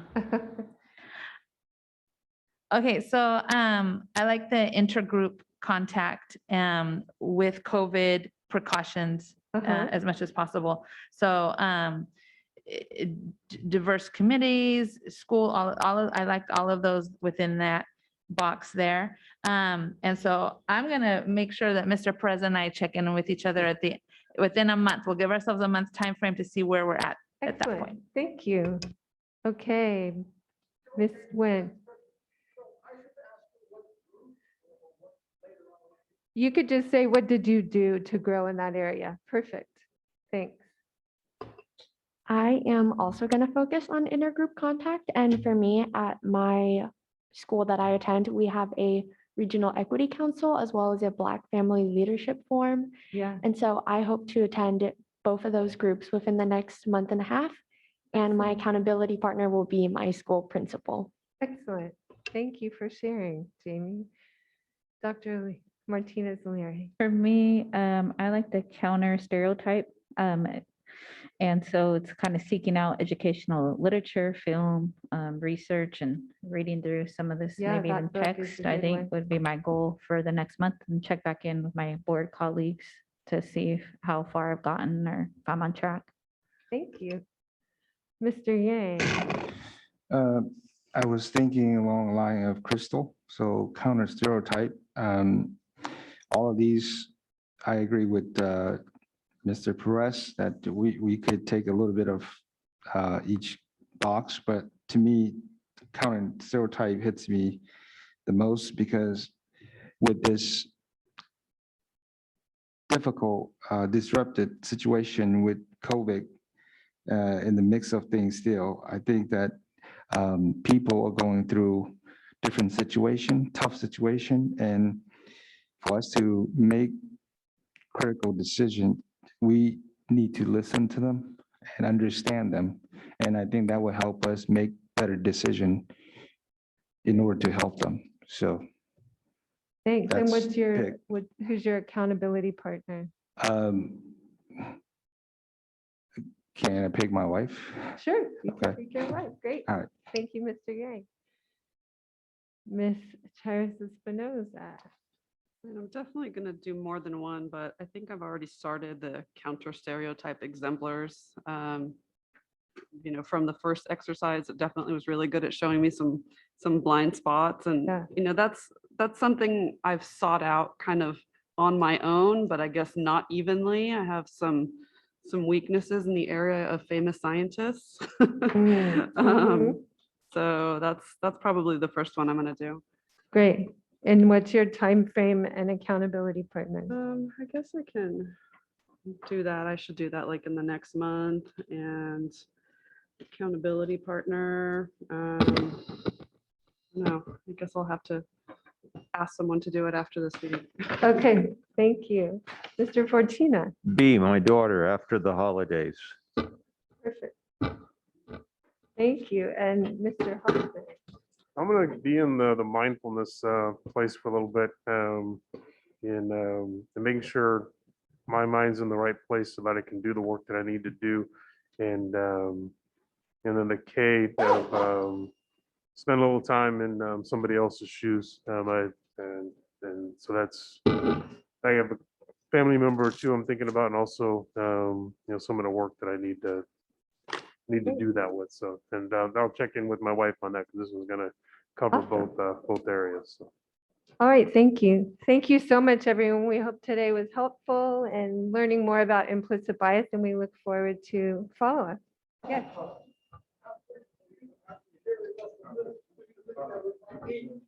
Oh, I can't make a generalized statement about that. No, those are all implicit within ourselves, right? But thank you, everyone, so much.